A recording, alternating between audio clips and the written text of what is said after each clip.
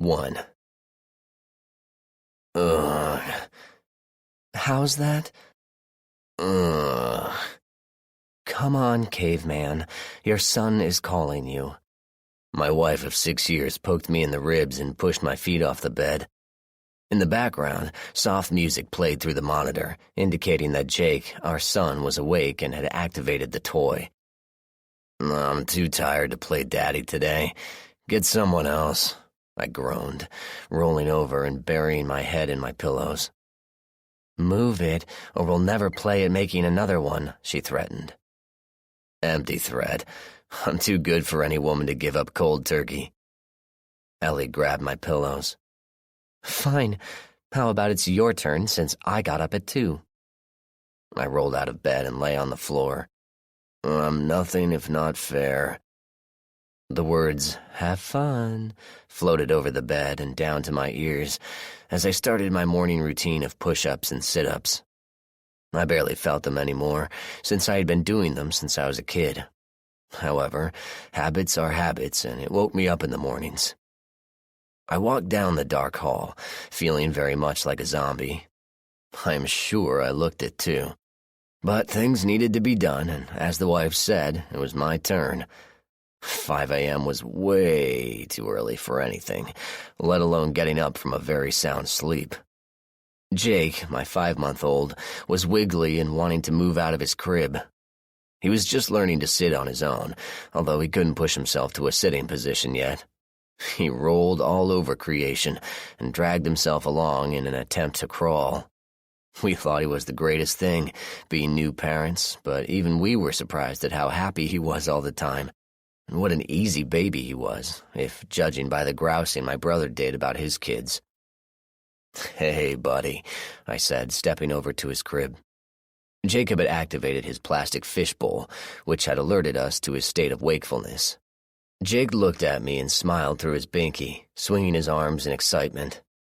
How these little guys remained so cheerful all the time was a mystery to me. If I could bottle it, I would be rich. I picked him up and headed downstairs to make a bottle for him, since Ellie was not breastfeeding. She had tried, but it just seemed to not be in the cards, so here we were, spending lots of money on formula. I didn't blame Ellie. How could it be her fault? She felt bad enough as it was, since she believed she was not getting that special bonding time that so many people say is so important. On the plus side, it allowed both of us to have some special time with the little guy, so we enjoyed it for what it was. Downstairs, I made him a bottle and a small bowl of oatmeal cereal. The doctor had said he could start it, so we got some, and he really seemed to enjoy it. I tasted it once, and it reminded me strongly of glue, but I didn't let Jake know that. I turned on the television to see what news there could be. I generally watched Fox for news, simply because it was slightly harder to spot the bias. Ellie liked the local stuff, and once in a blue moon, I turned on CNN. Most of my news came from the internet, but it was good background noise. Incoming reports remain sketchy, but there seems to be some sort of outbreak in New York City on the Lower East Side.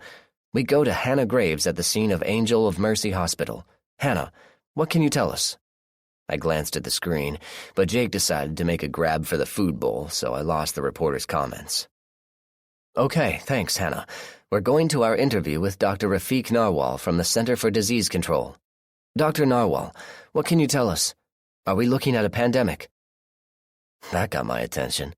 I picked Jake up to give him the rest of his bottle and stood in front of the television. Dr. Narwal looked bad, as if he hadn't gotten a lot of sleep lately. Nothing of the sort.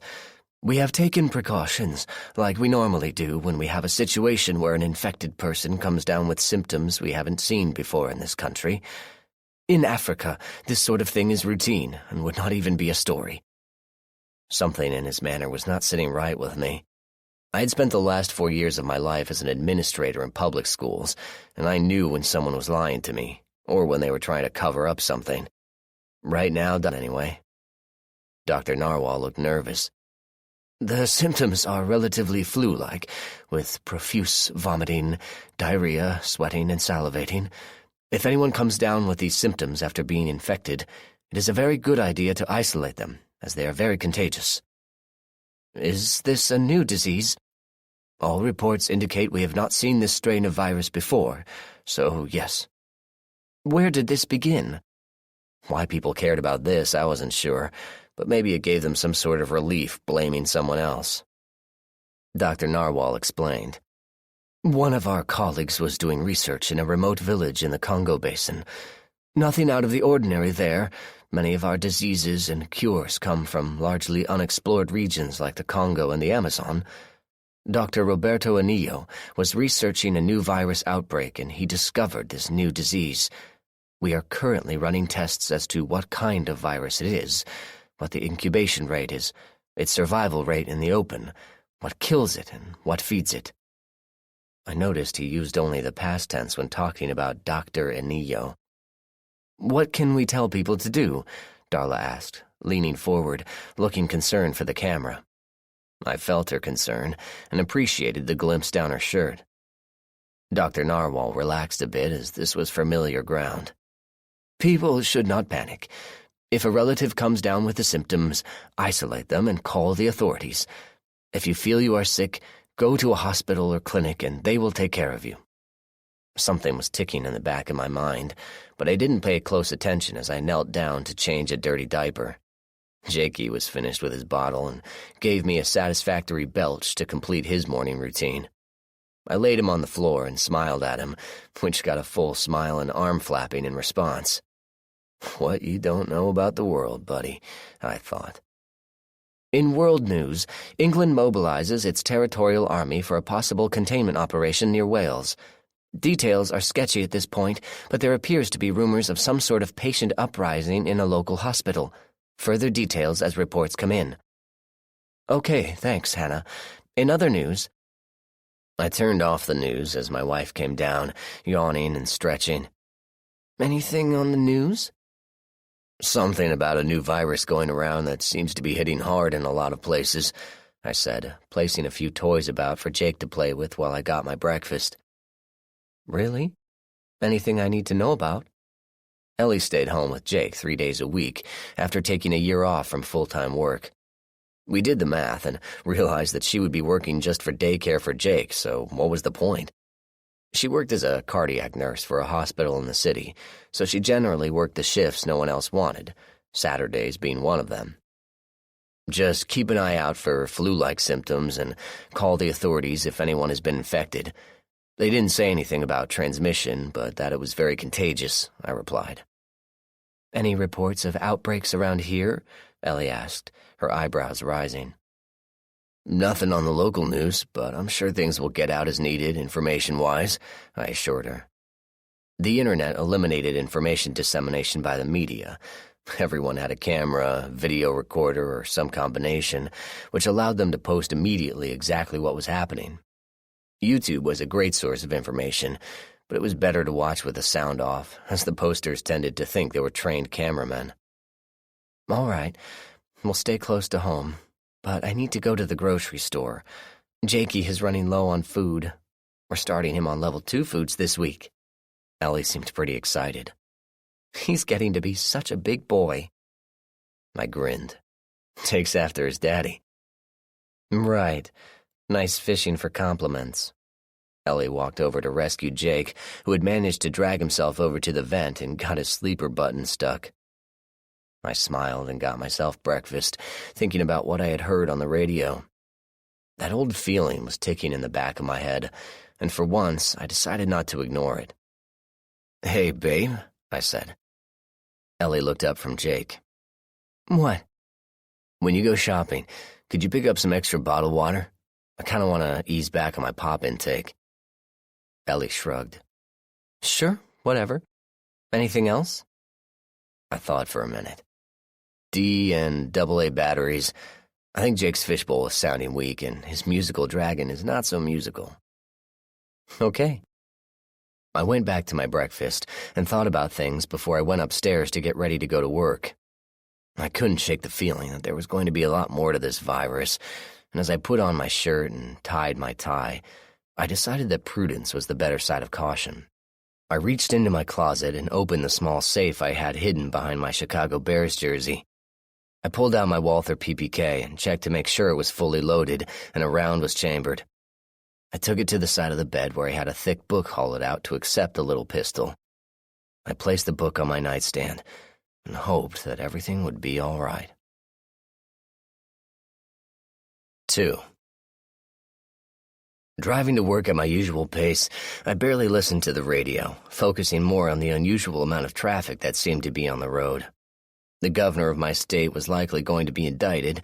He said he was innocent, the president was meeting with other world leaders about the new threat, and someone was having a sale on last year's model cars. Blah, blah, blah. I really didn't listen until I heard the word virus and Chicago. All of a sudden, I was interested, since I lived only 30 miles outside of the city proper. The talk show was discussing the new virus that seemed to be on everyone's mind. They said there have not been any cases yet reported in the Chicago area, but New York seemed to be having a difficult time containing it.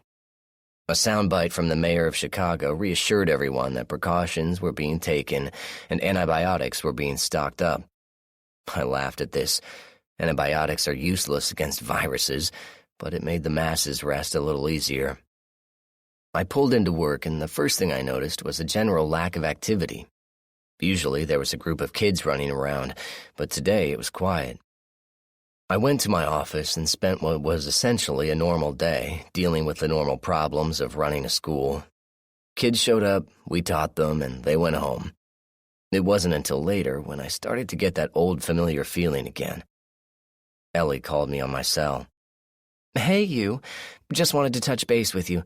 I'm at Costco and wanted to know if you wanted anything special for dinner."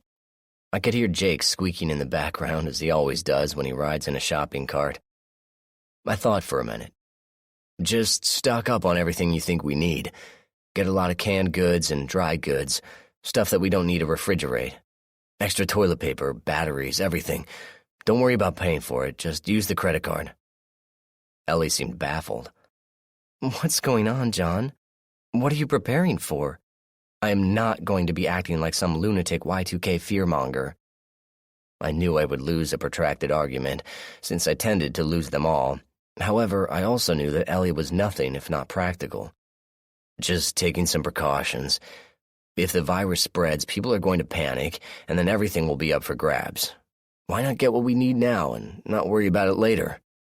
I stood by my office window as I spoke, and that allowed me a good view of the surrounding neighborhood. I watched an old man stumble a bit around his yard like he didn't know where he was. Alzheimer's, I thought. Too bad. Judging by the bandage on his arm, he had managed to injure himself. Ellie's voice cut off my observation. "All right, but don't complain to me if you get tired of soup and rice," she said. "Thanks," I said, looking out the window again. The old man's caretaker was coming out into the yard. "I'll see you soon. Love you." The caretaker walked out into the yard, and I could see the old man turn his head and look at her. He reached out with one arm, and the other one hung limp. Stroke victim, I thought, feeling sorry for the old guy.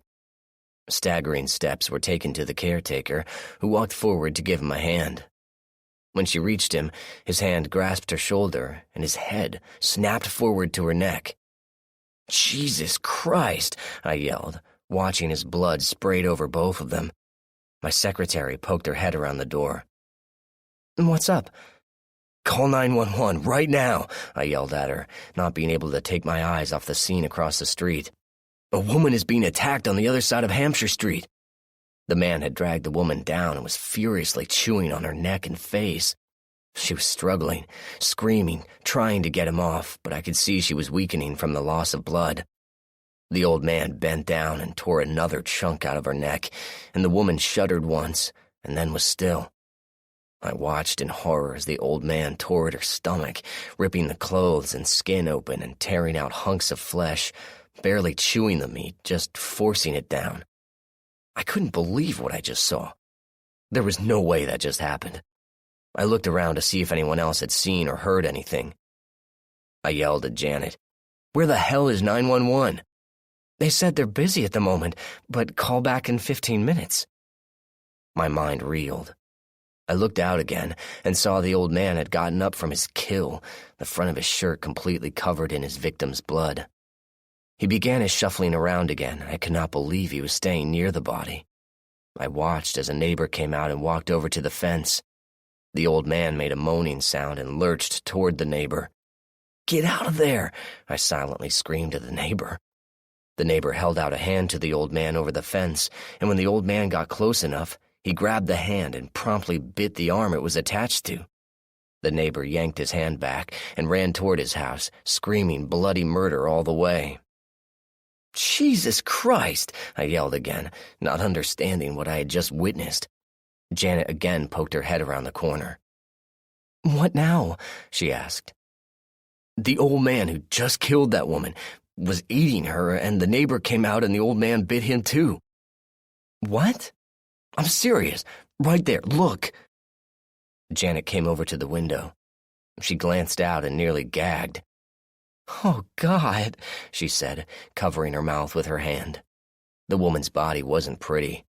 Her face and neck were covered in blood and bites, and there was a raw, open wound in her stomach. Entrails were hanging by her sides like blue-gray ropes. "What did 911 say?" I asked, turning her away from the window. "Exactly. What did they say?" Janet refocused. "They said that they had received numerous calls and were dealing with them as quickly as they could. If it was not a life-threatening emergency, then we would have to wait." I looked at the scene across the street. I guess the waiting for help to arrive had just started. I decided I needed to get home and get with my family right now. I said as much to Janet and suggested that she leave right now as well. She didn't argue with me, having 3 children of her own waiting for her at home. As I packed up to leave, I looked out the window again. The old man was gone, and so was the woman. Blood was all over the grass, turning brown in the sun. I guess 911 came to the rescue after all. Hope the guy with the bite on his arm was okay. As I walked out into the parking lot, I was struck by how quiet everything was. I didn't hear any trains going by. I didn't hear any kids playing. Unusual for this neighborhood. I did hear an odd moaning, but I figured that was the wind. As I got to my car, I thought I heard several pops, like someone lighting off fireworks. It came from the east, where the hospital and clinic were, but I didn't think anything of it. As I drove home, I kept the radio off. I kept replaying what I had seen in my head, and nothing added up. What would make an old man attack someone like that? Alzheimer's did not turn people violent, and most certainly did not turn them into cannibals. I was so lost in thought, I barely felt my cell phone vibrating. It was Ellie. I snapped it open, not sure of what I was going to tell her. "Hey, you." "Hey, John. I just wanted to touch base with you. I'm still at Costco right now and have picked up a lot of things. Is there anything else you think we need?" "Off the top of my head, just extra batteries for the flashlights and the toys, some extra medicine stuff like aspirin and baby cold medicines for Jakey." My voice shook a little as I spoke to her. "Are you sure? That seems like a lot." Ellie seemed skeptical and reluctant to spend so much. "Trust me, I'd rather be on the safe side. Look at it this way, you won't have to go shopping for a while." I tried to be humorous, but I kept seeing that old man attacking that poor woman. Jesus, what the hell? "All right," Ellie said. "I'll see you at home." A thought occurred to me. "I may be home a little later. I want to make a couple of stops." "Right. Pete's okay for dinner?" "Sure. Bye now." "Bye." I looked to see where I was, and I realized that I needed to get over quickly to catch the interstate. I had 3 stops to make, and would need to move fast to get home in time for dinner. As I merged on the interstate, I noticed there was a lot of traffic leaving the city, but that seemed normal.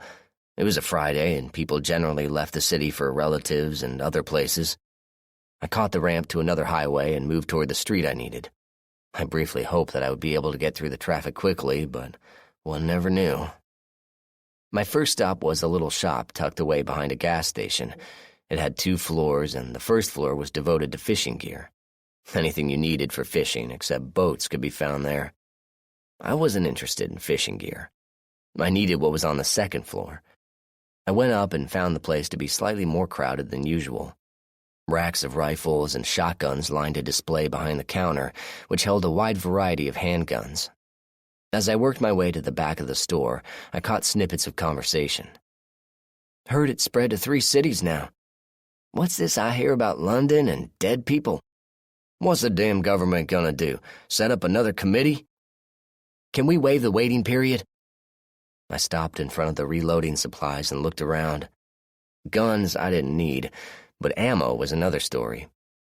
I grabbed 2 cans of powder, 2 boxes of primers, and a box of 1,000 180 GR HP 40 cal bullets. I worked the supplies over to the counter and waited for a salesman to notice me. An older gentleman came by and asked me if I found everything I was looking for. Sure did. You guys are doing a good business these days.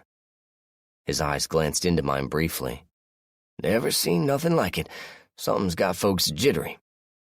Yeah, something, I said, lamely. Follow your gut, I always say, said the old man, grabbing a couple of bags for my purchase. I winced inwardly. What if your guts were being ripped out? Chase after the bastard who did the ripping? I signed the receipt and headed out to the car. As I was putting the supplies into the trunk, I noticed several more cars pull into the parking lot. Maybe we're all following our gut this time. I pulled back onto the interstate and headed south. I needed to make another stop before I headed home, and I wanted to make as much time as possible. So I ramped it up to 80 and rocketed down the highway. The main mess of traffic had left at the interstate junction, and the only people heading downstate or across the state were on the road. I finally decided to turn the radio on. In world news today, there is a state of emergency in Africa. The Enillo virus has already claimed 3 million lives, and more are expected to drop as countries which up until now have been focused on military matters now turn their attention to this growing crisis. In Europe, Spain and Portugal have closed their borders, and England is no longer allowing any international flights to land. Thousands of French have fled the country to the north, hoping to cross the English Channel to perceived safety. French officials have denied reports that Paris is being overrun with infected persons, but several videos have surfaced on the internet. The grimmest scenes are filmed, posted on the internet, and viewers are cautioned as they are highly graphic. In Asia, China and North Korea have officially closed their borders, and North Korea has issued a statement that any foreigners will be shot trying to cross into their country. President Trotman is expected to address the United States this evening. In business news, the stock market took a sharp turn as investors began a big late-afternoon sell-off. Gary? I switched the radio off.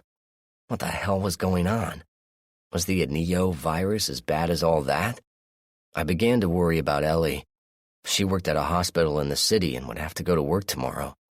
If viruses hit the U.S., she'd be right in the crosshairs. Lost in my reverie, I nearly missed the exit. A truck was pulled over to the side of the road, and it blocked my view of the sign nearly before it was too late. The driver was sitting behind the wheel, but as I flashed past, he raised a hand to the window.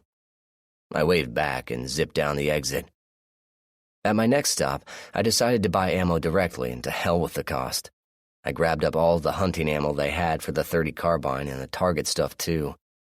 I left 2 boxes on the shelf, figuring to be kind if anyone came after me looking for it. I noticed the shelves were empty of .223 ammo and 5.54 by 39 ammo. The clerk's eyes didn't even flicker when I brought the ammo to him. Will that be all? He asked, reaching for my credit card. I tried to make small talk. Selling a lot of ammo these days? He smiled. Quite a bit. Must be a competition or something coming up. Could be, I said. Could you double bag that? I'd hate to have it spill all over the parking lot. Sure. I thanked him and took the ammo to my truck. As I backed out of my spot, I noticed an older employee come to the door with a sign that read, "Cash only for sales, please." I thanked God for my timely purchase and headed back to the road. One more stop and I would head home. I turned the radio back on. Reports are coming in from Africa that infected people are reportedly falling into deep comas, then reviving and getting up. They are allegedly attacking anyone around them except for other victims. We have heard reports of horrific violence, and the entire continent seems to be on the verge of collapse. For exclusive videos and uploads, please visit our website for the latest information. I turned the radio off as I sped down the back roads to the last gun shop I wanted to visit. I felt an almost overwhelming urge to get back home as quickly as possible. Every warning bell I had was clanging as loudly as possible that if I did not take this seriously, there would be no second chance. I stopped at the gun shop, which happened to be on my route home. It was more crowded than the others were, and several people were trying to buy more guns than they had money for. One guy who came in to sell his gun received 4 offers from other customers. I watched as 2 men nearly got into a fight over an AR that one wanted to see and others wanted to buy right then. Everything was selling, from .22 pistols to big 7mm Magnum rifles. Ammo was flying off the shelves, and I was relieved when I saw that no one had picked up the .30 carbine ammo yet. Pays to have an unusual caliber gun, I thought. I signaled the man behind the counter who was waiting for a customer to make up his mind on shotguns. "Can I help you?" he asked. I noticed he was wearing a .45 on his hip. Prudent, I thought. "I need to get some .30 carbine ammo," I said. "Right. You want it by the box or case?" he asked, reaching behind him. I was surprised. "You have cases?" "Sure thing. Cheaper to buy a case than to sell it piecemeal, but we just got an order in yesterday, so if you want a whole case, I'll sell it to you discounted. Bigger discount if you pay cash." "Deal," I said, reaching for my checkbook. I kept emergency money there, and something told me this was definitely an emergency. "Let me go get it." He walked off to a back room that had a large padlock on it. As the door opened, I could see stacks of varied ammo in a wide range of calibers. Bet a lot of people would like to see that room, I thought. As I finally headed home, I thought about what I had seen and heard. I thought about what I had in the trunk and hoped to God that I was wrong. If I was going to have a hell of a shooting day at the range the next time I got out. If not, well, I did what I could to protect my family. I just wish I had a clue as to what I was protecting against. If the virus was airborne, I could do little. If it was spread by contact, that was something else. A raindrop hit my windshield, and I looked at the darkening sky. Storm. Great. Maybe I'll get home before it hits. With any luck, it'll all blow over. 3. In related news, the Enillo Virus has claimed millions of lives worldwide, and scattered reports of victims returning from the comatose state and attacking their caregivers are on the rise. In Africa, a veritable army of infected people is slowly marching their way across the continent, ravaging every village and city they come across. Their numbers seem to swell from each attack, and nations across the globe are scrambling to counter what many have called the worst crisis mankind has ever faced. Infected individuals seem to be impervious to pain, or even what some might consider debilitating injuries. New reports coming in from New York and Chicago and Los Angeles indicate a heavy population of infected individuals. Official reports are debunking the somewhat popular notion that the dead have come back to life. YouTube videos abound on the internet, and officials warn self-styled zombie hunters that they will be prosecuted within the fullest extent of the law. Anyone caught looting will also be prosecuted. Individuals are urged to stay in their homes and avoid all contact with infected individuals. They are to be considered extremely dangerous. If a loved one or family member exhibits any symptoms of the virus, they are to be isolated immediately, and the family is to place a white cloth on their mailboxes to alert emergency personnel to the presence of another victim. I switched off the television and looked out my front window. I could see 3 houses with white towels on their mailboxes, and I wondered how many more will there be. Will there come a time when all the houses have white flags on them? If your house doesn't have a white flag, will the officials think you're immune and want to take you away for testing? Who knew? The last week was a blur. I went to work and tried to keep things as normal as I could, but the kids were scared. Some were talking about how their mom, dad, or sister was sick and they didn't know what to do. Many of my students were absent, their parents taking them to relatives in Mexico or to other states, trying to get away from the large population center of Chicago. I worried about my brother, who lived downtown with his family, but I spoke with him the other day and he seemed fine. I called my parents in Virginia, but was only able to leave a message. Their house was fairly isolated, and my father was an ex-Marine, so I figured they would be all right. 2 days ago, the governor of the state called for a suspension of attendance of public schools, the thought being that if a student was infected, he could easily spread it to many families due to the close nature of classrooms. For once, the governor actually had a decent idea. So, for the last 2 days, I have been busy reloading ammunition, cleaning my guns, and stocking up on foodstuffs. Pickings were getting a little slim at the grocery store as people began to see the wisdom of hunkering down and waiting out the storm. I was very grateful Ellie had managed to get to the store before the real storm of public awareness hit, and I managed to make a few runs myself. I'd gone to the bank and withdrawn as much as I could, figuring to replace it should the worst pass. I didn't want to be caught up short without cash, and yesterday they announced on the news that credit cards are going to be suspended to try to prevent people from going overboard and end up losing everything when the crisis passed. I bought everything I could think of, and my basement was pretty well stocked. I was going to feel like a Class A fool if this thing blew over quickly, but the little voice in the back of my head said we were in for a rough ride. Ellie was working today, and since I was home, I was doing the house thing with Jacob. He was such a little joy to have around, all smiles and not a worry in the world.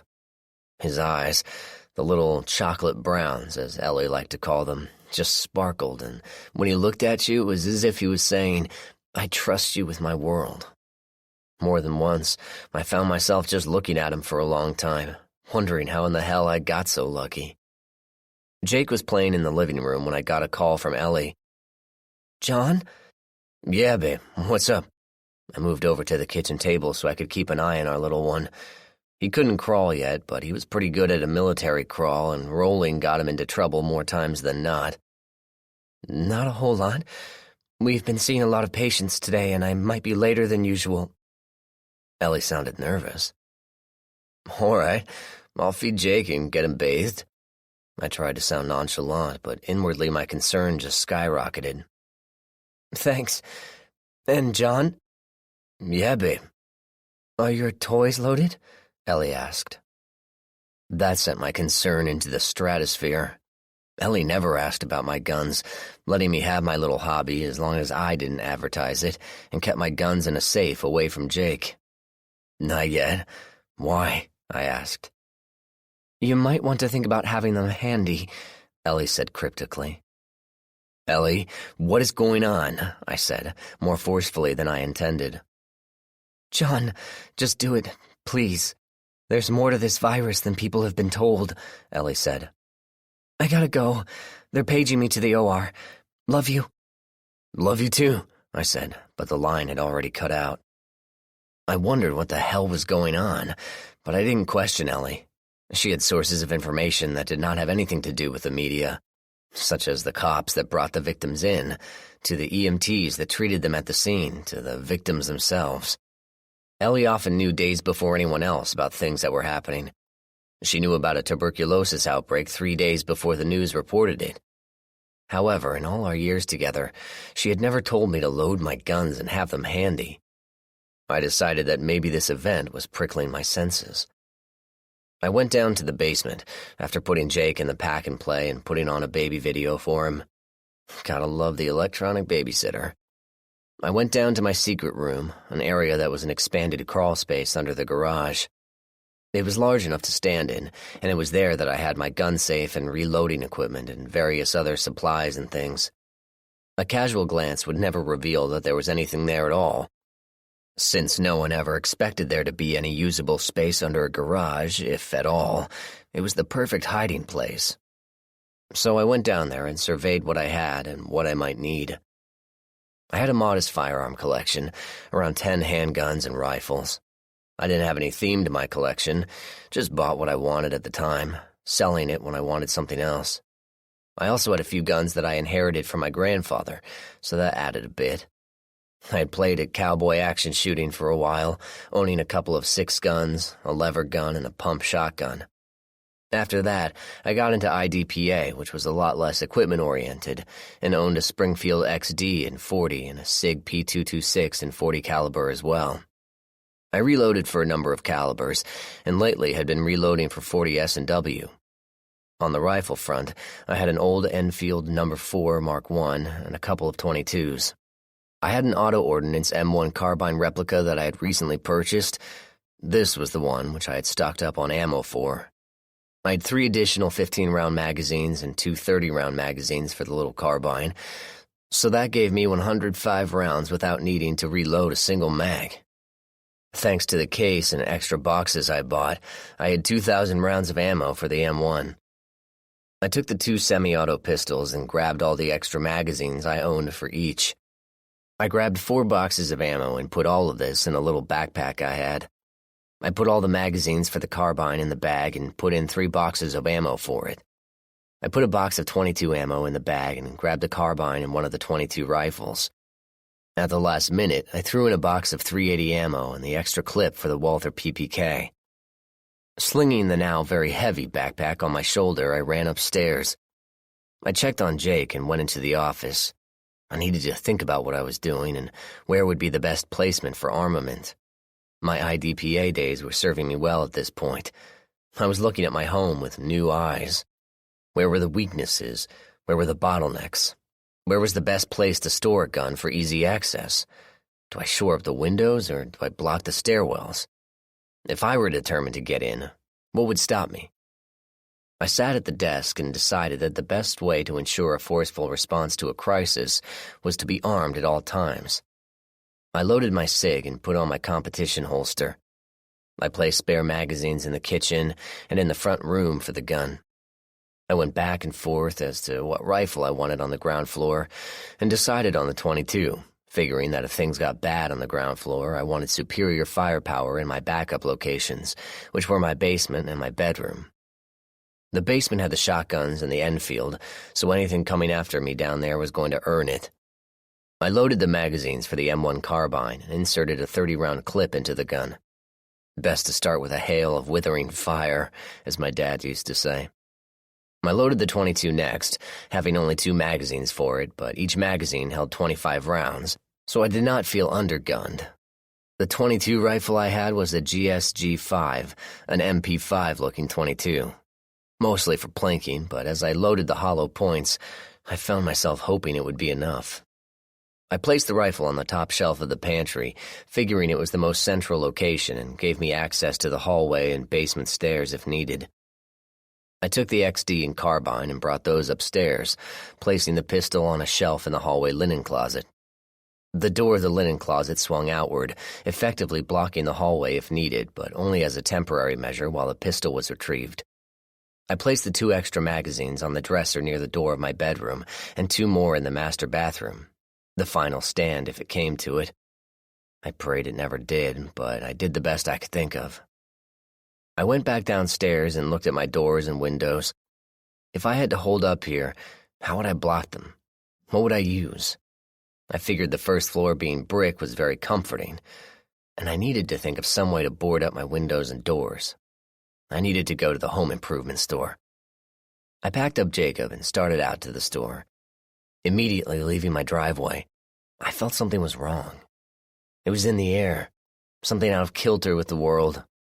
It didn't feel bad or scary, but my senses were on alert. Maybe I was just reacting to what Ellie had told me, but as I drove through my neighborhood, I began to see signs that things were not right. Doors to some homes were open, and there was a large stain on the porch of another home, as if something had been killed there. I saw several families packing as if to leave on vacation, putting as much in their cars as they dared. In each case, the mailbox had a white flag on it. Were they taking their sick with them? I couldn't tell, and I really didn't want to stop and ask. One house had the garage door wide open, belongings scattered around, and the door to the house open, as if they just ran in the middle of packing up the car. I wondered if the city was the same way. If this virus was that bad, was anywhere safe? Were these people just running to bigger problems?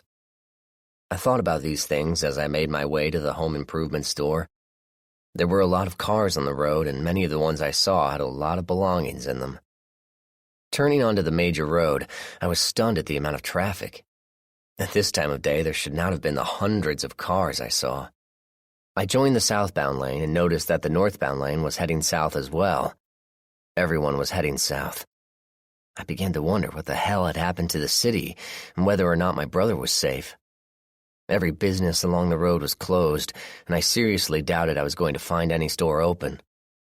As I slowly passed a parking lot, I saw two men arguing over a water jug, and just as they passed out of my line of sight, I saw one man take a swing at the other man's head. People were going nuts. I pulled off the main road into the drive of the home improvement store, and I immediately saw it was the wrong thing to do. The store was a madhouse, with people rushing in and rushing out, grabbing supplies from each other and racing off without tying down their loads. There was no way I was bringing Jacob into that mess, even being armed as I was.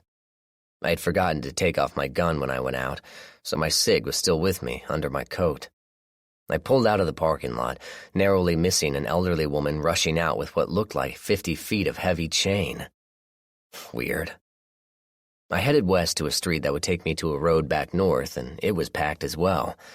It took me 25 minutes to go 2 miles, and everyone was on edge. I decided to get off the main road, head through the subdivisions, and get home that way. I wound my way through the first subdivision, noting once again the signs of hurried leaving. Jake was starting to act up, not liking being in his car seat for any length of time. I reached around, trying to find his binky, and managed to poke him in the eye while I searched. Naturally, he hated that and let me know it. Good set of lungs on that little guy. I looked back and found his binky between his legs, so I grabbed it and placed it in his mouth. Wham! The car jerked and slid sideways, and I fought to control the vehicle as I brought it to a stop. I checked my rearview mirror and saw a body lying in the road. Oh, God. Oh, God, no. Not good at all. I got out of the car and ran back to the body, a middle-aged man who was lying on his face in the street. Help! I yelled, hoping someone in the houses would hear me. Somebody! Call 911! I yelled to the unresponsive houses. I kneeled down and turned the man over, hoping he was still alive. I immediately stepped back, as the man had a gaping hole where his throat used to be. His shirt was covered in dried blood, and his face had dried blood all around the mouth. His eyes were closed, as if he were sleeping, and his left leg looked broken at the ankle. What the hell was this? Did I run over a dead body in the road? If I had, how the hell could he be here without any police or ambulance?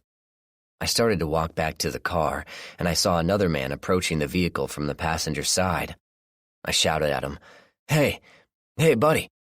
He looked at me and started walking toward me, his eyes fixed on me. Something wasn't right.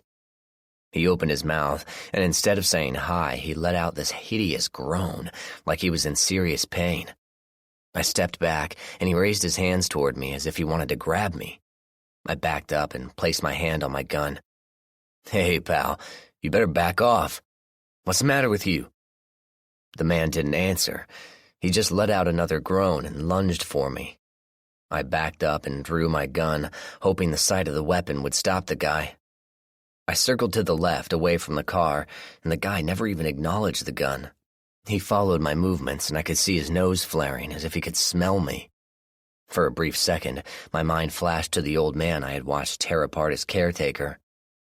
I raised the gun and tried one more time. Mister, if you do not stop, I will shoot you. I was nearly shouting at this time. No response. He just kept coming. I thought for a second just to wound him, but nobody can shoot like that. I lined up his chest in my sights and pulled the trigger. The shot seemed unnaturally loud in the subdivision and struck the man squarely in the chest. The .40 caliber slug knocked him backwards and onto his back. Exhaling heavily, my breath caught as I watched in horror while the man slowly scrambled to his feet and came at me again. Thinking I must have hit something in his clothes that stopped the bullet, I took careful aim this time at his chest and fired another round. The man staggered backwards a few steps, but managed to stay on his feet. I could see the holes in his shirt, and they were both centered on his heart. No blood came out. Nothing. It was as if the man was already dead, but how the hell could he be walking around? I heard another groan as the man came at me for a third time.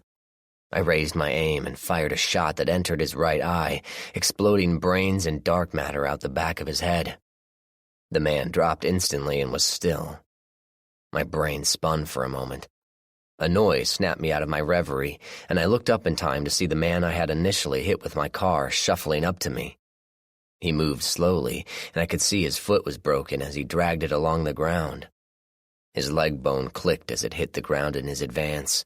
A rasping gargle came out of his ruined throat as he reached out for me with one hand, the other hanging loosely at his side. I didn't waste time with any more body shots. I centered my sights on his face and fired once, the bullet smashing through his nasal cavity and erupting out the back of his head. The man's head snapped impossibly far back, largely due to the fact that he was missing half his throat. Overbalanced, the man fell straight back like a tree falling and smacked onto the road.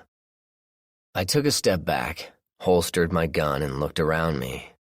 2 men were down, killed by my gun, but were they killed by me? Or were they already dead? Ordinarily, that would be a crazy thought, but I had just seen for myself a man rise after being hit by a car and having his throat torn open. Did the virus do this? Were all those people who were reported as comatose actually dead and coming back to life? Way too many questions, and this was not the place to think about it. I could see other people starting to come from houses and around buildings, attracted to the noise I made. By the way they were walking and the groans I was starting to hear, no one living came to investigate, which I think scared me worse than anything else. Was this whole area just dead? I needed to get out of here and get home. I turned back to the car just in time to see a teenager clawing at the back window, trying to get in at Jacob. Jacob was screaming at the noise I had made, and his screams must have attracted this nightmare. The teen was grayish in color, and his face was ripped up. One of his cheeks was torn open, giving him a horrific leer. That face was pressed against the back window, and I could see the teeth working, wanting to get in and tear at Jake's tender skin. Something in me snapped. I ran over behind the teen, grabbing him by the scruff of his neck and the belt that held up his sagging pants. I screamed, "No!" as I bodily lifted the teen and slammed him head down first into the pavement. His head cracked, and dark fluid began leaking out. I didn't wait to see if he was dead. I drew my gun again and fired 8 shots rapidly into his head, splattering brains, bone, and everything else all over the road. Bullets skipped off as they ricocheted off the road. The slide on my gun locked open, indicating an empty gun, and still I pulled on the trigger. I was breathing heavily and couldn't see very well. I heard noises around me, but nothing registered. I didn't want this thing dead. I wanted it destroyed. Jacob's crying penetrated my fog, and I managed to look around. At least 10 more people were coming at me, and I did not have any more rounds. Time to go. I ran to the driver's side of the car, jumped in and started the engine just as another one came at my door. It was a housewife in a robe, and the robe was open to reveal a ripped-open stomach cavity. What horrified me was her organs were missing. I could see her backbone as her bloodied hands pounded on my window. That was a close-up I didn't need. I started the engine and pulled away, bouncing another woman off my fender and swerving to avoid 3 more people. When I cleared the area, I looked back and saw a mob of about 20 slowly following my car. To my horror, I saw a young woman run out of her house, waving her hands and trying to get my attention. She didn't notice how close the mob was. They reached her quickly, and she was dragged back screaming as fetid mouths began to tear chunks of flesh from her arms. She was swallowed up and taken down by the crowd, and I could see just a single foot drumming the ground for a second. Then she was still. It was like watching a pack of hyenas kill an animal. I shook my head and gunned the engine, trying to get out as fast as I could. If I had gone back, I would be dead, and so would Jake. "Please forgive me," I prayed, wondering what kind of God I was praying to, and wondering if prayer would ever matter again. I drove home without incident, paying very careful attention to the road and side streets. There were several cars on the road that looked like they had been abandoned. At least I could not see anyone in the cars. I moved through my neighborhood without incident, although I swear I could see something moving in the backyard of the guy who lived at the end of the block. I pulled into my garage and quickly closed the door. I pulled the now sleeping Jacob from his car seat and moved him quickly inside. I carried him upstairs and laid him in his crib, then went downstairs to close the blinds and drapes on the ground floor. I didn't want to announce my presence to anything unfriendly, not until I had taken some precautions. As I closed my front drapes, I noticed a dark figure moving down the street toward my house. My heart skipped as I thought, he knows someone's here. I ran to my ammo store and reloaded the empty magazine in my SIG. I went to the pantry and retrieved the .22, checking the magazine and making sure a round was in the chamber. I went back to the window and surreptitiously watched the dark figure slowly become more recognizable. It was a man, roughly my age, limping slowly down the middle of the street. His mouth hung open, and his hands were swinging at his sides. He walked with an almost hypnotic gait, edging ever closer to my house. Suddenly, Jake started crying. I ran to his room and picked him up, trying to get him to go back to sleep. His cries were unusually loud, and as I peeked out the window, I saw the man move closer and closer to the house. "Please, baby, please be quiet," I whispered as I bounced Jake gently. "Sleepy time. Daddy's here." I wondered if he had a nightmare about that horrible face trying to get through the back window of the car. I looked out again, and the man was closer, his head cocked to the side as if he was locking in on my home. Christ, if he started pounding on the doors, he was going to attract more of them. "Jakey, sleep, honey, sleep." I tried to sound as calm as possible, but an edge was getting into my voice. We're so dead, I thought. Jake finally quieted down to a subdued whimpering, and I snuck a look outside. As the dead man came within 10 yards of the front of my house, out of the east came a kid on a bike, pedaling as if the very demons of hell were on his tail. He swerved away from the corpse on the street and headed west, dodging an outstretched hand and groaning mouth. The corpse turned to follow the biker, completely losing interest in my house. I nearly fell over in relief. That was interesting. They follow what they want until distracted, and then they follow that. Might be useful to remember. I stayed at the window, looking out, and managed to see what the kid on the bike was running from. A crowd of about 20 of those things came shambling down the street, in various states of decay and disrepair. Several had large amounts of blood down the front of their clothing. Others were missing fingers and eyes and pieces of flesh. One particularly gruesome specimen had his lower jaw ripped off and his tongue lolled around in the air under his face. Where were they all coming from? Why wasn't the news reporting this? I had to resist the urge to run out and hose down the mob. I knew I would be overwhelmed and killed, and what would happen to Jake then? No, caution was better. Besides, I needed to think about reinforcing my windows. Where was I going to find enough wood to build a barrier? I certainly was not going back to the home improvement store, and I sure wasn't going to leave Jacob. What to do? I pondered this as I looked out my back window at the bike path that ran along the power line easement behind my house. The condominiums across the way looked peaceful enough, but part of me wondered what nightmares waited in the halls. I hoped I would never have to find out. For a moment, I considered my fence as a source of lumber, but dismissed that as foolish. I might need that 7-foot barrier, if for nothing more than to be able to move unseen in my yard. I was never so glad that I insisted on reinforced support posts than I was right now. My eyes fell on my porch, and all of a sudden I had a flash of inspiration. My porch was made of 2x6s of various lengths. All the wood I needed was right there. I just had to pull it up and bring it in. I ran downstairs and grabbed my drill, pausing to put the extra battery in the charger. Thankfully, I had made the deck with screws, so I just needed to back out the screws and pull the boards up.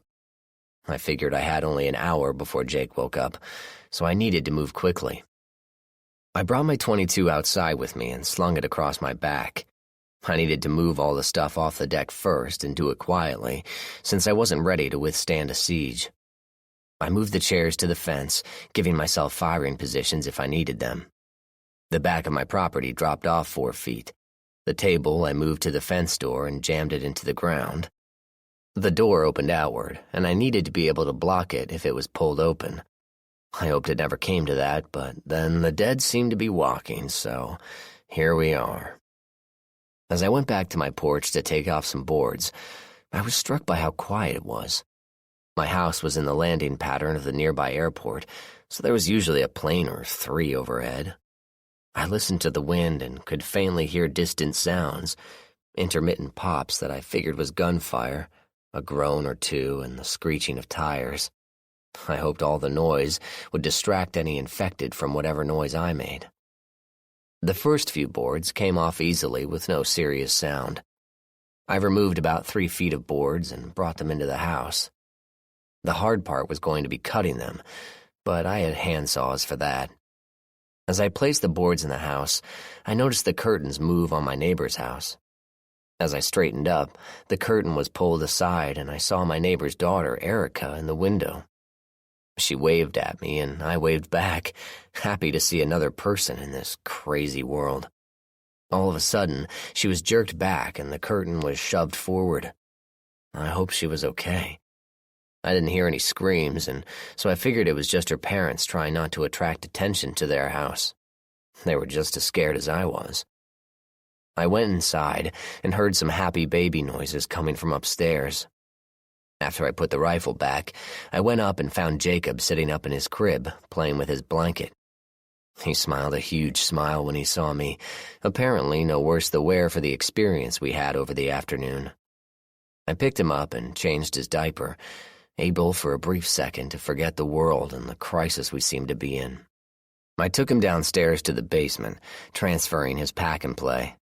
I went back upstairs and measured the windows, figuring on using the deck screws to fasten the boards to the window frames. I went back down and began cutting boards. For whatever reason, Jake thought this was fascinating and smiled and laughed the whole time I was cutting boards. I took him back upstairs and brought up the boards I had cut. I figured only to cover the front windows at this time since they were the weakest point of entry, and there were only 2 of them. The good news was there was a hedge in front of the windows, and my house was raised off the ground by several inches, so direct access was difficult. It could be done, but not easily. I decided to cover up the windows, but leave the top 6 inches open to let in light and give me a firing opening. If I needed to close the whole thing, I could just drop the drapes. I was just attaching the last board when the phone rang. It was Ellie. "John?" "Hey, babe," I said, trying to sound cheerful in spite of all that had happened today. "How are you doing?" She sounded like there was something seriously wrong. "I'm fine," I said, moving over to where Jacob was. "Have you been watching the news?" Ellie asked. "Actually, I've been a little busy." I understated things since I didn't want her to worry. Ellie sounded exhausted. "Just to let you know, whatever you hear on the news about this crisis being localized and that the government is handling things is a flat-out lie." I actually wasn't so shocked by this, given what I had been through. "What are you talking about?" Ellie sighed and told me. "We have been working non-stop on infected people. They don't go into comas. They die. They die, and then they come back. The morgue is a nightmare, full of walking dead, and they are trying to get out. Several patients who weren't transferred in time came back and attacked staff members. John, I watched my shift boss get eaten by 2 patients. Eaten!" Ellie sounded more panicked. "Jesus, God, what the hell?" I didn't know what to say, so I was quiet for a minute. I was having a hard enough time wrapping my head around the events of the day to hear what Ellie was really telling me.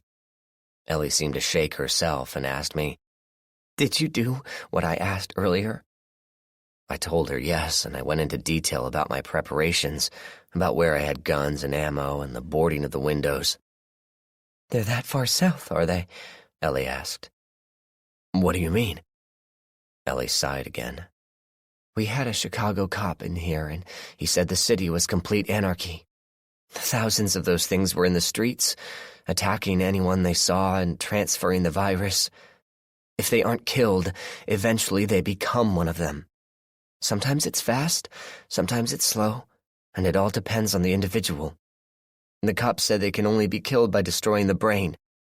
I know, I said inadvertently. Ellie paused. How do you know? I told her about my little excursion, not leaving out any detail. I figured I would catch 9 kinds of hell, but she was just quiet and then said, "Thank you for saving my baby." I tried to be reassuring with a little false bravado. Any zombie coming after him has to go through me first, and hell hasn't made a zombie yet to match me. Ellie began to cry, and I immediately regretted my words. I'm sorry, babe. I know this is serious. Ellie managed to bring herself together and asked me where Jakey was. He's over on the floor, trying to figure out why he can't put a ball that's bigger than his head in his mouth. Can I talk to him? Sure. I brought the phone over to Jake and held it to his ear. I could hear his mother speaking to him, and he smiled as he recognized his mother's voice. He squealed and laughed, and I could hear Ellie say how much she loved him and how she would watch over him. That was odd.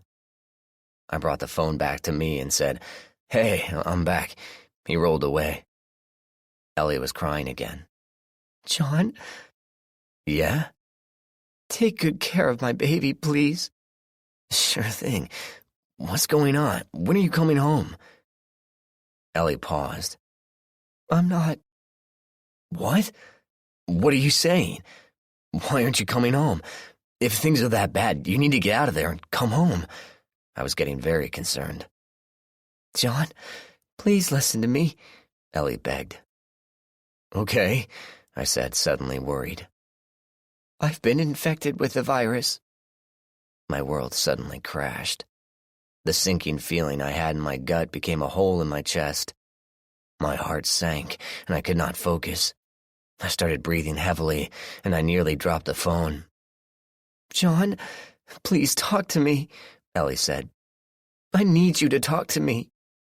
Jesus, no, Ellie, not you. Please, not you. I started to choke up, cursing at God that would do this to my family. How? An accident. An infected patient was brought in and he hemorrhaged in the OR. 2 of us got blood in our eyes. All I could do was shake my head. No, God. Please, no. John, Ellie cried. I need for you to be strong for me. I need you to take care of Jake for me. Please. I'll come get you, I said, knowing deep down it would be suicide. Just wait, and I'll come get you. I could barely talk. No, John, please don't. This is hard enough as it is. If I know you and Jake are safe, it will make things easier. Please don't come for me. I don't want you infected. Promise me, John, please. Watching Jake with tears in my eyes, I promised my wife I would not come to her rescue. I won't. You're right. Thank you, John. Ellie sounded relieved. John? Yeah, babe. Could we just talk? The phones have been going in and out, and I don't know how much time I have. Ellie sounded like she did when we first started dating. My eyes watered up again, and I almost couldn't talk. Sure, babe. Sure. So Ellie and I talked for the next hour about everything we had done. All of our happy memories, our regrets at not being able to do the things we wanted to do. I must have told her I loved her 1,000 times, and she did the same. I brought the phone over to Jake again, and with the phone on the floor, I tickled Jake so his mother would have a memory of her baby laughing as she went into the long night. I asked her about what was going to happen, and she told me that the doctors had been giving massive doses of morphine to anyone who was infected so they would die peacefully. I found this to be of some comfort, morbid as it seemed. Suddenly, the phone started to have static, and Ellie and I realized we did not have much time left. John, please remember me as I was, Ellie asked. Of course, I said. Nothing else. Take care of my baby. He'll grow into a fine man, I said, my voice catching. Just like his daddy, Ellie said, starting to cry again. The phone buzzed again, and for a second I thought I lost her. Ellie? Ellie! I'm here, John. We may as well stop, as I'm not feeling well and I need to go see the doctor. I don't know if I can do this without you, babe, I cried, trying to hold back my sobs. John, be strong. You're much tougher than you give yourself credit for. Ellie tried to console me, but it was hard. Jake needs you. That brought me back into focus. I miss you already, I said. Me too, she said. I didn't know what else to say except, I promise you, Jake will survive this. On my life, he will survive this. Ellie cried again. Thank you, John. I love you. I love you too, babe. Give Jakey a hug for me. Will do. Ellie? Yes, John? Thanks for all the joy you've given me. My pleasure, sweetheart. Goodbye, John. Love you. Love you. I started crying again. I'll see you again. Promise? She asked, crying herself. Promise, I said, and I meant it with all my heart. The line crackled once and went dead. With that, I never saw my wife alive again. I went over to where Jake was, sat down, and just started crying. 4. For the next week, I was on autopilot. I woke up, I fed Jake, I changed his diapers, I ate, and I went back to sleep. I couldn't think of anything past what I was immediately doing and of Jake's needs. I didn't try to go anywhere, and I didn't even turn on the news. I was in a fog, lost in a pit of depression and self-pity. All I could ask was, why? Why did this have to happen? Why did I have to lose my wife? Why did Jake have to lose his mother? That depressed me a lot, that eventually Jakey will not remember his mother. I was all he had.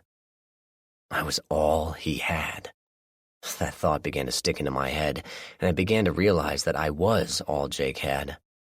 I was all that kept him alive, all that prevented him from maybe turning into one of those things. I remembered a line from a very good movie once, and it stuck in my thoughts, so much so that I wrote it on a piece of paper and placed it on my fridge so I would never forget its truth. Very simple and more poignant than ever these days.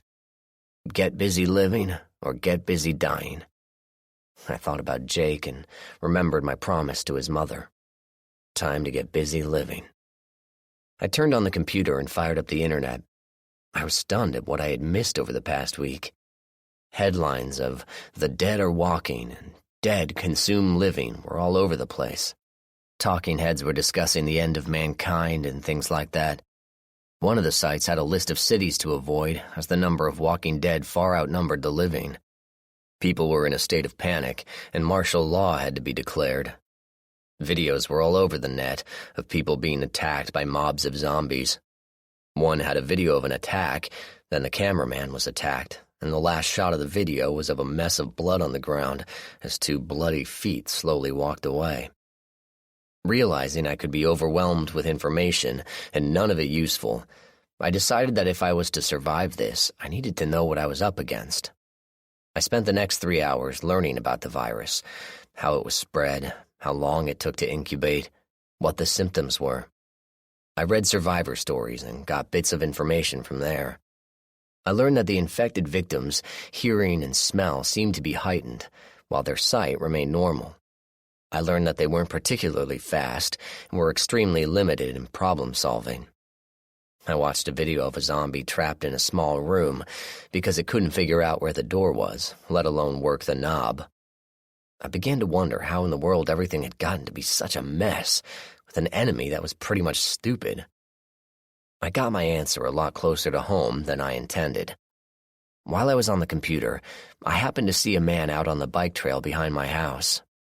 He was walking on the trail when another man came out from between the garages by the condominiums. The second man walked slowly and directly at the first man. The walker held a baseball bat and waited for the first man to arrive. The second man was an older gentleman who clearly was infected. His skin had a grayish pallor and he groaned into the wind. The walker waited until the zombie was close enough and then struck him on the shoulder, clearly breaking his arm. The zombie didn't even slow down and barreled into the walker, knocking him down and biting whatever he could reach. The first man screamed and kicked, shoved the zombie off, losing his hold on his bat. The zombie took repeated kicks to the face with no effect and continued to bite and tear at the walker's legs. The man screamed again and kicked with his feet, dislodging the zombie and scrambling backwards. The zombie rolled up and grabbed the man's leg again, dragging him back within biting range. The walker's legs and hands were bloody from bites, and he was obviously weakening. However, he gave one more effort and threw the zombie off him. The walker got to his feet and stumbled away, pursued by his attacker. The encounter had attracted the attention of another zombie, a woman with a torn shirt who came out of a doorway, saw the walker, and started after him. I thought two things at this moment. One was the man who was bitten was going to die anyway and become a zombie. And two, the zombies never stopped coming. They didn't feel pain. They didn't do anything but attack, attack, attack. My own experience was testimony to that. Part of me wondered why I didn't try to help the man with the bat, but as I was learning from the internet, the less attention you attracted to yourself, the better. I was grateful I had covered the front windows with boards. They kept things out and let me move about my house without fear of being seen from the street. They likely muffled sounds as well. I was probably going to have to board up the back windows at some point, but for now, the light was nice to have. I checked on Jake, and he was happily playing with some blocks, smacking them together and startling himself with the sounds he could make. I went back to the internet and surfed a few boards, taking in some survivor stories and tips on living on your own. I was interested in the groups that talked about bug-out bags and what they needed for those leaving in a hurry. That seemed like a good idea, so I learned about that for a bit. I watched a few more videos, and I was struck by how many people made so many mistakes. If you kept your head, didn't take chances you didn't need to, didn't do anything stupid, and kept your guard up, you could stand a reasonable chance of survival if you weren't trapped somewhere with no way out. I wondered about my brother and his family in the city, and with a small pang I realized that I probably wouldn't see him again. He was a pretty smart guy and had guns of his own, but he also had kids to look out for, so his choices were limited. I had tried to call him earlier, but the lines were all down or limited to official use only. I had left an email with him, but had not received an answer for 2 days. Likewise with my parents. That was probably the worst part, not knowing. At least with Ellie I knew and had a chance to say goodbye. I decided to turn on the news for a bit, and after making sure the volume was down low, I sat on the floor with Jakey and took in the news. Government agencies urge people to not use the phones, as they are to be for official use only. All citizens are urged to stay away from hospitals and clinics, and people are urged to stay away from heavily populated centers. Infected people are everywhere, and no city is safe. Road congestion has stalled traffic in all major areas, and citizens are being attacked in their cars by roving infected. People are urged to stay inside, do not make undue noise, and try to stay out of sight. The President will be speaking later today regarding the situation. In world news, Australia has been overrun with infected, and small pockets of humanity have fled to the deserts and the outback. Europe is on the edge of collapse, and Russia has sealed its borders to prevent the further spread of infection from refugees. China has fallen to the infected, and India is said to have fallen as well. North Korea attempted a nuclear solution, however their missile misfired and destroyed the compound which housed it. The crisis has reached pandemic proportions, and experts now seriously doubt whether the surviving humanity will be in sufficient numbers to take over should the virus be contained. In local news, people are urged to stock up on water and supplies, as there is no indication how long water or power might last. Congress is holding emergency sessions as all National Guard units are called to active duty. At the bottom of the screen are the cities in the United States which have been deemed unsafe for people to travel to. Anyone with loved ones in these cities are urged not to try and reach them.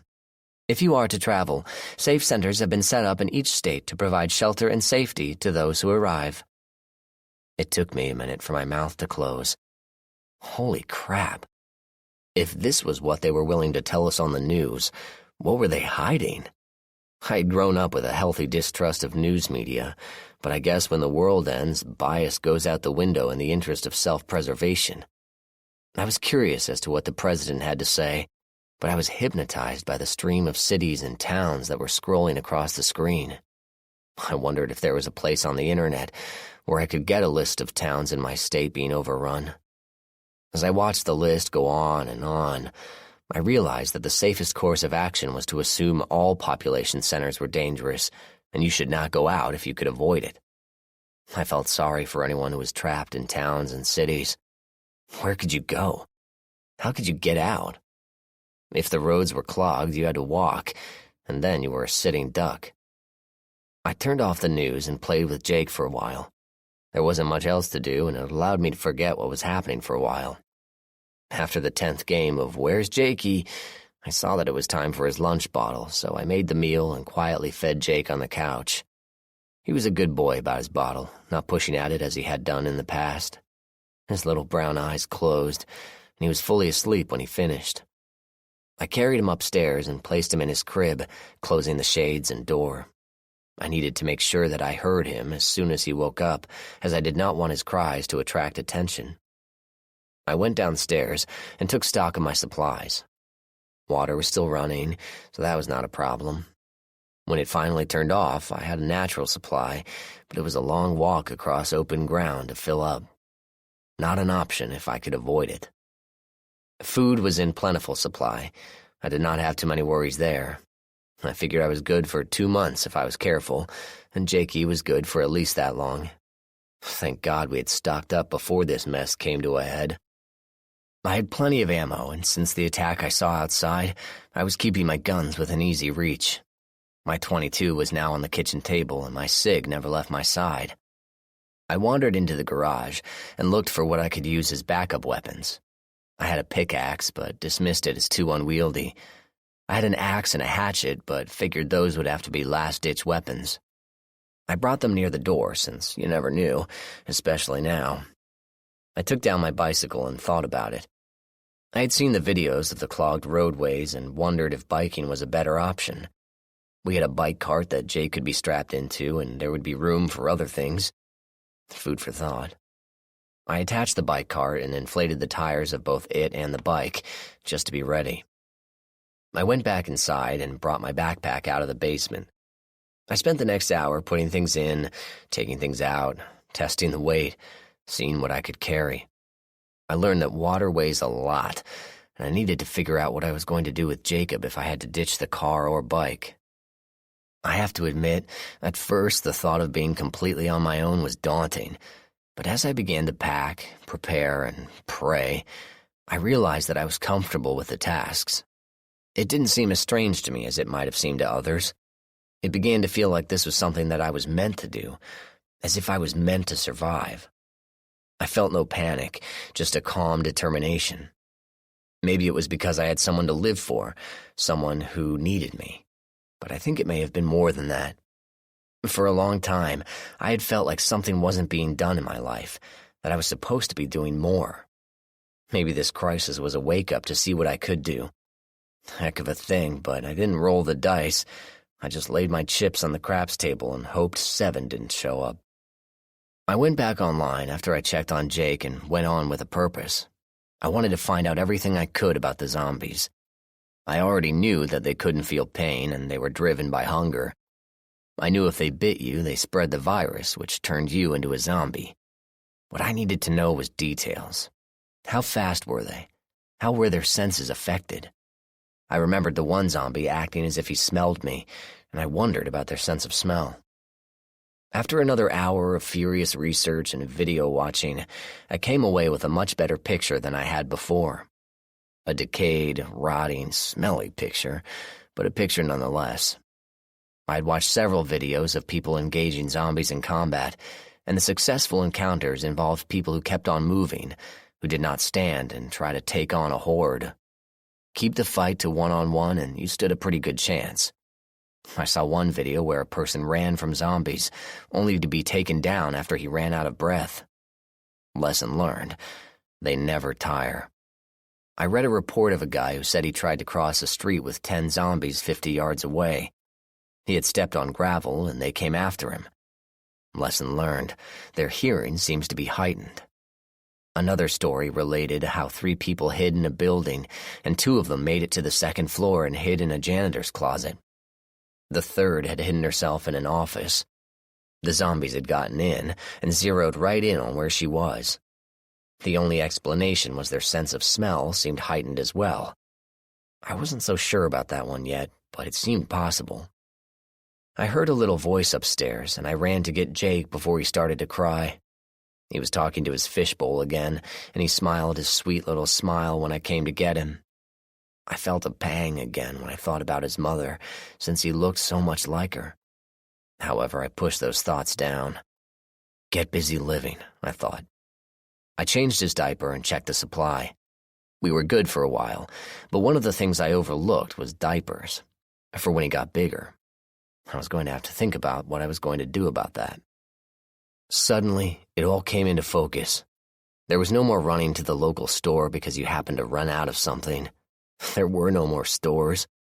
You could run out to try to find something, but you stood a good chance of getting killed. There were no more manufacturing, no more deliveries, no more anything for a long time, if ever. We were lucky to have power right now, but it wasn't going to last forever since it was likely on autopilot. Water was eventually going to run out, and food was unavailable as grown supplies. Everything we knew or accepted as our world was done. Would we come back from this? Not for a long time. It was going to be a while before we would even feel safe to go outside. Who knew how long zombies lasted? Who knew how long the virus survived? I needed to think long-term, not just here and now. With everything on the brink of the abyss, I had a lot of time to do just that. I took Jakey downstairs to play for a while. The sun was still bright in the sky, and for all intentions, the world looked like a pretty normal place. I didn't bother with the news since it was all the same. I didn't bother with the internet since there wasn't much more I could learn. After a while, he started to get used to the images, and that was something that truly disturbed me, given what I had seen. I watched Jake play a bit and decided that I wanted to bring in all the rest of the wood from the deck. I didn't know if I was going to need the lumber, but I'd rather have it inside on the windows than on the deck when the zombies come calling. That was a big part of the change in my thinking. I assumed that the attack was coming. I just didn't know when, and was going to do everything I could to keep me and mine safe. I went outside and looked carefully around. I didn't see anything out of the ordinary, but at this point I wasn't taking anything for granted. I took my drill with me and carefully began removing the screws that held down the boards of the deck. I had my hammer as well, as some of the boards needed persuading. I took several boards inside, making sure Jake was where he was supposed to be, and I put a video on for him. I figured we might as well use the power while it was there. He liked the Music Baby videos, especially the one that had water as the focus. I went back to get more boards and heard a knocking at the gate of my fence. That was weird. No one in their right mind would be roaming around if they could help it. I went over to the gate and heard the knocking again. I decided to take a peek first, so I grabbed one of the chairs that was near the fence and put it close to the gate. Stepping on the chair, I slowly peeked over the fence.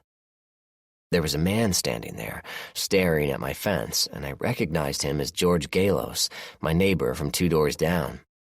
He stood there and seemed to be waiting for me to open the gate. I climbed down and opened the fence. "Hey, George. Good to see someone from the block is still safe.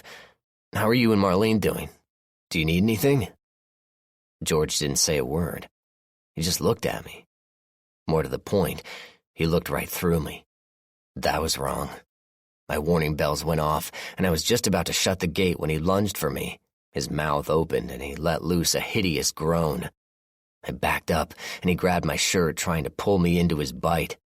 I pushed at him, but he had a grip on my shirt and wouldn't let go. I was forced back and tripped over the chair that was behind me. George landed on top of me and brought his head in to bite at my face. I barely got an arm under his head in time, and his teeth clacked an inch from my nose. His breath was horrific, and I could see large amounts of drool and bile in his mouth, which was starting to run down his chin. I forced his head back to try to keep his teeth and spit from me, and managed to twist him off me. I wrenched his hand to get it to release my shirt, and I pushed away from him and dove to the side, rolling and getting to my feet. George was slowly regaining his footing, and he looked around to find me. When he saw me, his lips retracted, showing me his teeth as he began to come at me again. I drew the SIG from my holster and was about to shoot when I realized a shot would bring all of these things within earshot to my house. Calling zombies to dinner is not a smart way to survive. I holstered the weapon as George came for me. I climbed onto the skeletonized porch, hoping the lack of boards might slow him down. George climbed the porch and immediately fell between the boards, his body wedging in between the support beams. He thrashed and groaned, smacking his head on the boards, trying to free himself to take another shot at food that was nearby. I looked around for a weapon and spotted my hammer. Not liking what I had to do, but knowing it had to be done, I grabbed the hammer and reversed it so the claw end was forward. I moved over to George, who was still flailing about with his free hand and kicking with his feet. I worked my way around to his head and looked into the eyes that found me and locked on. His struggles increased, and I could see he would eventually free himself if I left him alone.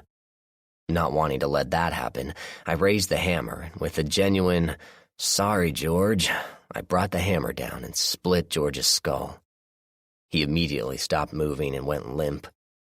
I pulled the hammer out of his head and noticed that the blood was mixed with some blackish material, which I assumed was a serious concentration of the virus.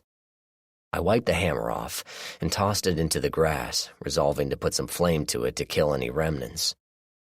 I went inside and grabbed my gloves, stopping for a minute to make sure Jakey was okay, then came back to get George. I grabbed him by the collar and pulled him out of the porch. I dragged him to the edge of the fence and tried to figure out how I was going to get him outside the fence. I could throw him over, but I didn't want to make too much noise. I could drag him out, but I was worried about attracting more attention. A shuffling noise turned my head, and I managed to see another zombie walking through my open gate. Damn it, I forgot to close that thing. Here we go again, I thought. This one was a smaller female, probably a teenager, although her gray-blue skin and bloody clothes made it hard to tell. She stumbled toward me and was halfway across the yard when I moved. I ran at her and ducked under her hands, scooting by her and knocking her a little off balance. I felt her hands brush my back as I bolted for the fence and secured it shut, making sure no more surprises wandered through the gate. The zombie followed me, reaching out and then lurching toward me. I grabbed up the chair and, using it like a big fork, rammed it into the teen's chest. Her teeth slammed together at the impact and she flew backwards. I ran with her, and when she fell, I was on top of the chair, which was on top of the zombie.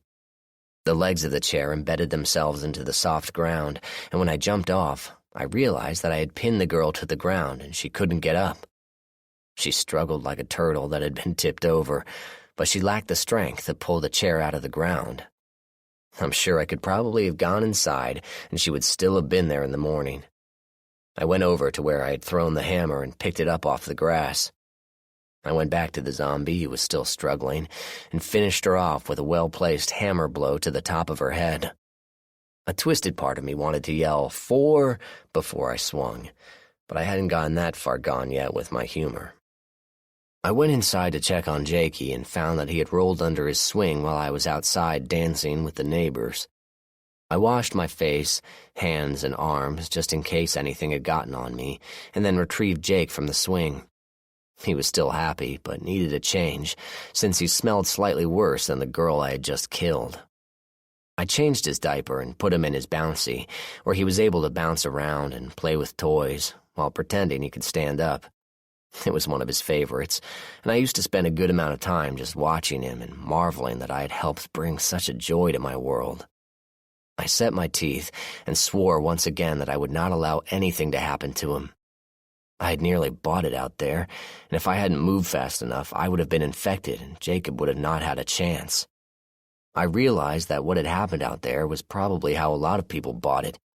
A neighbor or relative was infected, managed to get close to the living without them thinking anything was amiss, and just like that, they were infected or eaten. Either way, they wound up dead. I went to the counter and pulled out a large garbage bag. I pulled it over my head after I had made holes for my arms and head. I went back out and pulled the chair off the dead girl. I dragged her over to where George lay and grabbed her by the ankle and wrist. Swinging her around, I heaved her over the fence after I had gained enough momentum. I then grabbed George and did the same, although it was a lot harder since he weighed a good 170. His head hit the top of the fence and he cartwheeled over, landing with a thump on the other side. I briefly wondered what it must have looked like to see two bodies suddenly sailing over a fence in the middle of the suburbs. Shaking my head at the way the world had become, I stripped off my big baggie and went back inside, retrieving my hammer from the grass again. Putting the hammer in the garage, I figured it was about time to give Jake his dinner. I put him in his high chair and fed him his baby food. He looked so small in his big chair, but we had recently moved him out of his bouncy seat as his legs were hanging off the sides. I put the TV on to see if there was news and not just more of the same. I managed to catch the president in mid-speech. "A crisis which could not have been predicted or prevented. We simply did not know in time to save the millions of infected. We do know that the infection is spread through bites of infected individuals and fluid transfers as well. You have all heard the reports that individuals infected with the Enillo virus are dying and coming back to life. I cannot deny this inexplicable phenomenon, and experiments by our scientists bear this to be true. We do know that those returned to life can be stopped by severe trauma to the brain. It is apparent that the virus needs the brain to operate the host, and when that no longer functions, the individual ceases to be a threat. Our scientists also note that because of the length of time between death and reanimation, infected individuals do not possess any intelligence and are unable to complete simple tasks and complex motor functions. We do know they can climb stairs, but ladders are beyond their capabilities. However, we urge all citizens not to underestimate them. They exist to spread the virus and feed on living flesh. This has been proven time and time again in our experiments. We therefore urge all citizens to go to protection centers set up in each state. National Guard units have been recalled in each state to protect the citizens of each state. State governors are called upon to pool all necessary resources for the survival of the citizens of their states. Federal help at this time is unavailable. Congress has been released to states with functioning governments to help coordinate rescue and survival efforts. If citizens are able to travel to these centers, they are encouraged to do so for their own safety. We do not know who is capable of hearing this message, but please remember this. If only one American survives, then America and what she stands for will not die. May God watch over us and deliver us from what is our darkest hour." I gave Jake his fruit and turned off the television. "I don't think we need to go to a center, little buddy," I said to Jake as he grinned at me. "I get a bad feeling about things like that, and it sounds more like a situation rife with potential problems. When was the last time the government took over something and didn't make it worse?" Jake waved his arm at me, a signal that I wasn't shoveling the fruit fast enough. He only warns once, and then he yells at me. He should be a load of fun when he becomes a toddler. He wasn't a great conversationalist, but as a listener, he had no peer. He finished eating, and feeling a few pangs myself, I went to the fridge and made myself a sandwich. I figured the power was probably going to last only a few more days, so I needed to eat the perishables before they went bad and were worthless. The freezer had a decent amount of food, since when I had stocked it, I thought 2 people were going to be eating it. Hopefully it would last. After a little while, it was time for Jake to get his bath and get his jammies on. We went upstairs and I drew his bath. He was big enough to have a bath seat, so after soap and washing, I added some water and let him sit for a while. He enjoyed splashing and feeling the water and was genuinely happy. I used the time to change into my comfy clothes and take a look at the neighborhood from my windows. I kept the lights off as I didn't want to advertise my presence, although it was still light enough outside for it to be difficult to see an interior light. I saw activity across the street and realized my neighbor Rich and his wife were making a run for it. They had opened the garage door and were throwing what they could into the back of their Tahoe. Rich was standing guard at the door with a scoped rifle in his hands. Not much good in a close fight, but at least it was a gun. His wife Beth was loading the vehicle, and when she was finished, she shouted to him, and he jumped into the car. They rolled out quickly and sped off into the evening. I couldn't figure out why they were moving so fast. I got the answer a second later, as their 2 daughters came stumbling out of the house. They were obviously infected, and their parents were running for their lives. The girls started after the car, but stopped after it turned from their sight. They stood there for a few minutes, and then the older one started walking off to the north, following the street. The other one stood in the middle of the street, swaying slightly from side to side. She was dressed in pajamas and was barefoot, her eyes sunken into her head and surrounded by dark circles. She looked around, and I saw her eyes drift over to my house. I didn't move, fairly certain that she couldn't see me. I remained stock still, wishing with all my might that she would turn away or something would distract her. If I moved, and she sensed I was there, she was going to come to the house. A dog barked in the distance, and her head snapped around. She began a slow shuffle toward the sound, moving as if she wasn't quite sure how she was supposed to walk.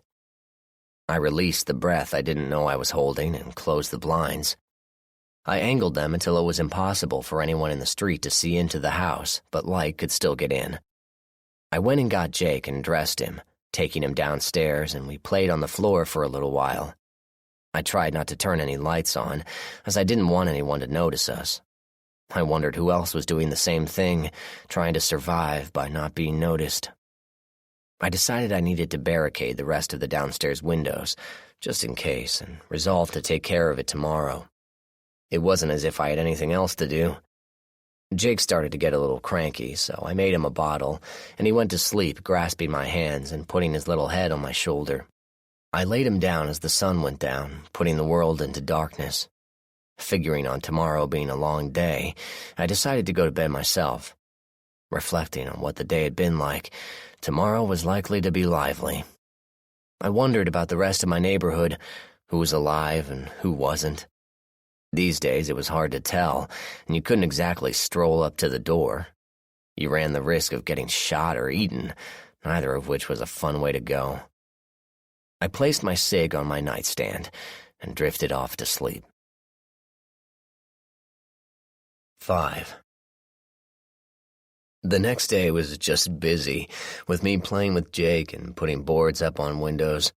I tried to leave a little open area at the top, and I left a little 2-inch space about head-high on the outside to repel boarders, as it were. I had enough boards to cover the back windows, and I was thinking about covering the outside of the windows as well when I got a surprise. Without warning, my cell phone rang. "Hello? John?" the voice whispered. "Mike?" I asked, not believing it could be my brother. I'd figured him for lost, like Ellie. Relief flooded over me at the sound of his voice. "Where are you?" Mike sounded panicked. "We're trapped in our house on the 3rd floor. We held out for a while, but they're everywhere. I was separated from Nicole and Annie, but I have Logan with me. I think Nicole and Annie are in the basement, but I can't get to them." I tried to calm him down. "Have you spoken to them at all?" Mike took a deep breath. "We're talking through a vent. I don't know how long they're gonna last.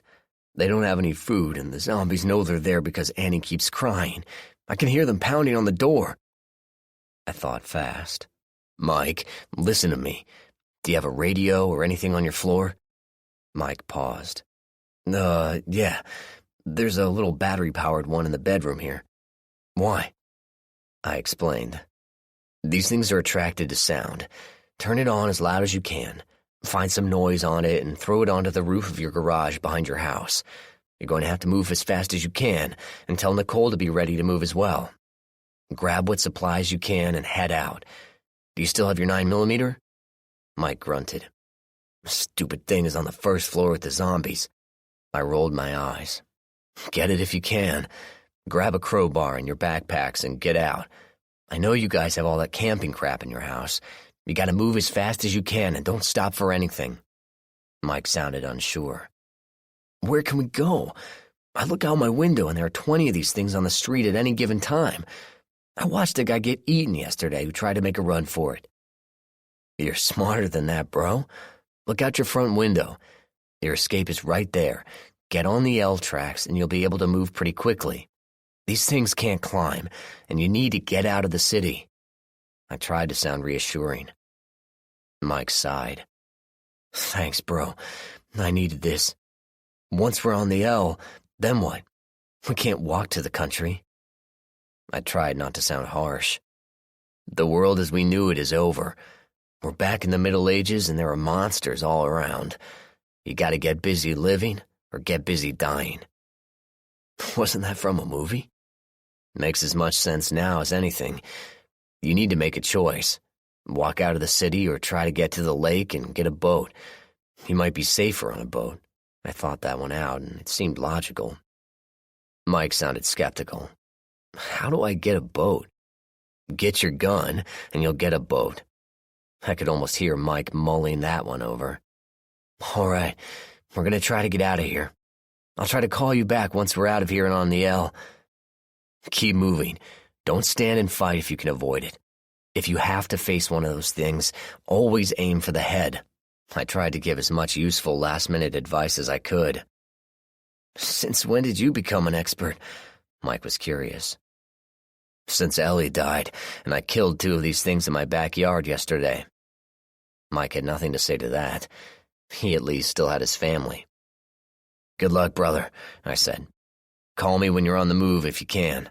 I didn't want to waste his time talking. I also had no idea how the hell he managed to call me, but I was still amazed. Talk to you, Mike said. And that was it. Mike hung up and I prayed with everything I had that he and his family was going to be safe. If he managed to get his gun and get to the tracks, he had a chance. Not a strong one, but a chance.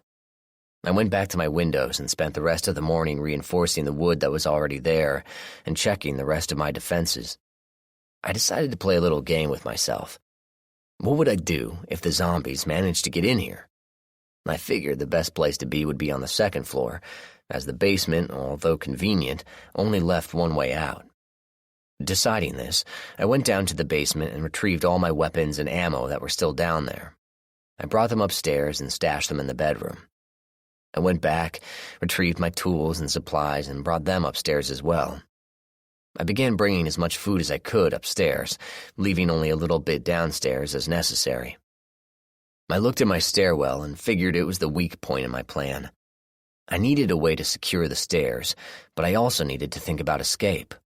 Mike and his family brought that into focus. What if they got in here and I was trapped upstairs? What could I do? I thought for a bit and realized that I needed a ladder. Fortunately, I had an extension ladder in the garage.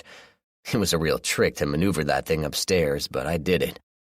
It was long enough to reach to the roof of my neighbor's, so I figured I could go from roof to roof if I needed to. Getting back to the stairwell, I needed a way to block it. Nothing was jumping out at me, so I decided to worry about it later. I fed Jake and put him down for his nap and thought I saw movement outside. I went to the window and watched for a bit. Sure enough, something was moving in the field behind the houses. I had 3 guesses as to what it was, and the first 2 didn't count. I went downstairs and picked up the .22. I was curious if a .22 would be effective at all against a zombie's head, and since there didn't seem to be any more out there, I figured it would be a good time to see. I went outside to the fence and stood on one of the chairs. I didn't see anything right away and looked around. For the moment, all I could see were the 2 corpses I had thrown over the fence the previous day. They didn't look too good, as the flies had done a number on them. As I was looking at them, another zombie stumbled into view. It was walking along the ditch, and it was hidden from view by one of the trees I had near the fence. He was a young man, about 25 as near as I could tell, and he was in rough shape. His clothes were nearly gone, hanging in shreds from his body. Raw wounds covered his torso, and his left leg sported a 6-inch gash that went completely around it. Maggots covered the wounds and fell off every time he lurched one way or the other. He hadn't noticed me yet, as I hadn't moved, and I began to wonder about their sense of sight. If you didn't attract attention to yourself, and they couldn't hear you or smell you, it seemed you were just part of the scenery. I checked the clip and chambered around, the bolt sounding loud in the stillness. The zombie's head turned my way, and he groaned when he finally saw me. I lined up the sights on his head as he came closer. When he was no further than 15 feet away, at the base of the hill that my fence sat on, I fired the round at his head.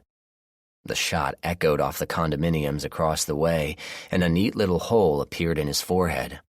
He collapsed without another sound. That worked well, I said to myself as I heard answering groans coming from across the way. 3 more zombies came stumbling out from the condo's parking lot, seeking the source of the noise. I waited until the first one came near, and then dropped it with a shot to the head. I was still hidden in the tree branches, so they hadn't quite zeroed in on where I was. The second was a bit further out, about 20 yards, but I tried it anyway. It, too, fell with a round to the head.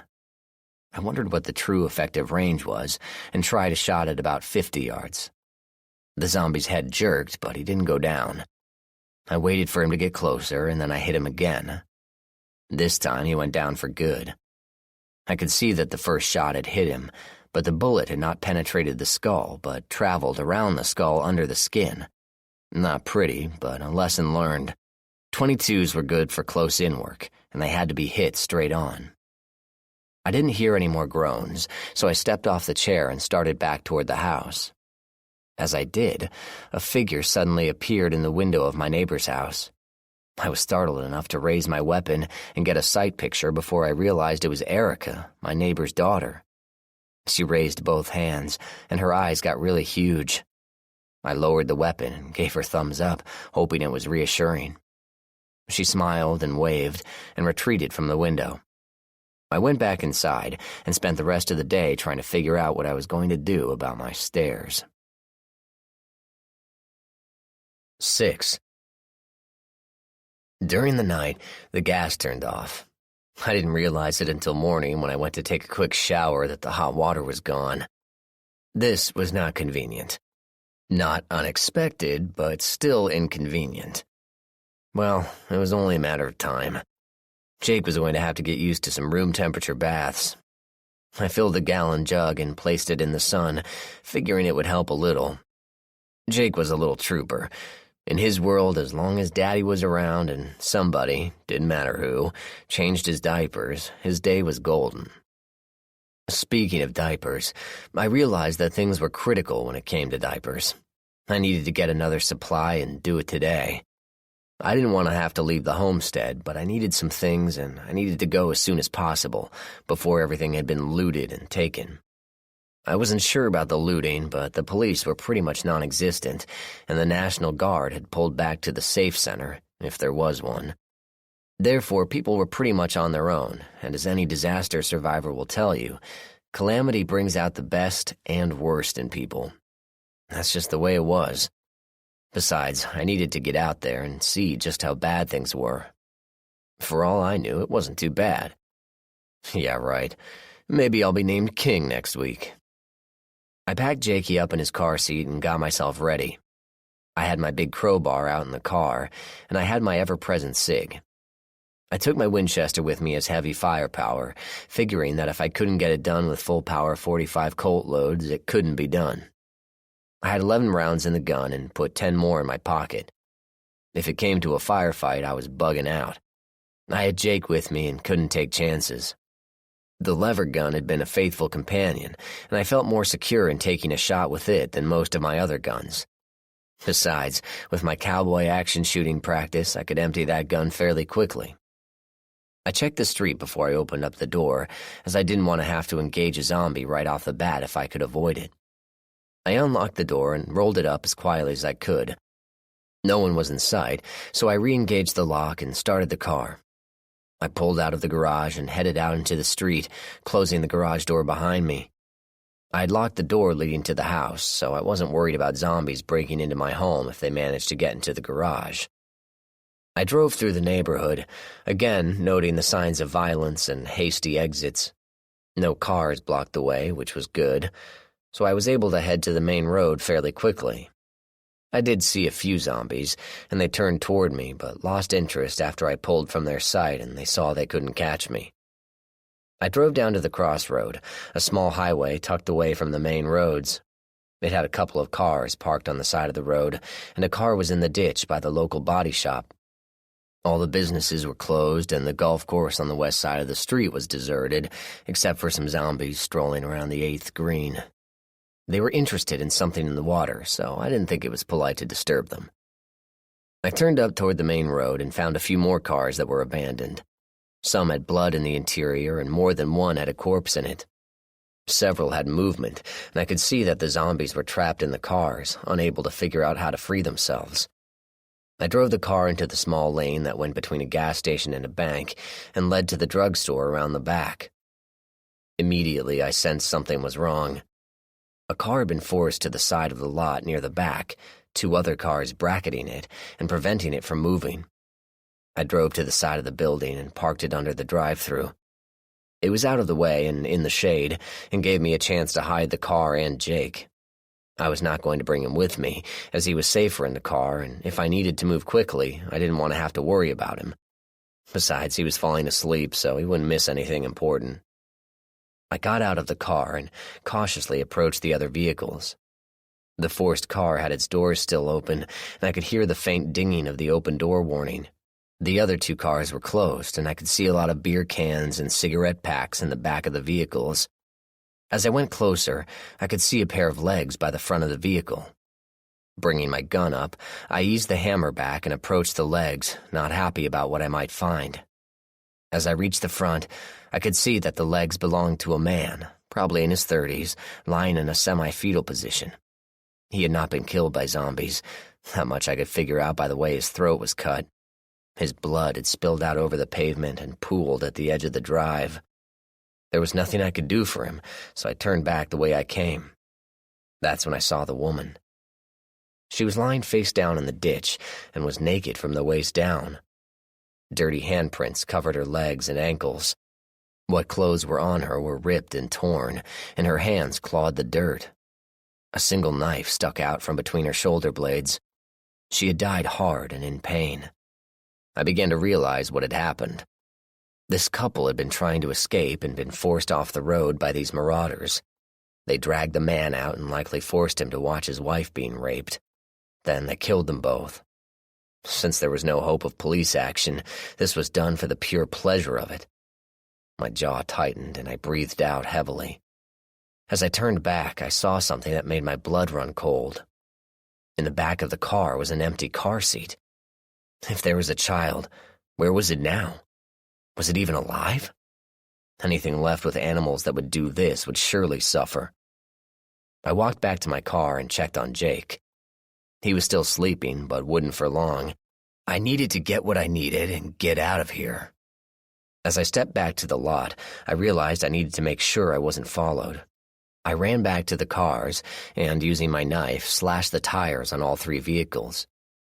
I went to the side of the building and walked carefully to the front. I began to hear voices from the opening, which I could see had been smashed open. I had no idea why I was going in the building, how many I was facing, or what I planned on doing. However, there was a child in danger, and no matter how badly I wanted to cut and run, I could not give up on that child. I held my rifle at the ready and walked inside. The aisles had been trashed, and a lot of stuff was all over the floor. I stepped carefully around a waterfall of makeup and headed toward the back of the store where the voices were. I stayed at the edge of the store, trying to stay out of sight of the big mirrors on the back wall. I could see at least 3 people near the pharmacy and could hear more grabbing things off the shelves. As I moved closer, I cocked the hammer back on my SIG, loosening it in its holster. The hammer was still back on my Winchester, and I moved closer to the pharmacy. The 3 punks I could see were leaning on the counter, talking to the ones in the back. I figured there were 5 of them, and I could see they had been busy. Even in the relative darkness of the store, I could see them sporting several gold watches and chains, and I could see guns tucked in the waistbands of 2 of them. They were all about 18 years old and were relatively well dressed. It didn't make sense what they were doing, and their crime was even more horrific for it. I worried even more about the child. Where was it? I slowly angled out to the left and raised my rifle. I could see out the drive-up window and thanked God I hadn't parked further back or they would have seen Jake and me. I didn't waste time with small talk. "Where's the child?" I said. The reaction was immediate. As one, the 3 spun around and 2 hands streaked for their waists. "Don't!" I yelled, stepping into the dim light of the window and showing them I had the drop on them. "You'll never make it." I heard some muttering coming from the pharmacy and called to them, "You 2 in the back, come out now and have your hands up." The closest one, an oily bastard if I ever saw one, sneered and said, "You a cop?" I shook my head as the other 2 made their appearance. "You're not that lucky. I don't have rules to play by like cops do." I noted that one of the ones from the back had deep scratches on his face as if someone had been fighting him. I could guess where he had gotten them. "Where's the child?" I asked again. Oily sneered. "Fuck you." I didn't say a word. I just shot him in the chest. He flew back from the impact and slammed against the counter. He fell onto his face, and his companions could see the 4-inch hole the heavy slug had created as it exited his body. They all stood stock still and raised their hands higher. My face was stone cold as I pointed the gun at the next one in line, a slender blonde kid who looked like he had just started shaving a week ago. "Where's the child?" The blonde started to shake and couldn't answer. His partner, a heavy kid with greasy hair and a bad complexion, reached for the gun at his waist. I swung the rifle on him and shot him in the mouth as he screamed. The back of his head blew all over the pharmacy, and he fell back like a tree, thudding into the ground. I pointed the rifle again at the blonde and kept my eyes on the remaining 2 kids. "Where?" The blonde kid shrugged, and I brought the gun to within an inch of his face. The 45 caliber inch round hole at the end of the barrel must have seemed like a garage from that vantage point. "I'm not going to ask again. Where is the child who belonged to the father whose throat you cut and the mother who you raped and stabbed? Where?" I screamed in his face. The blonde kid said nothing. He just looked up toward the camera counter. I didn't look, but I was afraid of what I would find. At that moment, the blonde kid said exactly the wrong thing. He smiled at me and said, "Did you want her for yourself?" I lowered my rifle and casually shot him in the gut. He folded in half and crashed back, landing in a heap by the counter. He shrieked and grabbed at his stomach, trying to hold in his guts, and screamed himself to death at the same time. His companions looked in horror, and one of them managed to wet himself. I kicked them back to the counter to sit amongst their dead and dying companions. "If either of you move, I will kill you." My voice was ice, and I could not imagine myself with more anger than I felt at that moment. They nodded their heads and tried to shift away from the growing pools of blood. The blonde kid continued to scream, but he was running out of steam. I grabbed their weapons and threw them toward the front of the store. I had to move. The shots and screams had likely attracted attention, and I needed to get out of here as fast as possible. I moved to the baby aisle and grabbed bags of diapers. I headed to the back of the store, pausing to fire a shot at one of the kids who tried to move. He ducked as the bullet clipped near his head, then he held stock still. I went out the back door and loaded the trunk of the car. Jake was still sleeping, but I didn't have much time. I ran back in and grabbed more diapers, pausing to snare a small first aid kit as well. I threw the items in the trunk and went back in one more time. I needed to know something, and know it now. As I made my way to the front, I could see shadows in the parking lot, and I didn't have any more time. I reached the camera counter and looked over, afraid of what I would see. A small girl was on the floor, no older than 18 months. Her brown hair lay in small rings around her face. A large bruise was on her forehead, and she looked to have other bruises due to some rough treatment by the scum at the back. As I reached down to check to see if she had a pulse, her eyes popped open and she jerked away from me. She immediately started crying and tried to crawl away behind the photo machine. "Hey, sweetie, don't cry. I'm not going to hurt you. I'm going to take you out of here, okay?" I tried to be as reassuring as I could, although I could feel a rising anxiety as some low groans began to start at the entrance of the building. "Come on, sweetheart. We need to go." I can only imagine what I looked like in the darkened store, but I held out my hand, and as trusting as kids can be, thank God, she took it and came to me. I scooped her up and ran back to the back door, just as the first zombies came walking in the smashed front entrance. I passed the two on the floor, who were just starting to edge away from their companions. "Good luck," I shouted as I bolted out the door and ran for the car. The little girl started crying again, and I buckled her in faster than a NASCAR pit crew member. I jumped into the car and drove away, checking the building and seeing about 10 zombies wander in the front door. Better than you bastards deserve, I thought, as I passed the 3 cars. Much better. I made it back to my subdivision without incident, and the little girl had stopped her crying and started sucking her thumb. Jake had awakened, and the new child in his life fascinated him. He tried every method of flirting he could think of, from smiling to drooling to expansive farting. The little girl seemed oblivious. As I headed down the street, I saw my neighbors Todd and Naomi and their daughter coming out of the side street. I flagged him down, and he stopped. "We're heading out, John. You and Jake want to come with us?" Todd asked me. I shook my head. "I think we'll be fine here. Thanks anyway. Where are you headed?" Todd shrugged. "We're going to try to see if the state center is safe. If not, we'll head to the cabin outside of Jacksonville. We can live pretty well there till this blows over." I looked at him. "Todd, I need a huge favor." Todd got serious. "Sure. What do you need?" "I need you to take this little girl with you. Her parents were murdered, and I managed to take her away from the murderers." I didn't see any need to explain further. Todd looked at me for a long moment and then at his wife. Naomi answered for him. "Of course we'll take her, John. Erica always wanted a sister." That settled it. I went to the car and got the now sleeping little girl from the seat.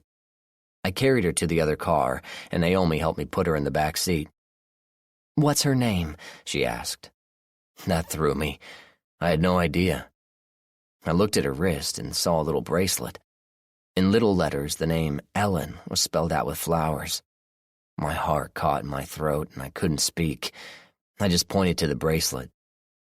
Naomi gave me a hug and went back to the front seat. I went around to Todd and shook his hand. "Good luck, and thanks." Todd smiled. "See you again sometime." I smiled back. "You bet." They drove off, and I headed back to my house. Once inside, I unloaded the car and took Jake back in. As I lay down beside him, I thought about what I had done. I had no remorse, no regret. I felt absolutely nothing. Was this part of who I was becoming? Was this someone I wanted to be? Was this someone I wanted Jake to see as his father? I didn't have the answers, but a small voice in my head told me I had done the right thing. If I had let those animals go, they would have preyed upon others, likely leaving that poor baby to die. Part of me scolded myself for taking such a risk, but a much larger part simply accepted it as what had to be done. My cell phone rang, interrupting my reverie. It was my brother. "We made it. We managed to get out while they were going after the radio. We're on the L, heading toward the lake. I don't know what we're going to do when we get there, but at least we're moving." I felt a huge relief flood through me. "Sounds good, Mike. Did you get your gun?" "Yes, I grabbed it right before they saw us and came back in the house. 2 more seconds and they would have had us." I exhaled at the close call. "Keep moving and trust no one. Get a boat and get away." "Done. Where are you going to be?" Mike wanted to know. "I'm staying here for a while. No reason to leave." I was serious, too. Unless I had to, I was not leaving. "Maybe we'll head your way. Check the canals for us. Gotta go." Mike hung up, and I was left looking at my phone. I thought about the events of the day, and suddenly I was very tired. I went outside and got the sun-warmed water to give Jakey a bath. I needed some normalcy in this crazy world, but I couldn't shake the feeling normal was 1,000 miles from where it used to be. After Jake was put to bed, an odd thought struck me. Could zombies swim? 7. We had power for another week before it finally went out.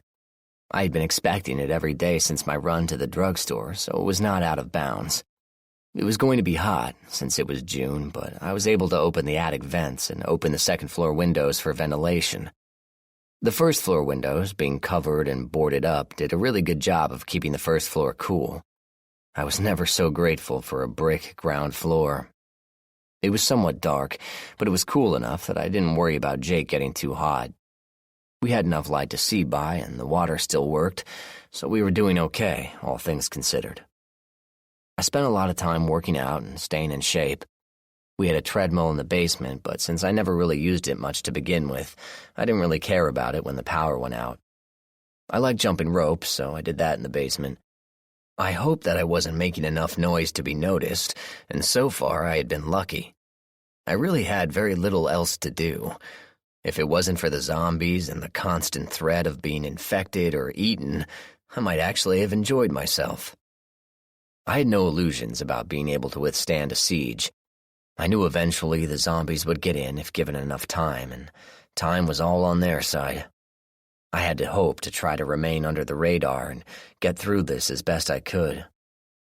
That was a sobering thought that kept recurring to me through the days. What if there was not an end? What if this was the world we had to get used to?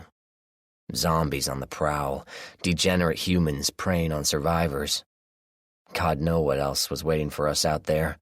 Government control seemed to be lost. What government there was, in all likelihood, was hiding out and waiting for the day when someone else saved their asses. So what then? I could accept the fact that I was on my own. I could accept the fact that no one was going to save me, and the only way I was going to survive, and Jake was going to survive, was to find a place that was secure from the zombies, had a source of food and water, and wait for the eventual rot and decay of the infected. As much as I hated to admit it, Jake and I were going to have to leave. I did not like the thought of leaving my home and all the memories behind, not to mention a lot of resources that might be useful. However, I needed to be realistic. This place was defensible, but against a large-scale attack, it was going to fall, Jake and me going with it. The attack might never happen, but I was not going to take the chance. I began to see more zombies on the street. At one point, there had to be about 30 of them, and they just wandered down the street, not paying any particular attention to anything. They did get animated when a cat ran out in front of them, but they followed it to a house that had a cat door and began pounding on the doors. In a very short amount of time, they had broken in and all hell broke loose. I could see zombies wandering the downstairs, and they seemed to be still chasing the cat. I figured that little tabby was going to be a meal in short order. I was about to turn away from the window when I heard a scream come from the house, and I could see a man and a woman trying to climb out their bedroom window. They had tied a sheet to something and were trying to shimmy down and get away from their house. I watched the woman slide down and then fall on her back, but she got up and seemed unhurt. The man was halfway out the window when a gray arm reached around his neck and pulled him back inside. The woman screamed for her husband, then committed suicide by running back in her house in an attempt to try and save him. Her screams didn't last long at all. It all happened in the space of a minute. In an ironic twist, I saw the cat that caused the death of its owners run out of the house again, and it disappeared between two other houses across the street. I felt bad for the couple, as they obviously were lying low and hadn't been noticed, but they had to have seen what was going on and didn't take even the most rudimentary precautions. I promised myself to shoot that cat if it even came near my house. I just shook my head and went back to my business, which was taking care of Jake and getting ready to go. I needed to make sure I had everything ready and would not leave anything behind that was important. I also wanted to make sure that I would still have important stuff to come home to if this mess ever managed to work itself out. I packed my bug-out bag with the essentials and made sure I had enough ammunition. I needed to make sure I had a weapon for silent kills, and my 3-foot crowbar was enough to foot the bill for that. Plus, it would be a great help if I needed to break into anywhere for shelter. I packed my saddlebags as well, concentrating on food for Jacob and water. I made sure they were balanced, and I placed them in the garage. I spent a good deal of time figuring out what I was going to take and what I was going to leave behind. I had to repack and rethink what I was going to do several times, and it was 2 days before I finally had everything together. I decided not to use my car as an escape vehicle. Sure, it could go further faster, but it was also a magnet for zombies and others. If I used my bicycle and child trailer, I should be able to move relatively undetected. Jake was oblivious as I ran around the house, getting things ready and making sure we had what we needed. The weather worked for us, as we didn't need to worry about cold weather clothes, but I packed some footy pajamas for Jake just in case. He was going to need to be strapped into the bike seat behind me, something I'm sure he was going to love. He always enjoyed going for walks and having the wind in his face. I thought about having him in the trailer, but I wanted to make sure I could get him out in a hurry if I needed to. And if I needed to ditch the trailer, I didn't want to have to figure out how to strap Jake on the bike on the run. As I looked at my weapons, I realized I had only my SIG, my knife, and my M1 carbine. I wanted to take another weapon, something with serious firepower. I dismissed my shotgun as too unwieldy, and my .22, though handy with a lot of rounds, didn't make it in the serious firepower department. I decided to take my Enfield, although where the heck I was going to put it was a mystery to me. It weighed quite a bit and was fairly awkward, although no one who saw it doubted its effectiveness at long ranges.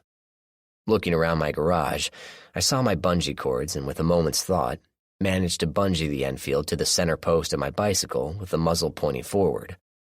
The action was still free, and I could easily manipulate the bolt and trigger without too much worry. This gave me a mounted gun I could get into action quickly.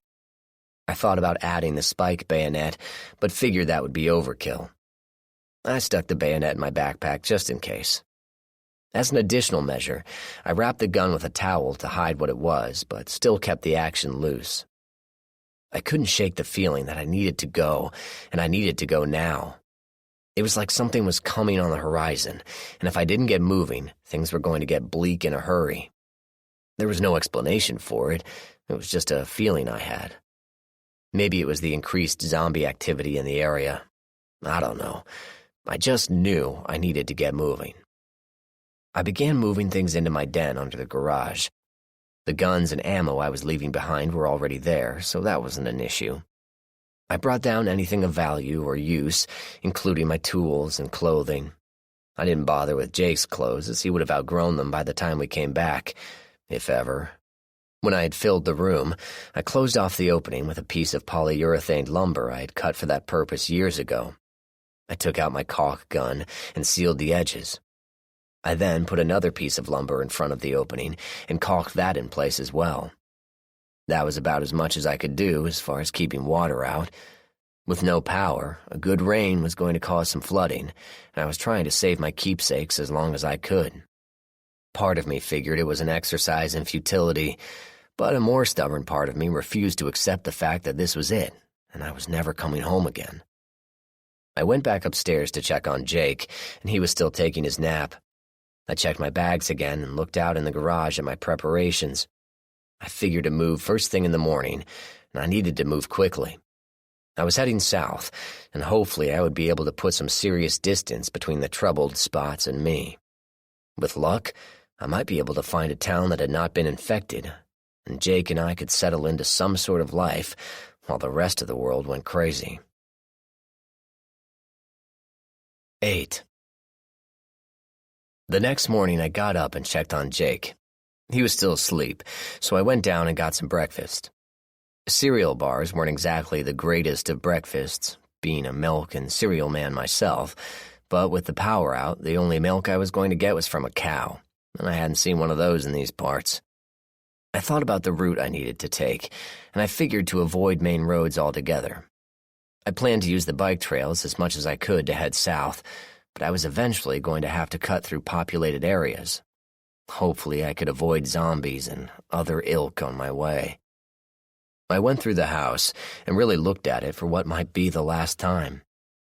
I looked at the hardwood floor I had installed last summer and the new bathrooms I had put in for Ellie. I ran my hand over the granite countertop she loved so much and glanced at the curio cabinet, which was now empty, everything being moved downstairs. In the darkened rooms, I let my grief go a little and cried one last time for my wife. After a moment, I heard Jake crying upstairs and hurried to go get him. As I took him out of his crib, I looked out on the bike path and was relieved to see it was clear. I didn't need any obstacles this morning, and the sun was bright and inviting. I had no clue how hot it was supposed to be today, and in all honesty, I didn't care. I had sunscreen for Jake and a hat with a strap for his little head. He was good to go. Breakfast was a quick affair, and then I made preparations to move. I filled all of our water bottles and then turned the water off in the house. I turned on the faucet in the slop sink next to the washer in the basement and let the water in the pipes drain out. I went back upstairs and opened the faucets in the sinks and bathtub and shower. If I was going to be gone for a while, I didn't want the pipes to freeze and I would come back to more of a mess than I needed. I went into the garage with Jake and strapped him into his seat. He was thrilled to be moving, and he gave me a baby thumbs up with some arm waving and squeals. I put sunscreen on his arms and legs, strapped his hat on, and went to the garage door. Fortunately, we had windows on the garage door and I was able to look out. There were 2 people down the street, and I couldn't tell from a distance whether they were infected or not. They moved slowly, but it was hard to tell if they were zombies or just trying to be careful. I decided to wait and see, rather than run the risk. As they got closer, I could see they were not infected. They were just trying to avoid being seen. They were a man and woman, and they had backpacks loaded with materials. They walked down the center of the road and carried makeshift weapons. The man, about 20 years old, carried a length of lead pipe, and the woman, closer to 30, carried a police baton. They both wore knives on their belts and had a hard look about them. I decided to let them pass and go their way, and I would go mine. No need for getting together at this point. They turned to the west and headed off. I silently wished them luck. I gave them about 10 minutes to clear the area, during which I entertained Jakey. He was such a good boy. He didn't care what we did as long as I smiled at him and changed his diapers. Checking the road again, I slowly opened the garage door, keeping an eye on the street. Those zombies from the other day were still out there somewhere, and I didn't need a protracted battle at this point. The sun was starting to heat up the day, and the bright light made everything stand out in stark contrast. I had a brief thought about the length of the lawn, but then shook it off as stupid. I put the padlock on the garage door leading to the house and locked it, then moved the bike and trailer out onto the driveway. Closing the garage door, I padlocked it as well, knowing that it would not do much for someone determined to get in, but I wasn't planning to give anything away. I hung the key around my neck, and with a last look at the house, got the bike and went toward the trail out back. I followed my fence toward the trail, then turned toward my neighbor's yard. The ground sloped more gently behind his house, and it wouldn't subject Jake and me to a 4-foot drop at the edge of the property. I glanced briefly at the 2 zombies I had disposed of earlier, and they were not a pretty sight. The heat and humidity, as well as incessant flies, had done a number on them. George was missing an arm, and the girl's face was completely torn off. I found that interesting. Apparently the virus was only harmful to humans. Animals could feast on the dead without ill effect. We crossed the field and hit the trail. The trailer was heavy, but moved easily. I kept to an easy pace, not wanting to tire myself too much in case I had to move quickly. My senses were completely keyed up, and I found myself listening harder than I had ever before, and staring longer at unidentified shadows and shapes much more than I had ever before. I smiled to myself. So, this is what prey feel like. We rode without incident to the Turtlehead crossing, and I was amazed at how quiet everything was.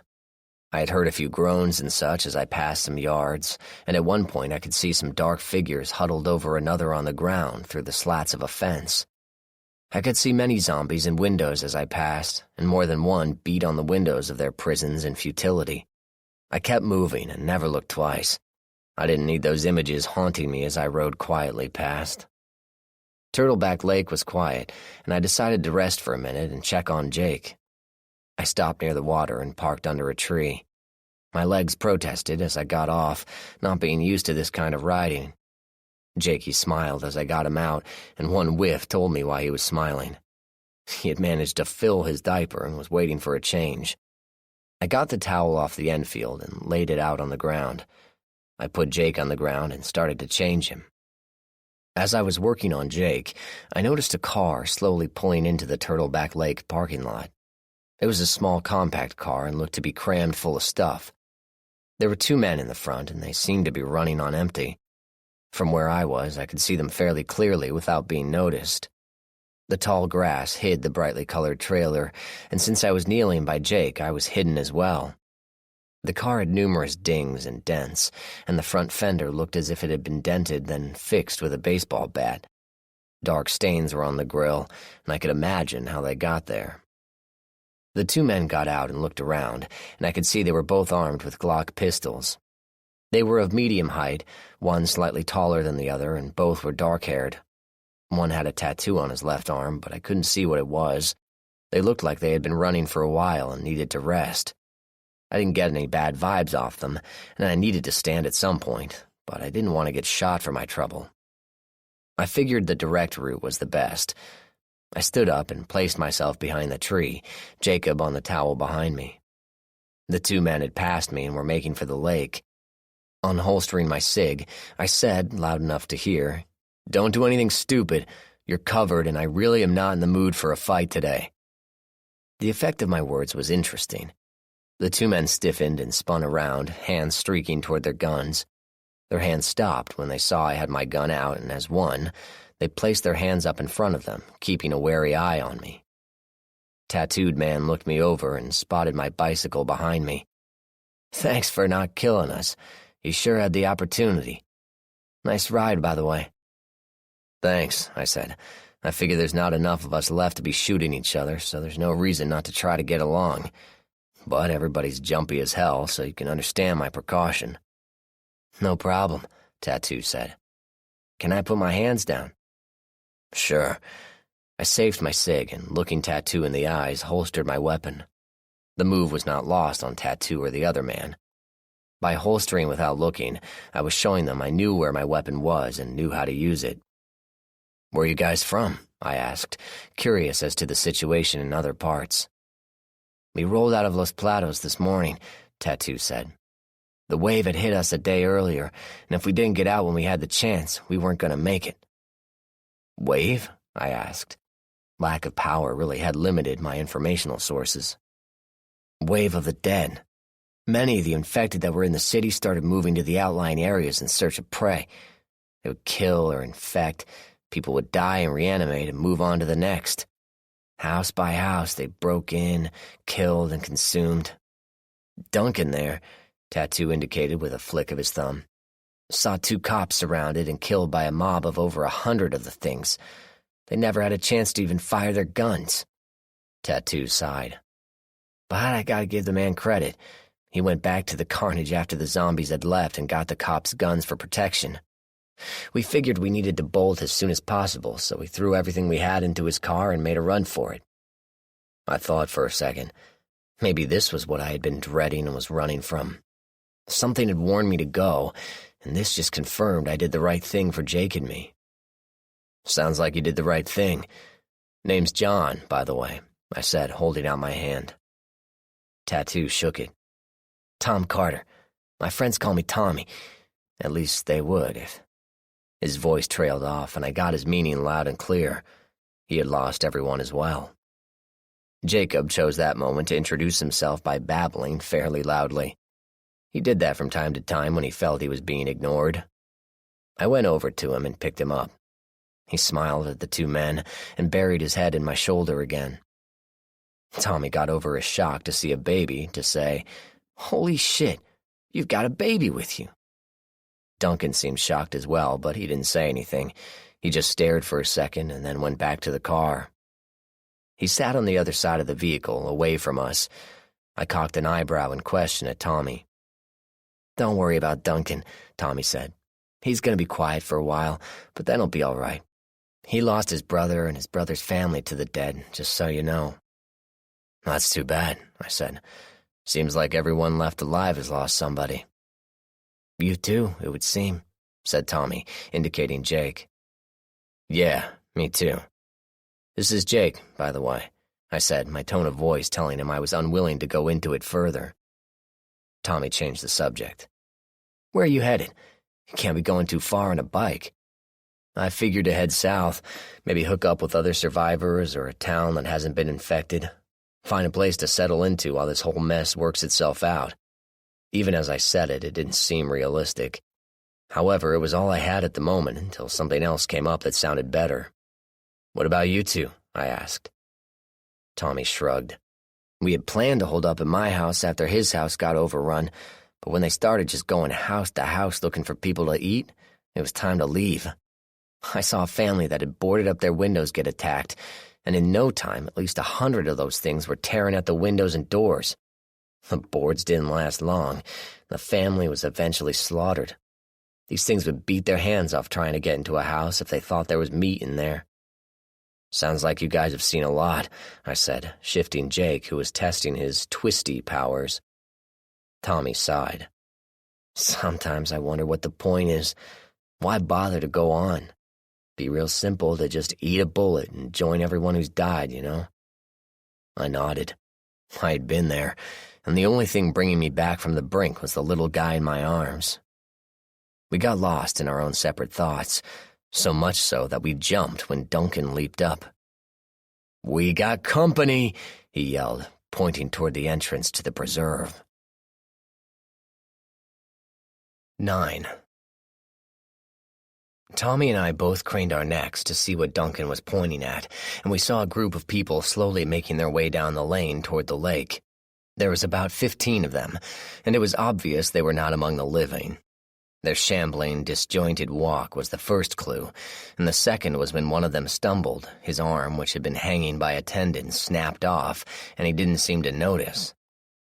Tommy and Duncan fingered their weapons and looked at me. I took the situation in and made a decision. If we stay, we might get them all, but a battle will attract a lot of attention. I'm taking off back on the trail.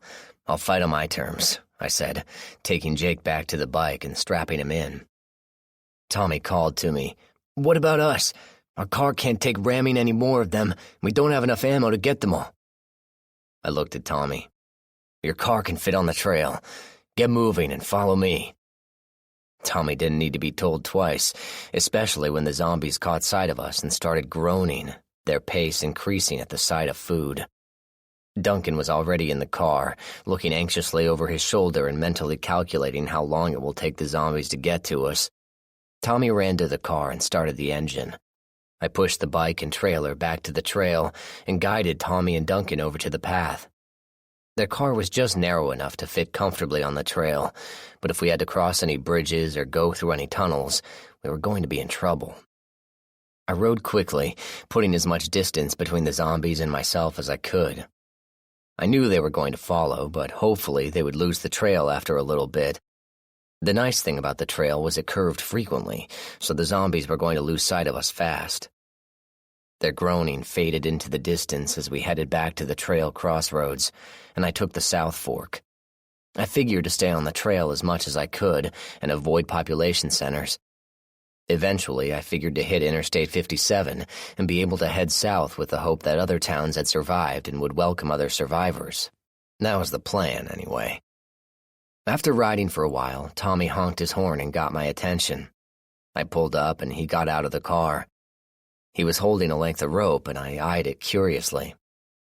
"Feel like taking it easy for a bit?" he asked, tying one end to the rear bumper of the car. I got his meaning and grinned. "Sure, thanks. The trail just heads south for a while.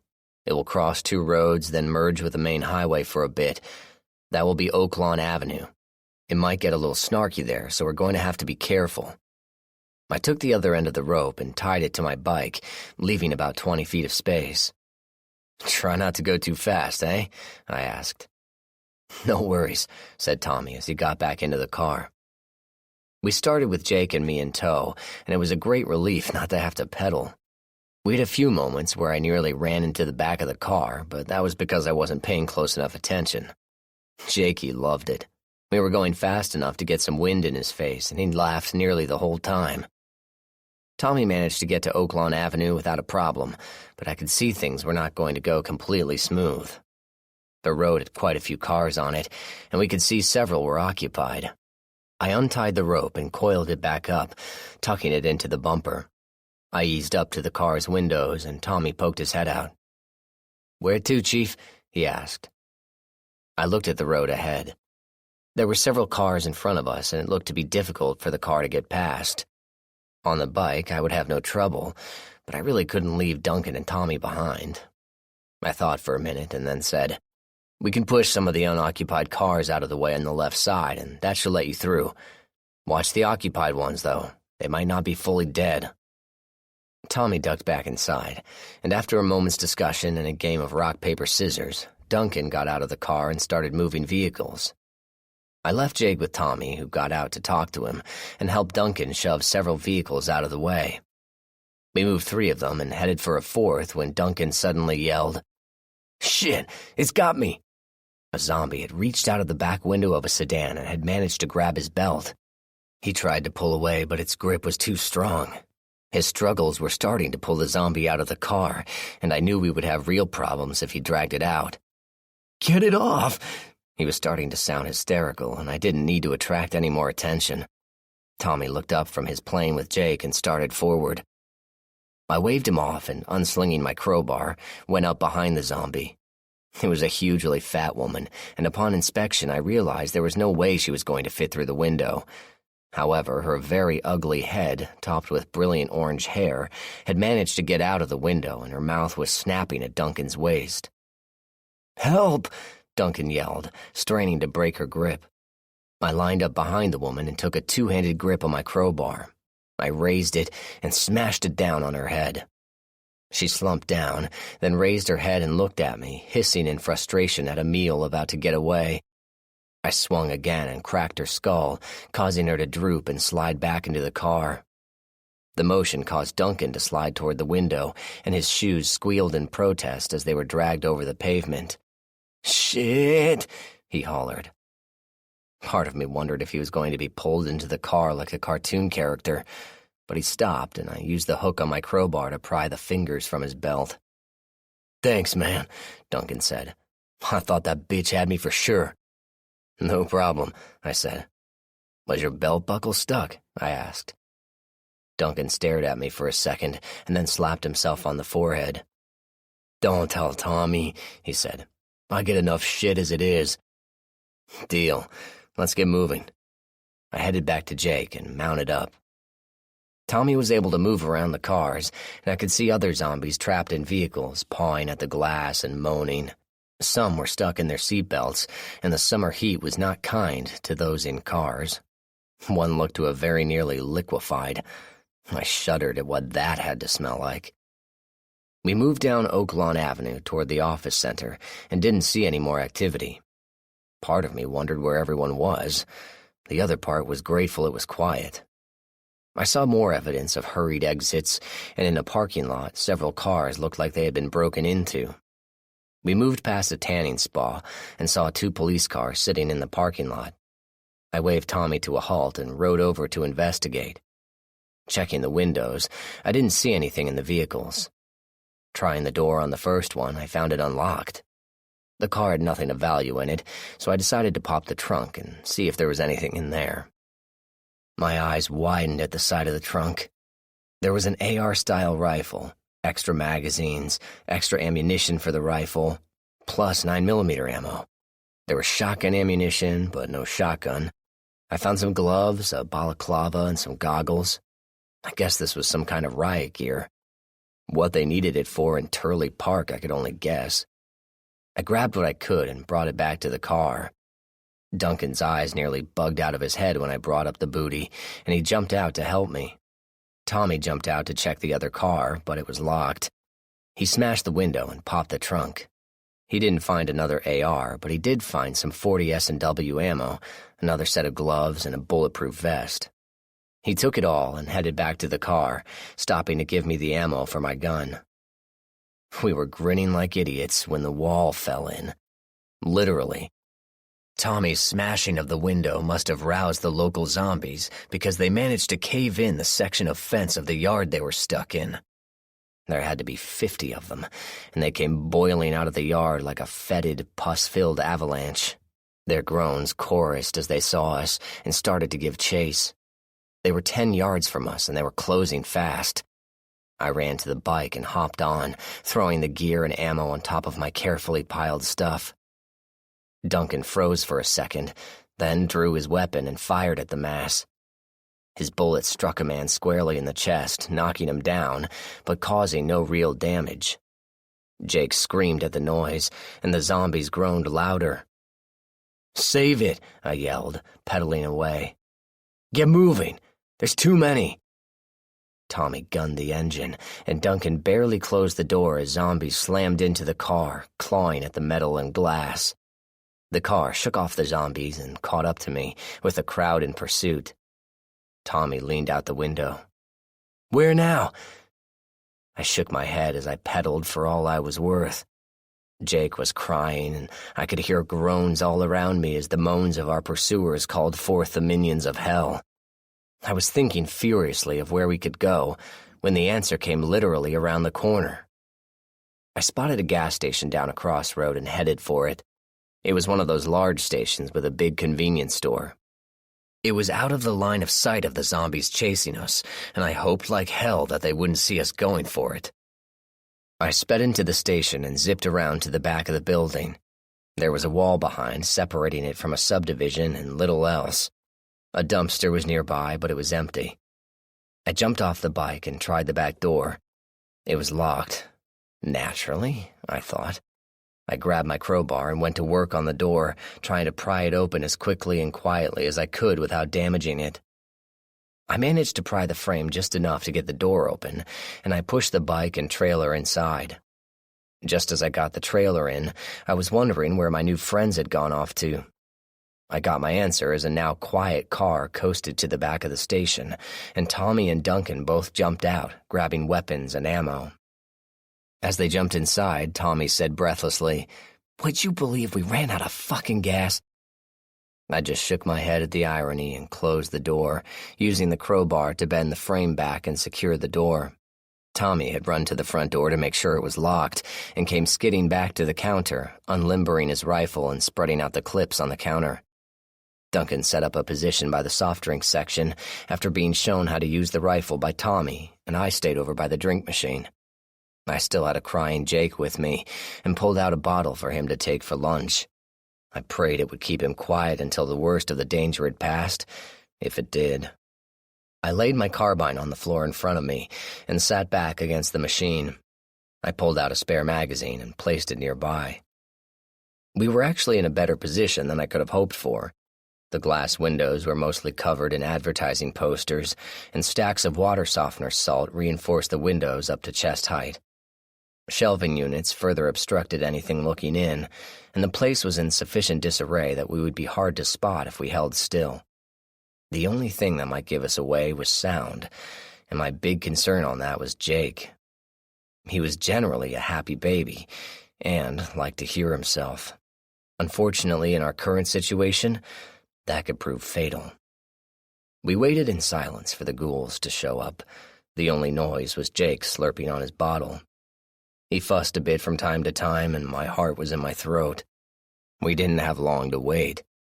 The first one, a bald zombie with a hand missing, slowly walked through the gas station. His head turned slowly from side to side, and I could see his nostrils flaring. Right behind him was another man, this one a grayish color and in an advanced state of decay. Skin was hanging off him, and in more than one place I could see bone showing through. A woman came next, and she gave us the worst scare.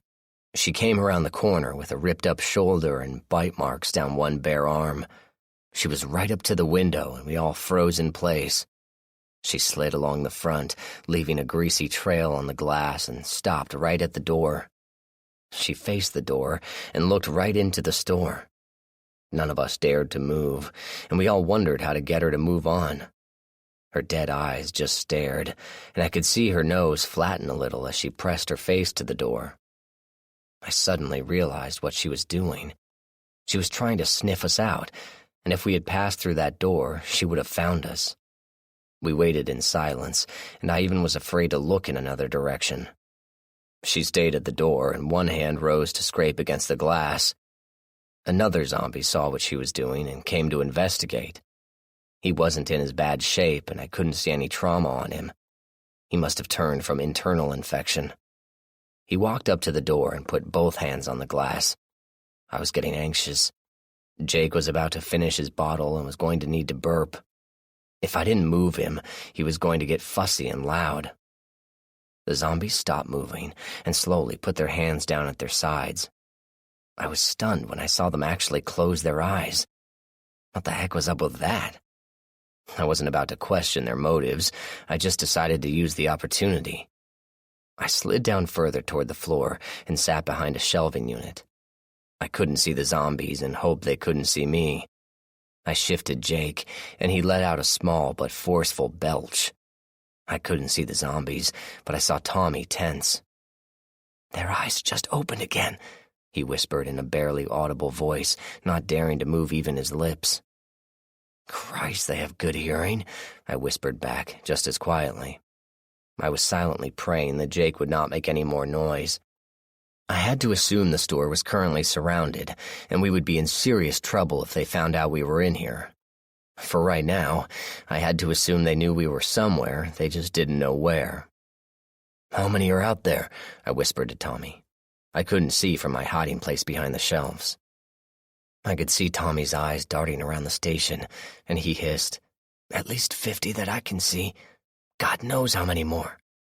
I felt bad for him. Being at the counter, he was directly in the line of sight of the zombies at the door and couldn't move at all. I felt Jake shift and looked down to see that he was starting to get sleepy eyes. The fresh air and the excitement, not to mention the recent bottle, had done a number to put the guy to sleep. I held him to my shoulder and rocked him gently, praying he would go to sleep. Knowing my luck, he'd probably snore for the first time in his life. I heard a scratching at the glass again and figured the two ghouls were still trying to figure out if food was available in the store. I just hoped they wouldn't decide to smash the glass and find out. Tommy suddenly let out a breath and whispered, "They're leaving. Something distracted them and they're heading away." Duncan slid away from his position and went back by Tommy. "Thought that woman zombie was going to find us for sure," he said, shaking his head and placing his rifle on his shoulder. "Same here," I said.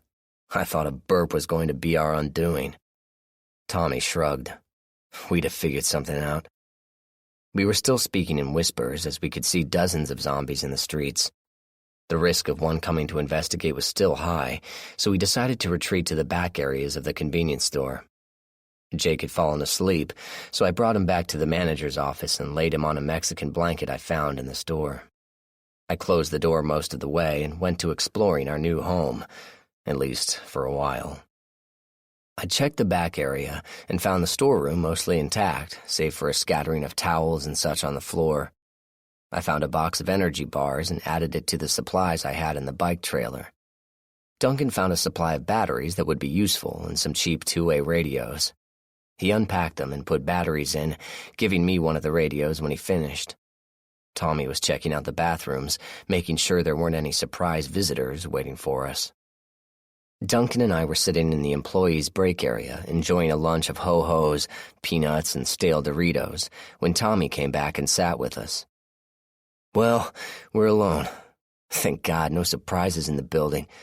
I was able to look out the window of the women's bathroom and see our car.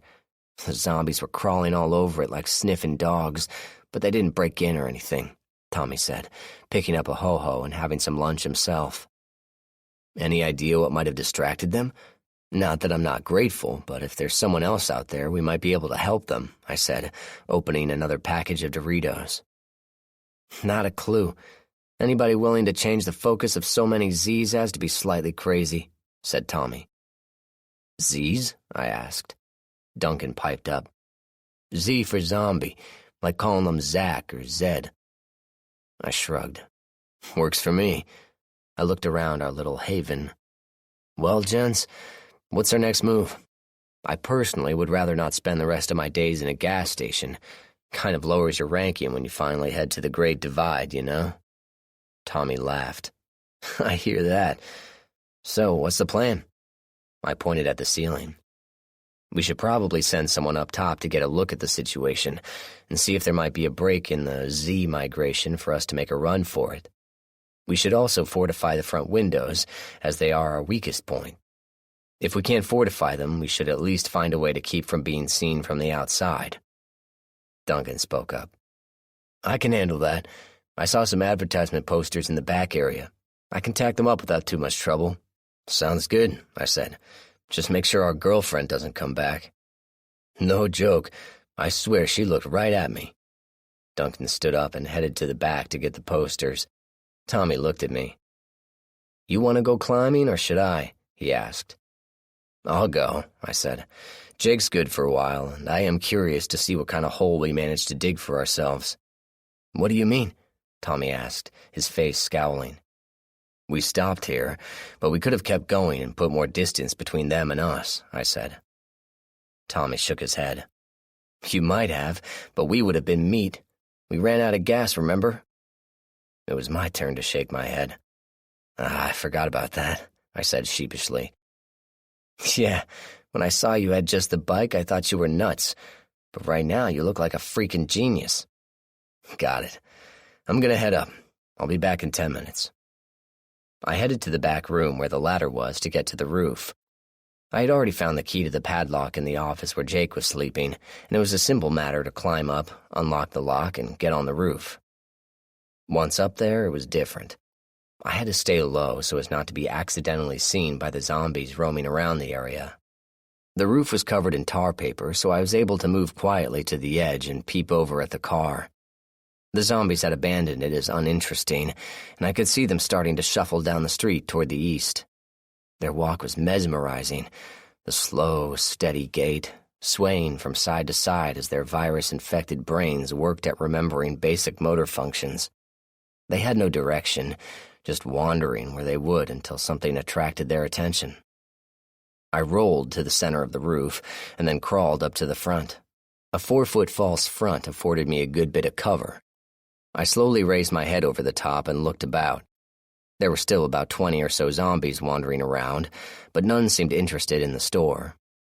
They seemed to be heading in circles, and some were just standing still, waiting for stimuli to motivate them. I was curious enough to try a little experiment, and I looked around the roof to see if anything was there that I could use. I spotted a tennis ball at the corner and belly crawled over to get it. Bringing it back to the front, I positioned myself and, using a hook-shot throw, lobbed the ball to the middle of the intersection. The outcome was amazing. Even before the ball hit the ground, zombies had already zeroed in on it and were chasing it. Those that had not seen it spun around at the sound of it hitting the pavement. The group as a whole converged on the bouncing ball and became a tangled mass of arms and legs. Several zombies fell to be stepped on by their comrades, and the group only lost interest when they realized there was nothing for them to eat. I did manage to move most of the zombies away from the gas station, and they were now focused primarily on the parking lot across the street. Useful bit of information, that, I thought. I didn't figure a tennis ball would do any distracting if they were chasing live prey, but if they didn't know you were there and got distracted enough to move, that could buy you some very precious seconds. I turned around, and as I made my way to the ladder, I happened to look over the stone wall and into the backyards of the subdivision behind the gas station. I saw a lot of white flags on mailboxes and shook my head. I also saw a lot of zombies milling about and couldn't figure out why they were there. That was until I looked at the second-floor windows and saw what had to be 30 people looking at me. To say I was stunned stupid was an understatement. The people had rigged together 4 homes by the upper floors. Ladders extended between the houses, and I shuddered to think what it must be like to crawl on an extension ladder suspended over a sea of hungry ghouls. I raised a hand in greeting and got 20 in return. There was no way to communicate outside of hand signals, and I needed to get back inside. I went back down the ladder and met up with Tommy and Duncan. Duncan had effectively managed to cover the front windows, so we were okay with anything looking in. We still needed to be as quiet as possible, since sound seemed to attract them in droves. We sat down at the employee section again, and I had Jake in my lap. He was playing with some stuffed animals I had found in the store and taking turns hitting them on the table, trying to eat them and talking to them. "So, how was the roof? I saw the Z's go running after a tennis ball. That's your doing?" Tommy asked, sipping on a warm bottle of water. "Yeah, that was me. Just running a little experiment," I said. "Well, it was exactly the right thing to do at the time. Duncan couldn't put up the posters without attracting attention, so you gave him just the opening he needed." Duncan nodded. "I had everything taped and ready to go, but couldn't move because 3 of them were too close." "Thanks." I nodded back. "Speaking of close, have either of you taken a look out back, over the wall?" Tommy shook his head. "Can't see anything over the wall unless I stood on the dumpster, and I sure ain't want to try that right now. Why?" "Well, you're not going to believe this, but behind the wall there's a subdivision of houses, and at least 3 of the houses are occupied with a number of people." Tommy and Duncan just stared at me. If I didn't know better, I would swear Jake stared at me too. I continued. "They're living on their second floors and have connected the houses with extension ladders on the roofs. It looks like several neighbors came together and they have created a sort of refuge, but I can't imagine they have enough food for all those people." Duncan halted in his eating of a granola bar. "What do you want to do?" I thought for a second. "We need to communicate and see what their situation is. For all we know, they're fine and just enjoying the show of 3 lunatics trying to make a run for it. Duncan, do you remember where you put those radios you found?" Duncan nodded. "Yeah, I remember. Are you thinking on tossing one over?" I shook my head. "I don't have an arm like that. We need to think of some way to launch one over without attracting too much attention." It was Tommy's turn to shake his head. "Why worry about attracting attention? Why not just throw it in the yard? There's about 30 zombies wandering around the yards, and likely as many in the houses on the ground floors. We'd be witnessing a slaughter if they tried to get it," I said. Tommy looked down. "Hadn't figured on that," he murmured. Then he brightened. "What if we tossed the radio into the yard, distracted the zombies from the roof here, and they could get to it?" I thought about it. "What about the zombies on our side? Won't they hear us?" Tommy got more excited. "Yeah, but if we're on the roof near the false front, they'll never know where the noise is coming from and lose interest in a little while. All we need to do is get the ones in the yard to see us, and they'll be wandering over to the fence in no time." "Works for me." Duncan got the radio ready by wrapping it in a towel and putting it in a coffee can. We didn't need to throw it too far, but a good 50 yards. Tommy said he'd give it a throw. I had no problem with that. Jake was getting antsy, so I needed to spend some time with him before I gave him his dinner. Duncan and Tommy would let me know how it went. They were gone for half an hour, then came scrambling back down the ladder. Duncan was slapping Tommy on the back, and Tommy was grinning like a loon. I looked up from feeding Jake and asked, "So, Mrs. Lincoln, how was the show?" Tommy slumped into the seat and took a swig of water. "I've never felt so wanted in my life." We climbed up on the roof and waved to the people in the houses, and then Duncan whistled. Holy shit! You would have thought he just farted in church. Every zombie in the yard came limping over and clawing at the wall. I saw several come out of the houses and join the group. He took another drink. After that, we just sat there and let the group see us. Duncan would occasionally wave at the zombies, but it gave me time to throw the can. Another sip. I had no idea I could throw that far. I glanced over. Jake was nearly done. How far? Tommy grinned. I bounced it off the porch, and it landed near a smashed-in sliding glass door. I have no idea how they're going to get it, but we did what we could. I couldn't argue with that. We had no real obligation to those people in the houses, and they had no obligation to us either.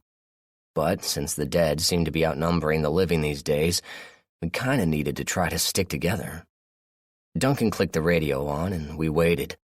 I gave Jake a bath in the big sink in the back area, and he loved it. He played with the faucet and laughed when I used a bottle of water to wash his hair. I really envied his inability to understand the situation he was in. Yeah, we had a scary moment there, but we recovered, and now just needed to plan our next step. 10. The sun was starting to set, and that was when the radio crackled to life. Hello? Hello? Anybody there? Are the guys who threw the radio to us still there? Hello? The voice sounded frantic. Duncan picked up the radio. Hello, we read you. How are you all doing? He looked at Tommy and me when we came over to hear. We're okay for now, but we're running out of food. We've been rationing for a week now and are nearly out. Any way you can get some to us? Duncan looked at Tommy, who shook his head. Negative. It's too risky right now. How many people are up there? The answer stunned us all. We've got 62 people on the second floor of 4 houses. We've been going back and forth with the ladders. The zombies know we're here and won't leave. It was my turn to shake my head. Can't get them out without serious help. Do they have vehicles? I asked. Duncan asked the question to the person on the radio. No, our vehicles are gone. A group passing through took them 2 weeks ago, the voice said sadly. I ground my teeth in frustration. People suck, I thought. A thought occurred to me. We could get them out and moving, but we were going to have to do it soon. I reached over for the radio. Hello? I said. Yes? Came the reply. Do you have any weapons? I asked, formulating a plan as I spoke. Yes, we have about 15 guns and everyone has a weapon of some kind. I raised my eyebrows. That was a lot more than I ever expected. Do you have any ammo? We have about 4 shots each. We used a lot when we set up our little forts, the radio said back. I hoped it would be enough. I have a plan, but it's going to take a serious, concentrated effort. We'll talk again tomorrow. Can you hang on until then? The voice sounded determined. We've made it this far. What time? I'll call you back at 8 a.m. Turn off the radio so you don't waste batteries. Out. Will do. Out.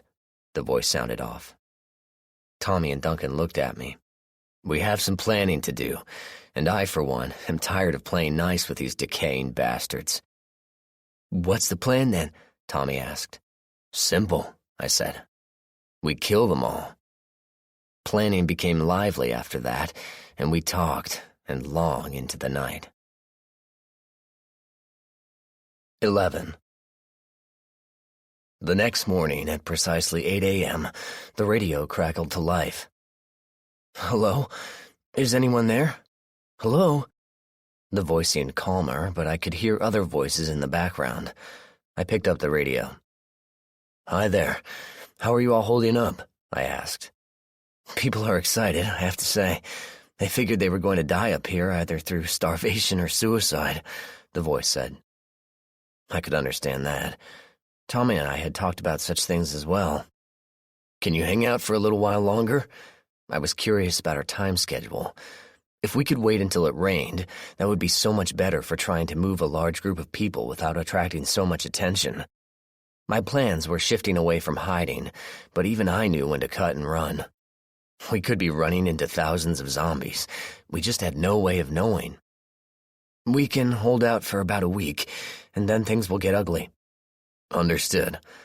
Listen, we think we can get you out and moving, but it's going to take some coordination. I outlined the basics of the plan and heard some exclamations from the other end as the voice responded. We don't have much choice, do we?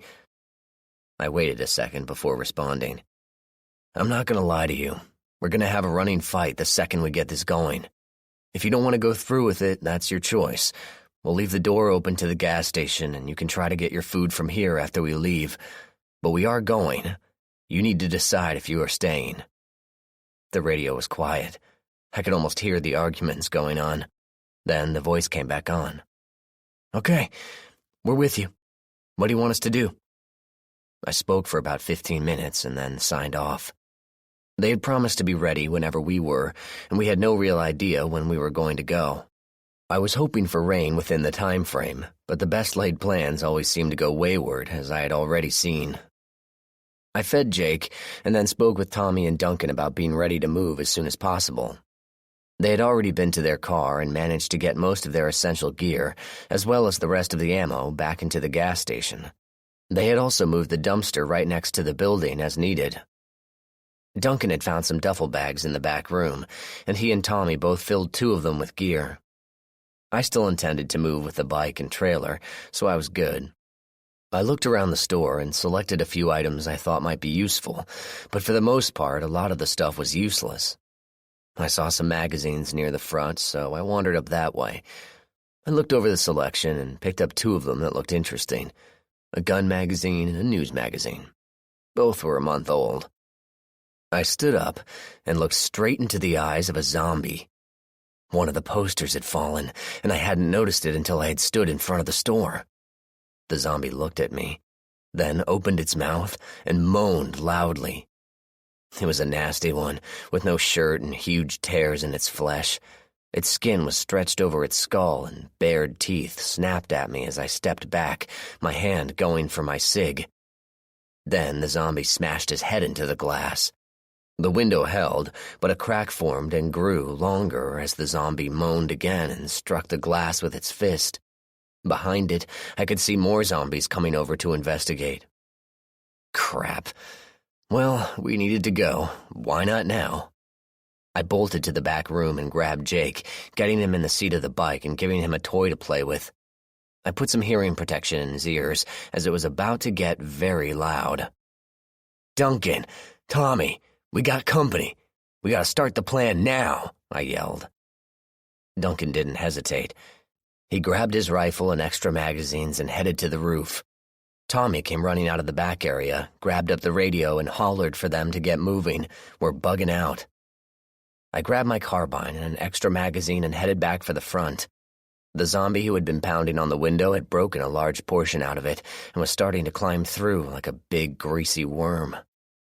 I raised my gun and blew his head in half, shifting my aim immediately to the zombie behind him. I shot that one down as well, and saw many others begin walking my way. I cleared away another one, and then heard Duncan open up on the roof. It was gratifying to see several of the shuffling dead go down for good, headshots taking the unlife out of them. I shot another one that was close to the front, too close for Duncan to see. It was a young boy, likely no older than 12, with a hideous neck wound. Black fluid leaked out of the big vein in his neck, and he dropped with a coughing moan. Tommy was not sitting idle. He went out the back door and shot 2 zombies that had been around the side, out of sight of the roof in front. He dashed back inside for his and Duncan's duffel bags and brought them outside. 2 minutes into the fight, I heard a crashing fusillade of shots and then another. I smiled grimly to myself. Looks like the squatters are rebelling against the landlords, I thought. I looked out into the street and saw that Duncan had done his job well. He had waited until the zombies had reached his killing zone and then proceeded to drop them systematically. 30 corpses were stacked on each other in a wide semicircle like a grotesque fence. Damn fine shooting. I heard Duncan jump off the roof onto the dumpster and then push it over to the fence for the wave of people we were sure to have. I pushed the bike and trailer out of the gas station and checked on Jakey. He was fussing and his bottom lip was out, indicating he was about to cry. He started squirming a little and wanting to get rolling, but I needed to make sure we had everybody first. I pushed the bike out to the center of the station and looked around. Down the street toward the west was a lot of movement, and we were going to be in serious trouble in about 10 minutes. People were starting to stream over the fence. They had backpacks and duffel bags. Some were even carrying garbage bags of stuff. I pointed at the gas station's back door. "You have 2 minutes. Grab what you can, then get out here." I wasn't going to let anything go to waste if these people needed it. Tommy and Duncan were helping people over the fence and protecting their rear. Several zombies had come for the noise, and more than once I heard the crack of their rifles. I rolled to the street and scanned the road. God, there was a lot of zombies to the west. We had no choice but to run south and hope for the best. I checked the north road and saw several zombies coming out of the subdivisions. I shot one that was getting too close and added to the fence Duncan had created. We needed to move. I looked back and saw Tommy and Duncan running toward me, their duffel bags banging around their hips. They were followed by a crowd of people, ranging in age from 1 to 50 years old. I got on my bike and rode ahead, figuring with my mobility I would act as scout. We headed south on Oak Lawn Avenue, passing by several burnt-out homes and businesses. I made a brief stop at a small gun shop on the way, but found it to be looted of guns and ammo. I did find 2 crossbows and a bunch of bolts, so I passed those out to 2 men who did not have guns. The group had organized themselves well, with those who had firearms on the outside protecting those on the inside who were unarmed. There were about 10 children on the inside, corralled by their mothers and older children. Tommy and Duncan led the group, and I rode ahead on point. Behind us, the dead followed. We were able to keep ahead of them simply by walking, but if we were delayed, we were going to be in trouble. I hoped to hell we would be all right. I was trying to make it to the junior high school at the end of the road, figuring it would make a great place to make a stand and regroup. It wasn't until we had gone about a mile when we hit trouble. I was coming out of a side street and heading down the main road when 3 men stepped out of a building and blocked the road. I was so busy looking for zombies, I didn't notice them until I was on top of them. The leader of the trio, a scruffy-looking specimen, held a shotgun casually in the crook of his arm. His wide face split into a grin as he looked over my gear and my son. His comrades, 2 smallish individuals with several pierced body parts, had each a rifle and 2 pistols shoved into their belts. Tommy and Duncan were too far behind to be of any help, so this was my mess to deal with. Perfect. I stopped my bike about 10 feet from the trio, and I was immediately covered by the 2 riflemen. I dropped my hands to my lap and sat back. My cig was holstered and my carbine was slung over my shoulder. This was going to take some negotiation. Jakey had recovered from his grouch and waved his arms at his new friends, not realizing they were actually enemies. The leader walked toward me and straddled my front tire. He placed a hand on my handlebars and kept smiling that stupid grin of his. "How's it going?" he asked, his eyes lingering on my sidearm and carbine. "Just fine, thanks." I moved my hand ever so slightly, unlocking the safety on my Enfield, which apparently Smiley hadn't seen. "Good," he said. "You realize you're on my road now." His smile never reached his eyes, and I could see this was going to get ugly. I didn't have time for diplomacy, but I also had Jake. "That's too bad," I said, thinking to myself, "Are you kidding me? But I am in a hurry and didn't know it was your road. Any chance of letting me and my son and the people behind me just heading on our way?" Smiley laughed, and his 2 sidekicks laughed with him. "Oh, no. What kind of businessman would I be if I just let any asshole who wants to get away without paying?" My eyes turned hard, and Smiley stopped smiling. "What do you want?" I said, already knowing the answer. "Your gear, your ride, your weapons, and—" looking over my shoulder at the approaching crowd. "Oh, yes, your women." Smiley was grinning at the thought of the haul he was going to score. I pretended to think about it, and Smiley removed his hand from my handlebar. He grinned at his companions while jacking around into his shotgun. He already had a round chambered, so a live round went spinning off over his shoulder. His friend, a short blonde with a tattoo on his neck, snickered, and Smiley glared at him. That was the opening I needed. I pulled the trigger on the Enfield, and the booming report echoed off the buildings. The bullet punched through Smiley's crotch, blowing open his scrotum and severing his testicles in the process. The bullet entered his lower abdomen, exiting through his ass. Smiley screamed and dropped to the ground, clutching his ruined manhood and bleeding profusely through his fingers. I didn't wait for his companions to realize what had happened. Right after I pulled the trigger on the Enfield, I was drawing my cig, and I punched 2 holes into Smiley's companion to my left. I ducked down as the one on the right fired his rifle more in surprise than anything else, and the bullet passed harmlessly over my head. I swung the SIG around and fired twice more, the handgun's crack sounding puny after the military gun. The second thug dropped to the ground, his life's blood pouring out of the 2 holes in his chest. Smiley kept on screaming.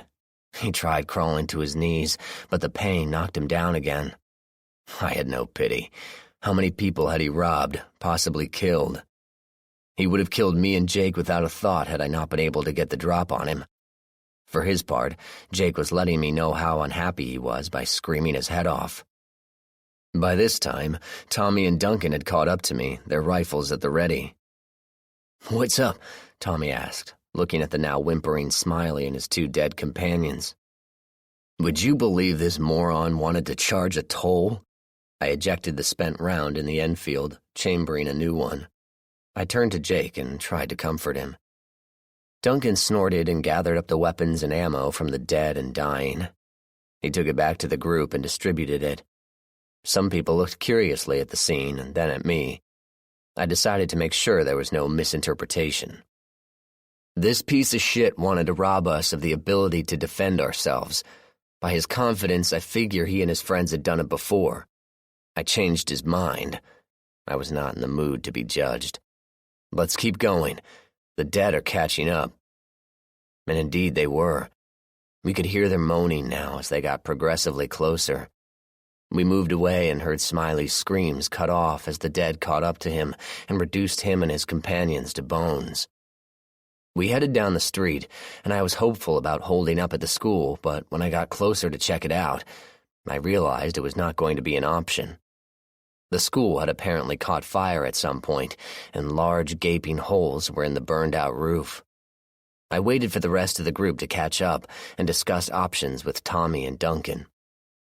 "Well, we need to keep moving, and I was hoping this place could provide us with a little respite," I said, indicating the burned building behind me. Tommy looked doubtful. "I'm not from this area, so I have no idea what's around here." Duncan piped up. "There's a concert place nearby with fence all around." I thought about it. I knew the place, and initially it sounded good, but long-term would not be useful. Not defendable enough if they come in force, and they will. Tommy spoke up. "So where then? We can't walk forever." I racked my brain. All of a sudden, I knew where to go. A 2-story school was nearby that had been built within the last 10 years. The windows were high enough off the ground that entry would be difficult, and there would be plenty of room for everyone. The doors were all steel, and there were only a couple that might prove problematic. We'd fall off that bridge when we came to it. Right now, we needed to get moving. "Come on, I know where we're going," I said, mounting up and moving out. "Where?" asked Tommy. "Another school," I said, giving him my best smile. "Trust me," Tommy sighed. "Why not? You've been good so far." Duncan punched him on the arm. "He just took out 3 armed men. You want to argue?" Tommy shook his head at me as he began walking again. "Not really." 12. We headed down a westbound street toward a huge intersection. There were a lot of cars, and I could see many of them were occupied. We needed to be careful. I led the small procession down the left-hand side of the road. There were fewer cars on that side, and we could stick to the shoulder much easier. We passed the convention center and hotel, not bothering to stop and check it out. I had heard they used that area for treatment of earlier infected people, and I really did not want to wander into a zombie convention if I could avoid it. There was a scream behind me, and everyone tensed and spun around. I looked and saw a woman who had gotten too close to a car, managed to be grabbed and bitten before she managed to pull herself free. One of the other armed men finished off the zombie, but the woman sat down on the ground, staring at the bite mark on her arm. Her husband sat down next to her, tears forming in his eyes. Tommy spoke to both of them and then came up to me. "She got too close to a car and got nabbed. Zombie bit her before she could get help. She says to leave her, and her husband wants to stay with her." Tommy sounded sympathetic. I sighed. How many more? I thought. How many have to die? I made the decision. We need to keep moving. Ask if she wants someone to end it for her. Talk to her husband and see what he wants to do. But we need to keep moving. Tommy nodded. Will do. He headed back to the couple, and I waved to Duncan to keep moving. We needed to get to somewhere safe and do it now. The dead were still following us, and it looked like they were growing in number. There was a commotion behind me. The man had pulled a gun and was waving it around. "Don't come near me. You can't kill her. Stay away from her." Tommy was backing up with his hand up, the other still holding his rifle. I called from where I was. "Leave them. We don't have time." I realized I had grown a little cold, but all of a sudden I was put in charge of dozens of people, and I was not going to risk them for this. Tommy ran from them, and the dead started to close in. I saw the man holding his wife, and then I turned away. I had a bad feeling about what was going to happen next. Sure enough, a shot rang out, then another. I looked back briefly and saw two forms lying on the ground, blood pooling beneath their heads. Jake started crying briefly at the noise, and I realized he was going to need to eat soon. What a mess. I got back on the bike and headed back to the front of the procession, passing Tommy and the rest. We crossed the intersection without further incident and headed toward another intersection. As we passed the mental hospital, a man came running out. Duncan ran out to intercept him, and the two had a brief conference. Duncan ran back to me. "What's up?" I asked.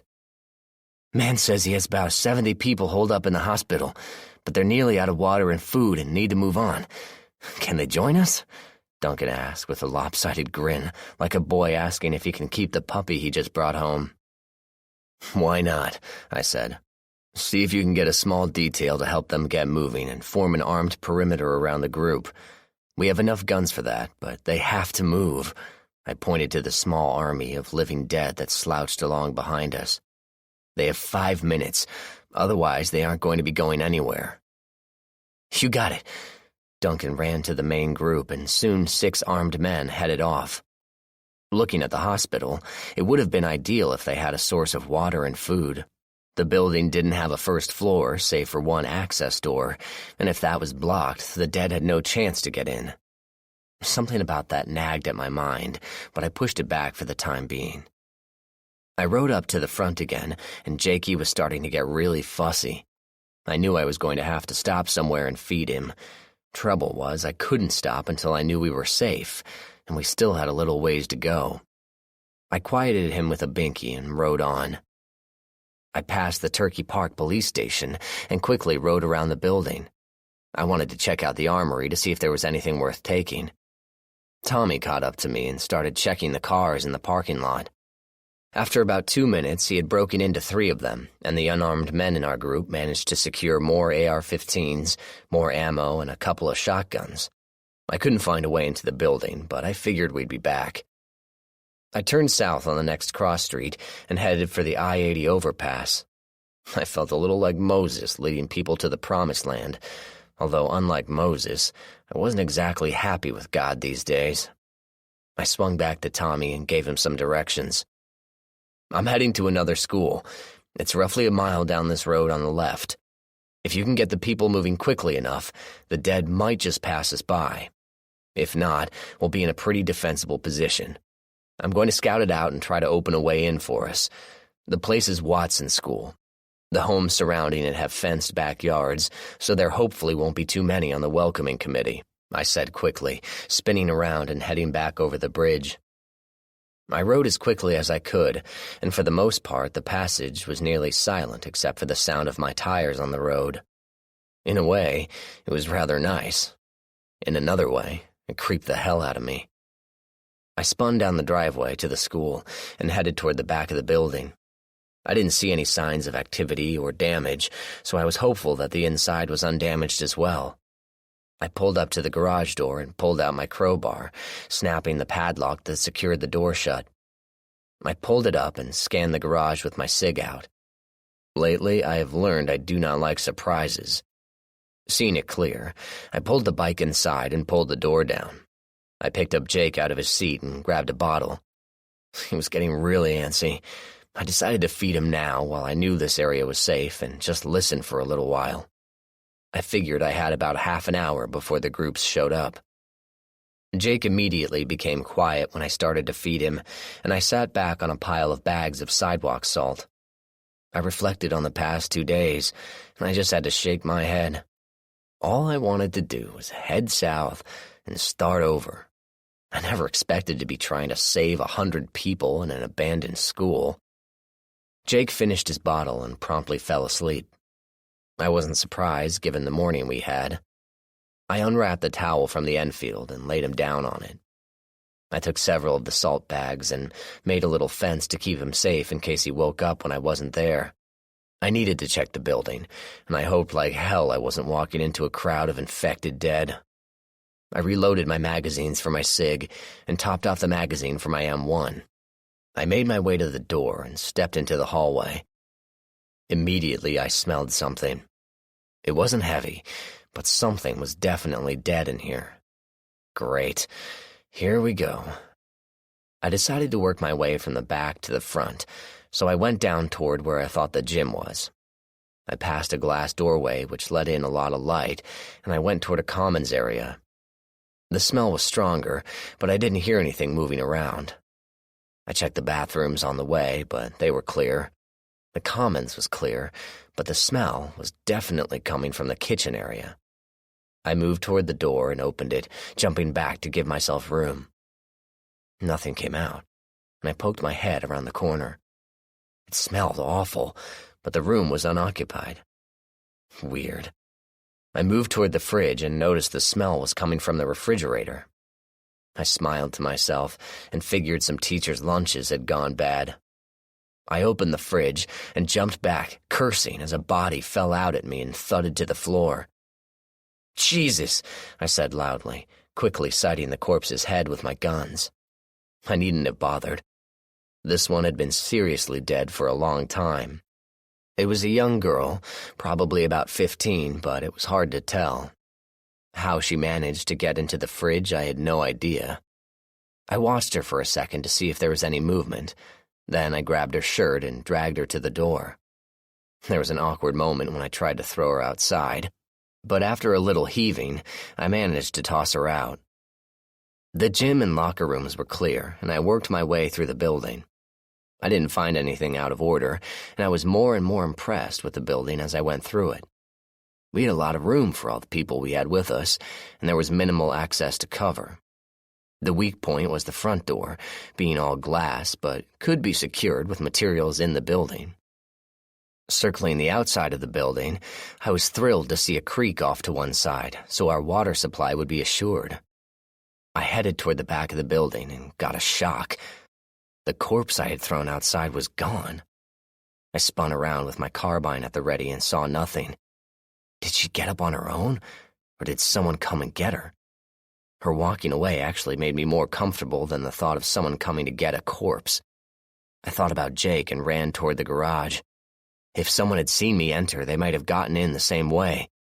I skidded to a stop in front of the door and opened the garage. Light flooded the garage, and I ran in to check on Jake.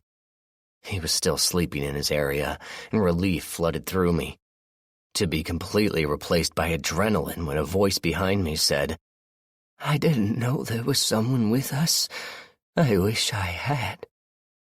I jumped and spun around, rifle coming up. In the corner near the door, a thin figure was sitting on the floor, the corpse of the girl cradled in his lap. He was all pale skin and bones, and his black hair hung in greasy strips on his head. His clothes were filthy, and his long nose accented his rat-like face. He was stroking the dead girl's hair and ran a hand down her chest. "She got away from me, but I got her back." His voice was a whisper, but it carried to my horrified ears as if he had shouted. I had to get this thing away from my son. "Maybe you two need to go for a walk and get reacquainted," I said, lowering the carbine but keeping the barrel on him. "No, no, no. She might run again. Make me chase her again. Make me be mad again." He looked up at me, and I saw in his eyes that he was completely insane. He had a feral look about him, and every instinct was screaming at me to kill him. I decided to skip being nice. "You need to leave. Take your girlfriend and go. By the way, she's dead. Get out." I raised the gun again to punctuate my words. He hissed at me and bared his teeth. "She's not dead. Not dead, not dead. No, no, no, no. Not dead. Not like the walking sleepy ones. Not like them. No, she's sleeping. My beautiful is sleeping, sleeping, sleeping." I was out of patience. This thing had been too close to my son for too long. I stepped forward quickly and punched the lunatic in the head, stunning him. I then grabbed the girl by the ankle. I moved fast and dragged her outside again before the freak realized what I had done. When he came around, he howled and lunged at me. I was ready for him and slammed the stock of my carbine in his face. His nose spurted blood, and he went down in a heap. I grabbed him by the hand and threw him outside on top of his beloved. "Good luck, Slick," I said as I closed the door. I threw the deadbolt and went to the front of the building in time to see a large group of people moving across the parking lot. Opening the door, I waved to Tommy and Duncan. They waved back and started to jog toward me. When they got close, I shook their hands and smiled. "You guys make it okay? No more losses?" Tommy smiled. "We got 'em all. This place secure?" he asked. I nodded. "Good to go. When the people get here, get the women and kids upstairs with 2 men at the top of the stairs to make a stand if needed." Tommy looked at me. "You expecting trouble?" I pointed over his shoulder. It looked like 1,000 dead were coming down the lane after the group. A shuffling, shambling mass of moaning, wheezing dead. Here it comes now. 13. We were out of time. Tommy, Duncan, and I managed to get 132 people to the relative safety of a school building, but right on our heels was a small army of undead. We had 5 minutes before they were on us, and we had nowhere else to go. So this is it, I thought. Here's where we stand. I made some quick decisions. I looked at the group assembled before me. Most were tired from their long walk and in no shape to fight, but we had no choice. We had to stand here, or we wouldn't stand at all. I was not going to go out this way. I was not going to end here, not going to break my promise to my son or to my wife. Listen up. Listen up, people. I don't have time for a long speech. The dead are coming, and they will be here shortly. I saw some nervous looks towards the windows and doors. Thankfully, no one screamed. We need to get the children upstairs to safety with their mothers and fathers. Each family gets 1 gun. If they get past us, you decide what you want to do. I pointed at 2 men who held rifles. You 2 will guard the stairs. Don't waste ammo on anything other than headshots. If the dead get past us, you'll need to choke the stairs with bodies to buy yourself some time. I threw some large zip ties at them. Secure the doors at the ends of the hallways. If you need to get out, use the north stairwell. Get through the window at the bottom of the stairs. There's a creek out there, and it will slow down any Z's coming after you. The men nodded and started herding the families and children to the main stairwell. I stopped a young woman heading away. "What's your name?" I asked, shifting my carbine to my other shoulder. "Karen," she said, her eyes wide with fear. She looked to be about 20, with thin blonde hair and summer clothing. "Karen, I'm John, and this is Jake." I held up my fully awake, squirming son. "I need you to take care of him until I come for him," I said, handing him over. Karen held Jake but shook her head. "Oh, no, I couldn't. What if those things get through? What if they come up? I can't." I gently held her face and looked into her eyes. "Karen, I know you can do this. Just play with him like there's nothing going on, and I will be back for him in a little while. No matter what you hear, you keep it together. Keep him safe, and I will keep you safe. I promise." Karen nodded and took Jake away.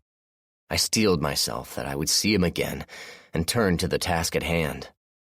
A slow fire was starting in my gut, and my jaw clenched at the coming fight. In a strange way, I welcomed it. I wanted the fight. I wanted to kill and kill and kill. I wanted revenge on these things that had taken away my wife, my life, and destroyed my world. I would fight today and not go quietly. I ran to the garage and retrieved my Enfield and crowbar. If it came to close quarters, I wanted every tool I had. I grabbed my extra carbine magazines and ran back to the group, which numbered around 75. I motioned Tommy and Duncan over. Take 5 men each and cover the front entrance. That's the weakest point. Take them down close to the building and make the rest slow up. Each shot has to count. Make sure everyone has a blunt weapon in case they get in. The stairwell at the north end of the building is your fallback point. Good luck. They ran to the group, quickly selected 10 men, and ran to the front door. I could see through the windows that the zombies were halfway through the parking lot. I turned to the main group and assigned 10 men to cover the back door, which was also glass. I told them to hold their fire and make every shot count, create choke points, and buy themselves time. I didn't expect trouble from there, but who knew? I grabbed 5 men and took them to the small hallway near the gym. Another door was there that led outside. I gave them the same advice. Don't let too many get through. Make them work for it. I took the remainder and spread them out in the hallways in groups of 2. Any more together and they would likely hit each other. They didn't have guns and were nervously fingering their makeshift weapons. They were to act as backup if someone went down. They were also to guard against any zombies making it through a window. Not likely, given the nature of the windows, but it was possible. One of them, a big guy I'd heard someone call Charlie, positioned himself in front of the main stairwell doors. He held a length of lead pipe that had a T-junction attached to one end. In the other hand, he had a small hatchet. I mentally gave him a good luck, brother. I stationed myself near the south door. It was another weak point, but I figured it was as good a place as any was. I went to the door and looked out the window. I had a stairwell to the second floor nearby, but I knew the doors had been secured with a zip tie. Holy shit. We were in serious trouble. More zombies had joined the original crew from the subdivision surrounding the building, and I figured there had to be at least 800 of the bastards out there. We didn't have nearly enough ammo. That slow fire in my gut began to burn a little hotter, and I had to restrain myself from throwing myself outside to do battle. Where did this come from? Why was I so eager to jump into the fray? I advised caution at every turn, but here at what could be my last act, I just wanted to engage my enemy, to rend and smash. My hand gripped my carbine tighter, and I shifted my crowbar to be within easy reach. I jumped back from the doors as a rotting face slammed against the glass. Broken teeth cracked against the upper window of the door. It was so torn and rotted, I couldn't tell what it used to be. It moaned loudly and began pounding on the door. Since the door opened outward, it would be a while before this was a serious threat. However, the message was clear. The dead had arrived. I could hear pounding echoing throughout the building and glass crashing. Shots were being fired, but I couldn't tell where they were coming from. Shouts could be heard, and I could hear Tommy yelling, "Kill them! Kill them! They're getting in! Kill them! Aim for the head, damn you!" I desperately wanted to run down to see what was happening, but things were getting interesting on my end. The window of the door had been smashed in, and 2 arms were reaching through the opening. They belonged to 2 zombies that looked relatively fresh, although they were cut up badly from putting their arms through the glass. The center of the door was about chest high, so they couldn't quite climb in, but I hesitated at killing them. I didn't want to give the ones behind them a step up to get in the door. More shots and shouts. I couldn't take my eyes off my door since all it took was a second and you were done. I chanced to glance behind me to check on the other guys in my hallway and found myself alone. Fuck it, I thought. Oh well. At least I didn't have to worry about being shot by accident or clubbed by somebody. All I had to worry about was being torn to pieces by zombies and consumed, or infected by the virus and turning into a zombie myself. Spiffy. With my back clear, I decided to slow things down at my door. I shot the two that were hanging in, and they slumped to the ground. They were immediately trampled by the zombies behind them, and because these were able to stand on the first ones, they were able to leverage more of themselves into the window. I was astonished at their tenacity, especially when the jagged glass tore open their abdomens and ropey intestines spilled out over the door. I didn't waste any time on introspection and shot them as they raised their dead faces and groaned at me. They slumped over the window and effectively blocked the next two, which were pushing forward. I shot them as well, trying to block the door as much as possible. But the crowd outside was surging, trying to get at the prey they knew was within, and the door started to bulge and strain. The first zombies to fall were pulped as others trod on them, and the windows of the doors were full of grasping, groping arms. I realized that piecemeal wasn't going to work. I needed to go on the offensive and really make trouble. I shouldered my carbine and went to work. I shot every head I could see, whether it was trying to get inside or if it was outside. I missed a few shots, but hitting such small targets in such circumstances was miraculous at best. I reloaded my carbine with my second 30-round magazine and stepped closer to the door, trying to hit more of them outside. I had made a pile about 3 feet high of corpses, but more were crawling, tearing, groaning to get in. I looked at a sea of dead faces, bloated stomachs, and reaching arms and hands. I had the wild urge to throw my carbine aside, draw my knife and crowbar, and dive into that morass. I fired repeatedly, killing and killing. I started to have difficulty seeing my targets as the corpses piled higher and some of the zombies were shorter, managing to stay out of sight. There was a lull in the firing, and I could hear sounds down the hall. There were shots and screams, cursing and crying, and overall, the constant sound of zombies on the prowl. I looked over my shoulder and received a shock. 2 zombies were shuffling their way toward me, their slow, shambling gait evident in the low light of the school. Beyond them, I could see many more zombies walking and littering the floor. As I watched, I saw a zombie's head slam sideways and bounce off a wall, struck by something and someone unseen. I shifted my attention back to the 2 in the hallway. There were 2 classrooms between the Z's and myself, so I darted into one of them, the zombies shuffling in pursuit. I kicked a couple of desks toward the door and shoved a few more for good measure. The 2 zombies came into the room, scanned the area, and saw me standing there. They immediately started toward me and crashed into the desks, falling to the floor. I stepped up quickly and smashed one on the head with my crowbar, ending its killing spree once and for all. The other, twisting on the floor and getting to its feet, rose slowly and locked eyes with me. Its lips peeled back in a snarl, and a high-pitched wheeze came out of a hole in its throat. I didn't waste time and smashed the crowbar's business end onto the top of its head, slamming it to the floor where it lay still.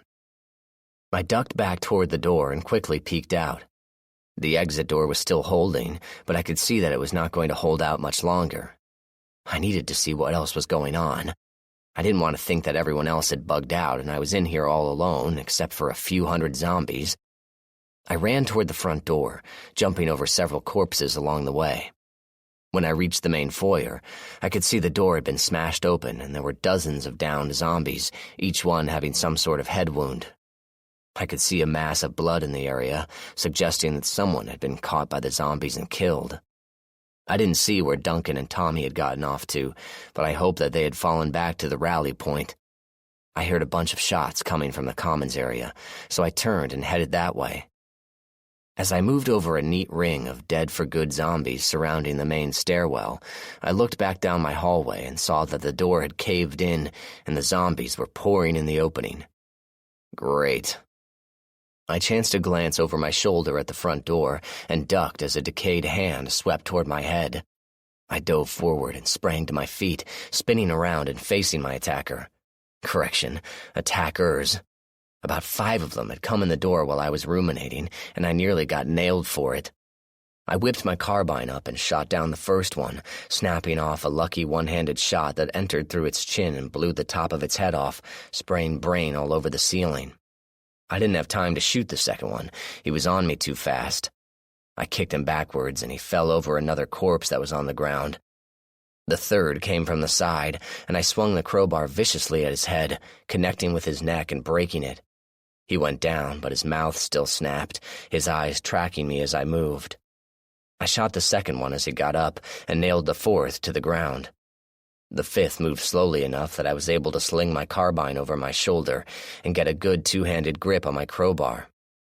It came within reach, a decaying woman with dank hair and half her cheek missing along with her nose. I swung hard and literally took her off her feet, tossing her aside and slamming her into the wall. She wasn't dead yet, so I needed to smash her again to finish her off. I was running out of room on the floor. Literally, most of the floor was covered in some sort of gore or decaying flesh, or eaten flesh by the looks of some of it. We were losing people, but the question was, where were they, and how many had we lost?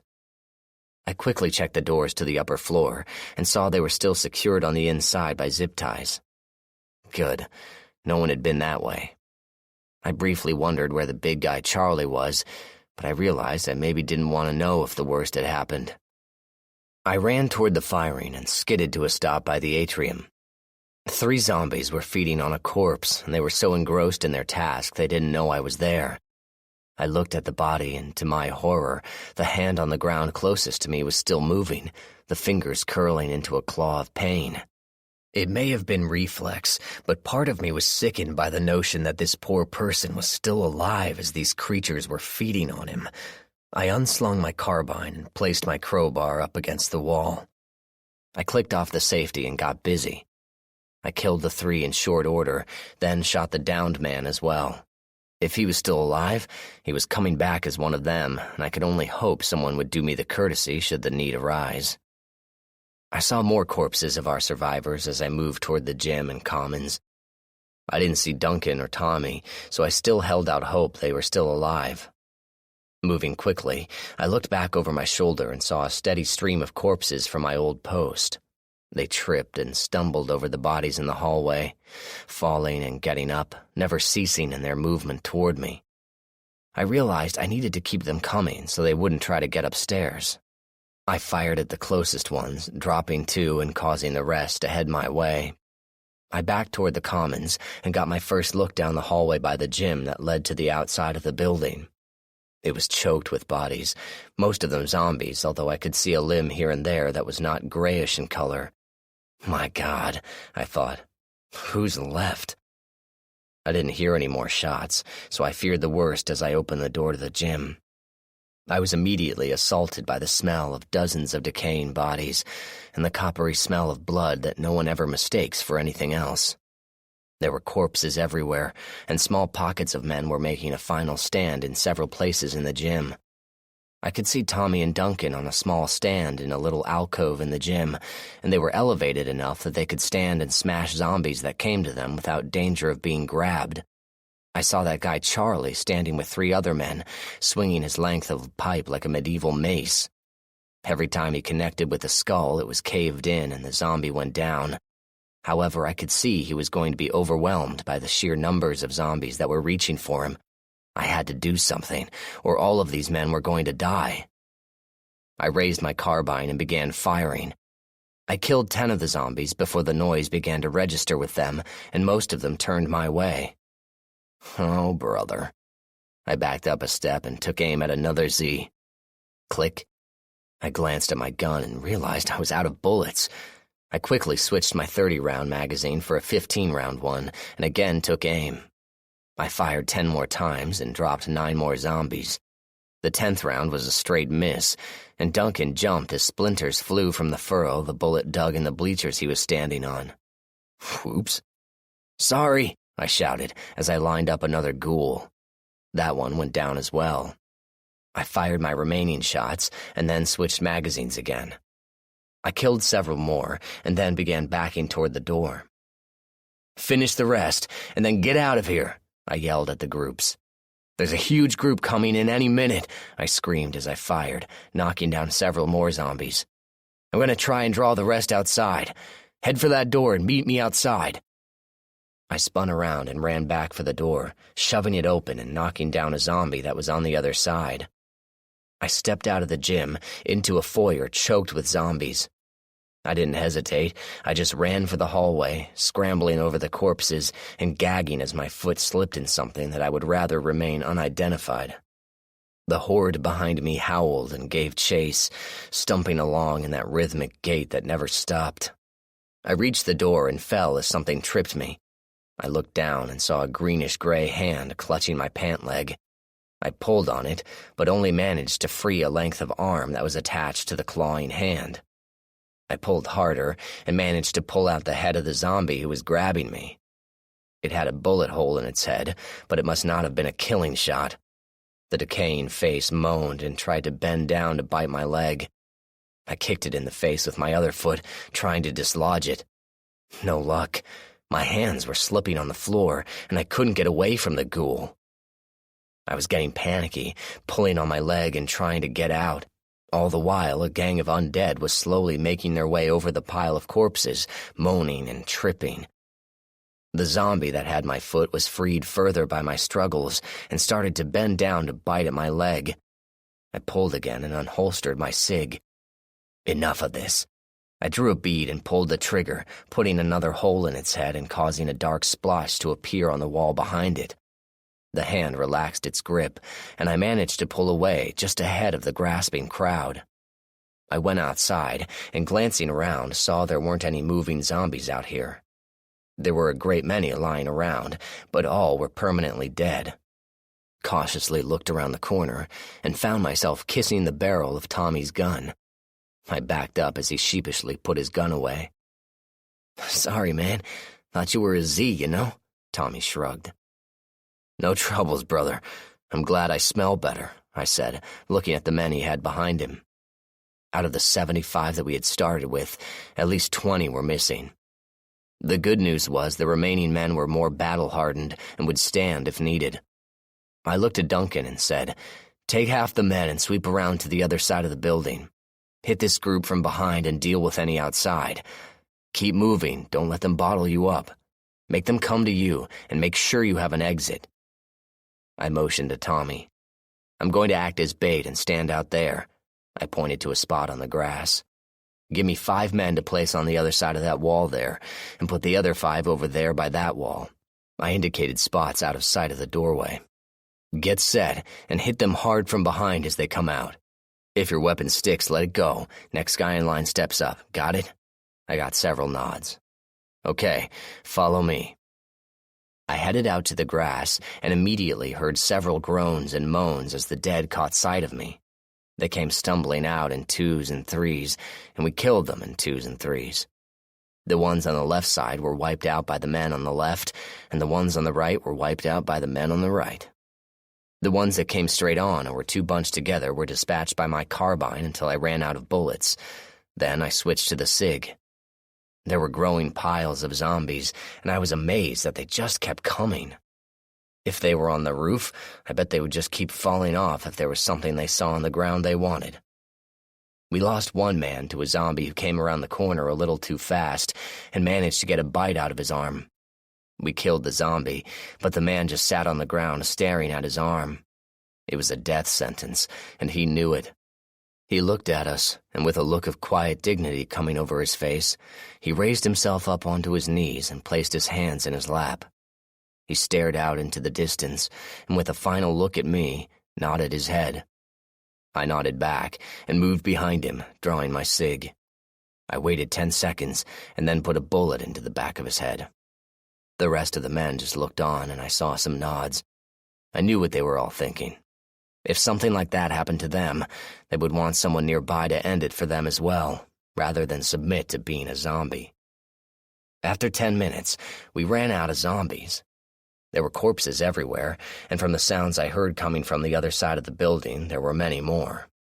I reslung my carbine, hefted my crowbar, and started to move back through the corpses and back into the building. Tommy stopped me just as I started back inside. "What are you doing?" he asked. "Why don't we swing around back?" I shook my head. "We need to hit them from behind while they're busy in the front. Surprise can get us 10 zombies easy." I started back inside with several men following me. Tommy just shook his head and followed suit. Back inside the building, the stench was nearly overwhelming, but we pressed on into the gloom. There were signs of battle everywhere, with splatter on the walls and corpses creating a grisly carpet on the floor. At any second, I kept expecting a ghoul to come around the corner, snarling and biting. However, none came, and we moved cautiously toward the next battle. I could hear the distant groans of the dead as they moved toward their prey, but I didn't hear any screams that would indicate they had found any. Glancing around the corner of the atrium, I saw a crowd of zombies slowly pushing their way out the back door. Over their heads, I could see weapons coming down and smashing them as they came into range. Figuring I could even up the odds a little, I motioned for Tommy to take the rest of the men into the commons, and I waited behind. When I got a hand signal from Tommy, I moved toward the center of the room, and then I whistled as loud as I could. The zombies at the back of the pack spun around and immediately began moving toward me. I slowly walked toward the commons and stuck my crowbar through the door. Immediately, someone struck it with another bar, causing a painful vibration to pulse through it. I heard a, "Whoops, sorry," from the other side of the door. Then I stuck my head through. "They don't carry weapons," was all I said as I moved into the room. I didn't even look at the man who struck my crowbar. Tommy had arranged men by the door and men in the bleachers. 2 more were acting as bait, and we were going to have our hands full in a minute. I took off my Enfield and placed it on the top of the milk cooler. I put my carbine next to it and limbered up my crowbar. It was when I looked around that I got my flash of inspiration. Along the west wall of the commons were about 20 large lunch tables, folded in half for easy storage. I grabbed one and wheeled it over to the entrance and unfolded it so it was perpendicular to the entrance. Tommy looked at me strangely, but I just grinned at him. I motioned for 3 more tables to be put alongside this one and signaled the men on the bleachers to move higher. They looked at me the same way Tommy did, but didn't argue. I told them to grab another table and put it near the entrance, but don't open it. I told the other men to act as bait on the end of the tables and had a few more wait by the sides of the tables, ducking down so as not to be seen easily. The ghouls walked in slowly, never taking their eyes off the men on the end. They shuffled, groaned, and stayed where they were supposed to, between the bleachers and the tables. They groaned loudly and hurried as best as their infected legs would take them. When there was about 20 of them, I yelled, "Push!" and I shoved the table from the other side. The men all pushed and managed to pin all the zombies against the bleachers, effectively immobilizing them. The men on the bleachers worked their way down the line, smashing in heads and crushing skulls. Tommy had moved the last table in front of the door and was desperately holding it against the horde that was behind it. "Hurry!" he shouted as the table lurched and a gray arm reached around to try to grab. "Pull back the tables. First position." I pulled on the table and repositioned it, seeing that the other tables were in the same spot. Tommy pulled back the upright table and allowed 20 more zombies into our killing zone. We pushed the tables and trapped the next ones, and the killing began again. By the time we had finished, we had used the tables 11 times. Tommy pulled back the upright and looked out. There were no more zombies in the hall. He looked at me and I shrugged. Maybe we had won, but we couldn't know for sure. I ducked out into the hall and worked my way to the back entrance. There weren't any ghouls lingering back there, so I cautiously looked out. Duncan and his men were sitting on the ground, taking a breather. I stepped out into the sun, and several men jumped. I could only imagine what I looked like: goggles and balaclava, gloves and crowbar, and covered in zombie goo up to my elbows. GQ all the way, baby. "What's the status?" I asked, sitting down next to Duncan. "Well, with you out here, I think we may have actually done it," Duncan said to the half-hearted cheers of the men on the ground. "You might be right," I said. "But if we want to live here, we need to clean out the corpses." Duncan groaned and fell back on the grass. "Come on, Mom. I'm tired. Don't want to go to school." Considering where we were, that was actually pretty funny. I laughed with the rest of the men and got to my feet. Duncan followed suit, and the crowd of us headed back to the piles of corpses we had made. I instructed the men to use their tools and drag the bodies to that baseball diamond up on the hill. It was a distance, but a necessary chore. We couldn't risk the virus getting too close. I then went to the janitor's closet and gathered up as many cleaning supplies as I could. We would need to wash down everything as best as we could. I sent 2 men to the creek with buckets to get water while I rummaged around the garage. Finding a can of gasoline, I gave it to the men dragging the bodies away and told them to burn what they could. With any luck, that would stave off any chance of infection. I went back to the garage and rummaged through my trailer. I reloaded my SIG magazines and my carbine magazines, mentally wondering how many I had shot. Not nearly enough, I thought, as I went back into the hallway. Tommy was supervising the cleaning of the gym and the commons, and we were doing well. I wandered over to him, asking what I thought was a dumb question. "Did you go upstairs yet and let them know we had been successful here?" I asked, expecting him to confirm that he had. Tommy laughed out loud. "I thought you did. Oh, geez, they must think the worst." He laughed again. I chuckled with him. I figure they must have looked out the window at some point and saw us dragging bodies out of the building. Tommy nodded. "You're probably right. You want me to go up?" "No," I said. "I'll go up. We need to get some more help down here anyway." "Did you send anyone to sweep the building on the outside for stragglers?" I asked.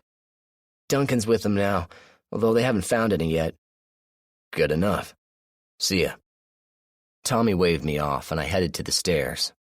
As I went past the atrium, Charlie was there, dragging 2 dead ghouls by the collars of their shirts. Our eyes met, and he nodded. I nodded back. The understanding between us was clear.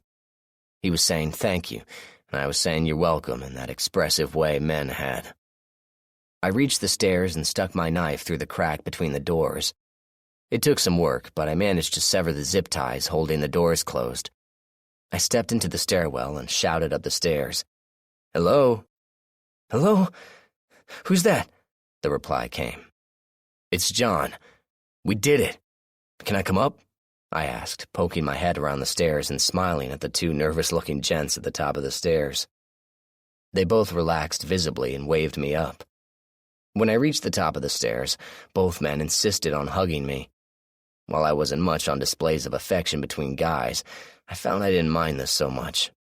I grinned at them and went into the hallway. One of the men ran down the hall, shouting that we had done it, and people streamed out of the classrooms. I shook a lot of hands and received a lot of hugs. There were many questions, but I raised my hands for silence. "Hey all, listen up. We have a lot of cleaning up to do before we can call this place home, so anyone with gloves or a crowbar head downstairs and help drag the bodies away for burning. Anyone who wants to help with the cleaning of the floors and walls, go see Charlie by the atrium. Just so you know, this is not the last fight we will have, but we won this time and learned a lot, so we will be more ready when they come again." Someone asked, "When will they come again?" All eyes turned to me. "Could be tomorrow, could be today. We learned a few tricks, so next time we won't lose as many." "How many were lost?" came the question. I knew it was coming, but that didn't make giving the answer any easier. "We lost 27 to the zombies, so we will need people to help bury them." I let that sink into the silence that followed. But their sacrifice is not going to be in vain. We will survive, and we will beat these zombies. I have no guarantees except my word. I promise you that we will survive. I saw several nods and sent all the men downstairs to help with the cleanup. I was going to go shortly, but I needed to do something first. I scanned the crowd and saw Karen standing at the far edge. I caught her eye and she nodded, motioning me to a classroom. I followed her in, and she pointed to a small bundle in the corner. I went over and sat down next to my sleeping son. I picked him up gently and held him to my chest. I couldn't stop tears from flowing, and I held his sleeping form tighter. "I did it, Ellie. I kept my promise," I thought to myself, bending my cheek to Jakey's head and dampening his hair with tears. I held him quietly for a while, just taking him in. Then I put him back down. He shifted in his sleep, turning on his side and letting out a long fart. I grinned, just like Jake. I headed out of the room and thanked Karen for watching him. She smiled and said, "Anytime.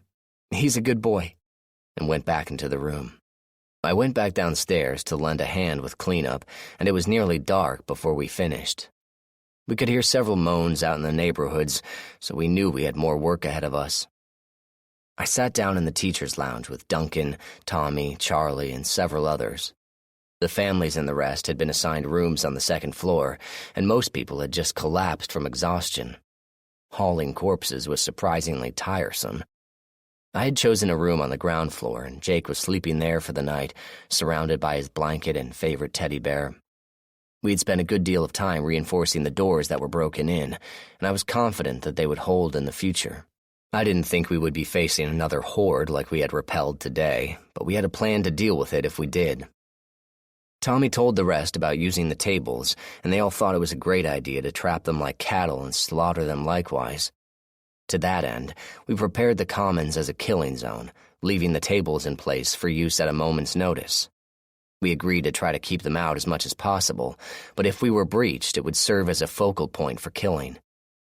The rest of the conversation was a going over of what the rules of the community should be. I advocated that everyone be trained in the use of weapons, and everyone attend training on a regular basis. One of our survivors was ex-military and said he would be happy to set up a training program. Someone brought up the notion of what to do if the rules had been broken. Several ideas were fielded, but I held out for removal from the community. Given the state of the world, I would think that people would rather simply behave than risk fighting for their lives for whatever time they have left. I think the rules need to be simple. Help out however you can. If you have usable skills, we'll need them and use them as best as we can. Everyone works, everyone defends. I didn't see any disagreement.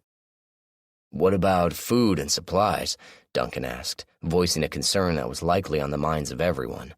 I had actually thought about this a bit. "We're surrounded by houses on all sides. What we need to do is start raiding those houses for whatever we can find. If they're occupied by the dead, we take them out. If they're occupied by the living, we invite them to join us or leave them alone. We take nothing from the living. I figured we could do quite well if we took our time and were methodical. I know these are tough times, but I also know we will get through this. For God's sake, gentlemen, we killed over 800 zombies today. Yes, we lost a few, but the majority survived. We survived, and we will continue to survive. I refuse to accept any other way." I finished my little speech to quiet faces. "Last thing," Tommy spoke up. "We need a leader. Someone we can count on to make decisions when things go rough. Someone who will be fair but focused. Any nominations?" A man whose name I didn't know spoke up. "Why do we need a leader? We could have a group or council to make decisions. We could have elections and such." Duncan put that idea down. "That would work for a huge group of people in a large, organized community, but we're barely hanging on as it is. What do you do if something comes up that needs a decision right away? What do you do if the Z's attack in force again? Do you tell them to wait until you can make decisions as a group? Sorry, friend, but if there's one thing history teaches us, a single leader can save a society where a council can stagnate it." The man who spoke nodded with understanding. It was quiet until Charlie spoke up. "I nominate John. He saved our asses in the gym and continued to lead attacks on the zombies. All I heard from him was 'follow me' as he went in to fight. I know most of us wouldn't be here if he hadn't found us in the gym and led the zombies away." Charlie spoke directly to me. "You need someone to watch your back, you let me know. Whenever, wherever." Charlie leaned back in his chair and folded his arms across his broad chest. His demeanor challenged anyone to say otherwise. I have to admit, I did not expect to receive any endorsements. I simply did what needed to be done, took charge when someone needed to step up.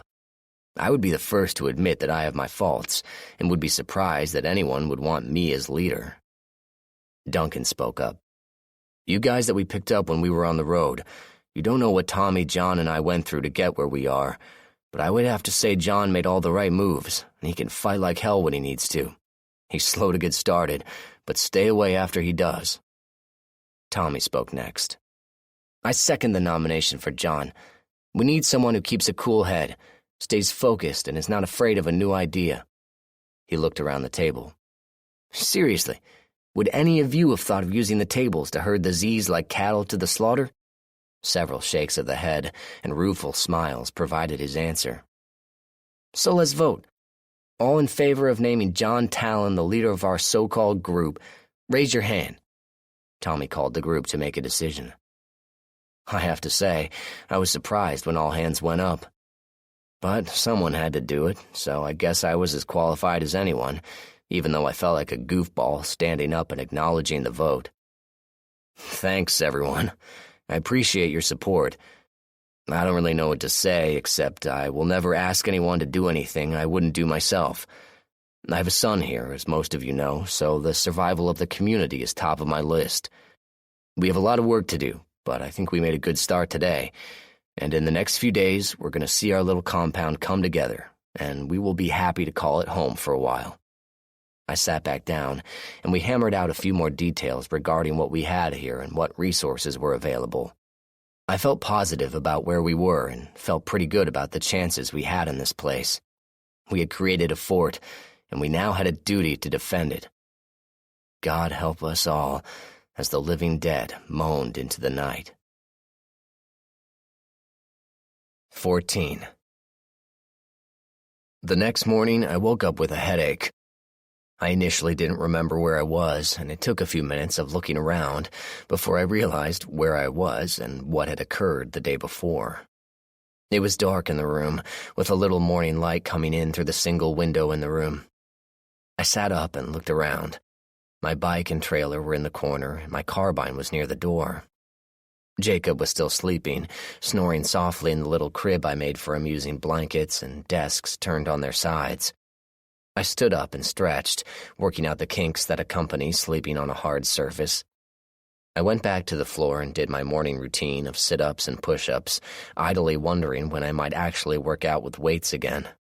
Part of me wished we had made for the junior high, where they have a full workout room, but there isn't a water source for a mile. I dressed quickly and belted on my cig. I had been wearing it for so long it was like an extension of me. I felt weird when I wasn't wearing it, as if something was missing. I imagine that's how the old gunfighters of the West felt. The gun just became part of them that they couldn't function without. I wondered when I would be able to put my guns away, to bring them out when I just wanted to enjoy them. Lemons and lemonade, I thought as I went into the hall. I had about 10 minutes before Jake started to stir, so I wanted to see if anyone else was up. It was still pretty dark in the school, but enough light filtered through the windows to give a twilight effect. The school did not look as threatening as it did yesterday. The day before, the dark hallways and echoing moans, punctuated by occasional shots and screams, presented a much more foreboding atmosphere. I could see where the cleanup missed a few spots here and there were scorch marks where we had burned some of the remains to remove any threat of infection. As I walked toward the commons, I could see small piles of brass here and there, and sunlight streamed in through the back doors, giving an orange tint to most of what I could see. I could hear voices in the commons, so I headed that way. In the commons, I had to navigate through a little maze of tables, but Tommy and Duncan and a few others were discussing some options regarding supplies. They were in the kitchen area and had the door open to let in some light. One guy was standing watch for zombies that might have been attracted to our battle the day before. Way out on the grass, just at the edge of the property, was a corpse of what looked to be a young girl and a mess of blood and bones. Decaying meat was scattered around, and a couple of carrion birds were picking at the corpse. I didn't remember anyone being caught outside, so I was confused as to who that might be. Duncan saw me looking and walked over. I meant to tell you about that. Right before the zombies hit us yesterday, there was a weird little guy dragging a girl around out there. We yelled at him to get inside, but he spit at us and then proceeded to try to have sex with that girl until the zombies came and ate him. Wonder why they didn't eat the girl. That's because she was already dead. I told the story of what I had found here when I first arrived, much to the shock and chagrin of my listeners. Duncan shook his head. Good riddance, then. No one needs a loony pedophile roaming around. Fitting justice would be if zombie kids had got him. I smiled. Truth to that. What's up for this morning? Duncan indicated the group. We were talking about heading out to see about some supplies, but we had a little disagreement about where to start and what to do about safety and whatnot. Usual stuff. I can understand that. It's not like anyone's actually had experience with this sort of thing, but we can sort it out based on what we know about the zombies. What do you have so far? Duncan outlined the overall plan, which was to start searching the nearest houses for food and supplies. They would take only what they needed, no looting of non-essential supplies. If the house was occupied, they would deal with the zombies first. After hearing the plan, I had a few questions. Do you have a fallback plan in case you get surrounded? How far do you plan to roam? What will you carry your supplies in? How many men do you think will work? When are you leaving? Duncan answered all the questions except for the last. They figured they would head out around 11 a.m. and be back by 2 p.m. That seemed to be the time we saw the fewest zombies on the move outside. Maybe it had something to do with their eyesight, like maybe the bright light hurt them. Who knew?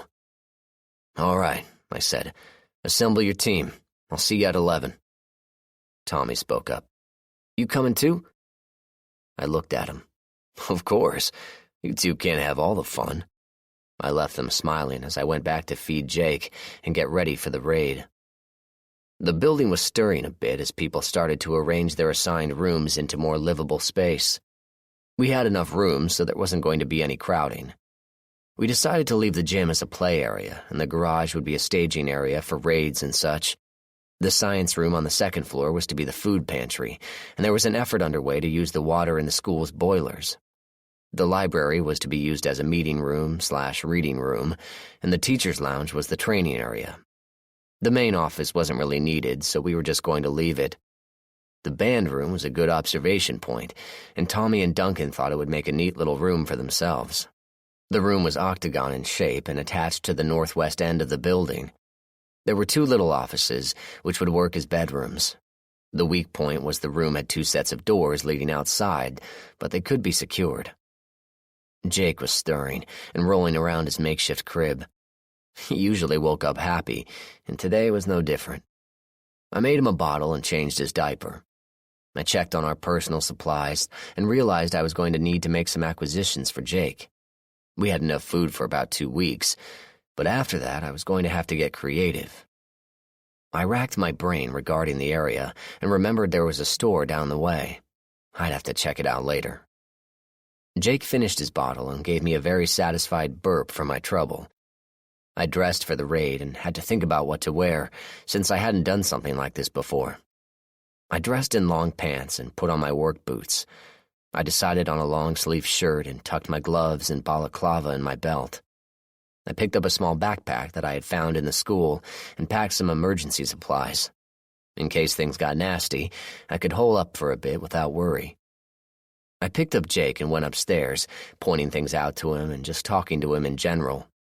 He seemed interested in the stairs and laughed when I ran up the last 4 to make him bounce in my arms. I went to the first door I found and knocked on it.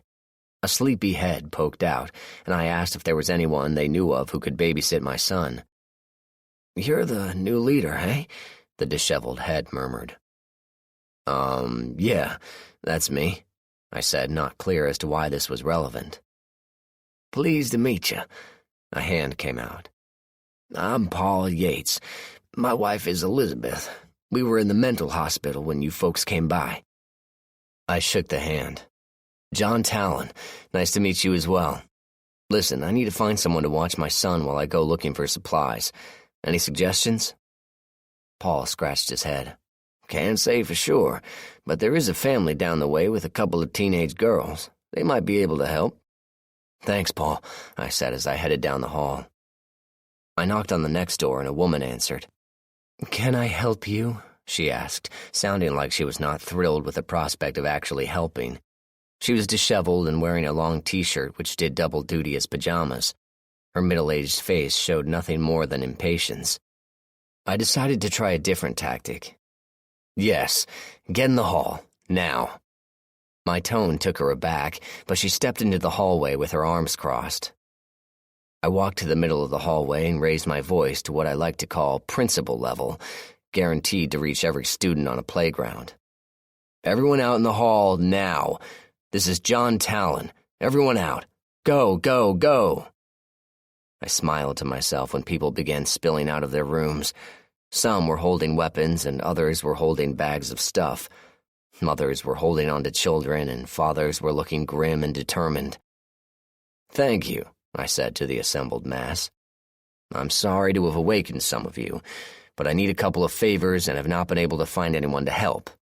I looked around and there were many frowns looking back at me. "Good. I'm going on a raid in a couple of hours and need a babysitter for my son Jake here. Second, I need a couple of good organizers to take over the food storage and distribution. We're hoping to have a working pantry this afternoon, so anyone familiar with food storage and such, please let me know. Also," I added, "we need help with the burial of those we lost yesterday in the fighting. The North Field is the designated graveyard, and the men there could use help." The looks around the hall got less hostile, and 2 girls no older than 13 raised their hands to watch Jake. I got 2 more women to organize the pantry, and then went back down to my room after thanking them for their assistance. Several men got dressed and headed down to help with the burials. I thanked them as well, and I reminded myself that we needed to have a meeting to discuss the rules of the community. At 11, the 2 girls came down to my room, and I introduced them again to Jakey. I could tell they were experienced babysitters when one of them sat down immediately to play with him while the other checked out where his supplies were. I put on my backpack an extra magazine pouch for the carbine. I had a double magazine holder for my SIG and put my knife on as well. I felt like I was gearing up for battle, and in all seriousness, I guess I was. There was no second-place winner when it came to battling the undead. I picked up my rifle at the door and said goodbye to the girls. I smiled and waved at Jake, and he gave me a smile in return. He was almost at the point where he could sit up by himself and was trying it out as I left. I went back to the garage and met up with Tommy, Duncan, and the rest. Everyone was ready, and there was quite a variety of weapons, ranging from crowbars to AR-15s. We had a wheelbarrow filled with makeshift sacks and some backpacks. Duncan noticed my pack was full. "What's in the pack?" he wanted to know. "Some food and water and emergency supplies," I said. Tommy was curious. "How come? We don't plan on being out longer than 3 hours." "Just in case. I want to be prepared if we need it, and if we're separated, I want to hold out as long as possible." "Why? You think I'm nuts?" I asked sincerely. In response, both he and Duncan left the room to get their own packs, and several of the other men as well. I guess it was a good idea after all. When the rest of the group came back, we headed out into the day.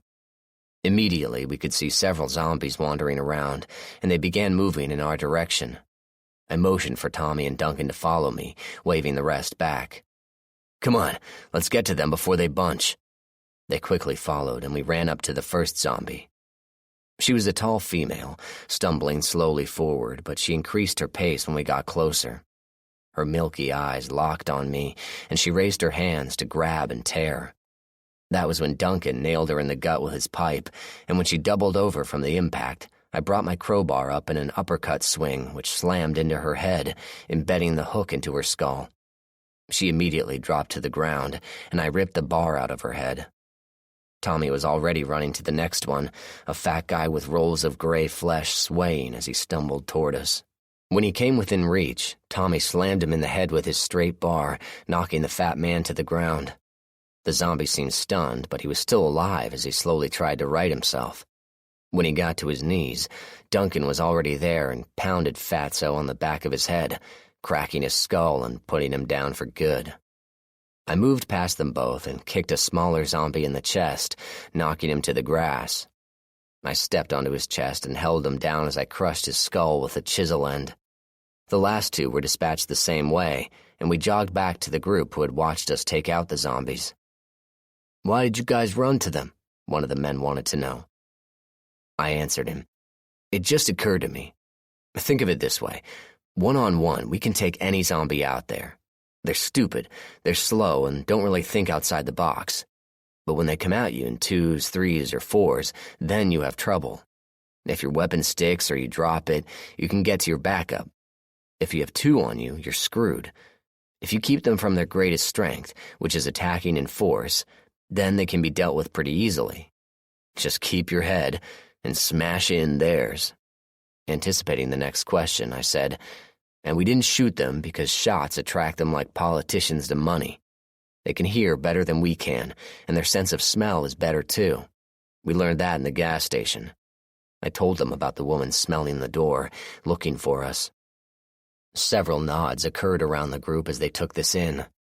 Tommy, Duncan, and I cleaned off our weapons and moved up to the front of the crowd. We headed toward the closest houses to the school, figuring to start there and just work our way down the street. I didn't expect to find much, but we didn't have much choice. If we went through everything people brought with them, we had 2 days at best. We approached the first house slowly, looking in the windows and trying to see if it was occupied. I assigned 4 men to watch the street and 3 more to stations outside the door.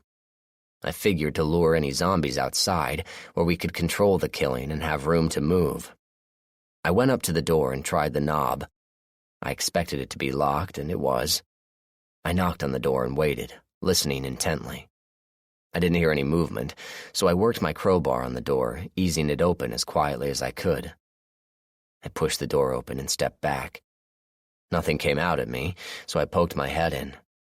It was neatly furnished, and I could see no signs of struggle or violence. I immediately thought this was a household, which went straight to one of the state centers, which was subsequently overrun. Poor choice there. I moved into the home, Tommy and Duncan coming in behind me and spreading out. Duncan moved to the kitchen and immediately began checking the pantry and cabinets. There seemed to be a decent store of dry goods, so he went out and got a sack from one of the other men. He filled it and sent the man back to the school to drop it off and come back to get some more. I went through the house, looking for anything of use, and came out with linens and towels and a good supply of toilet paper.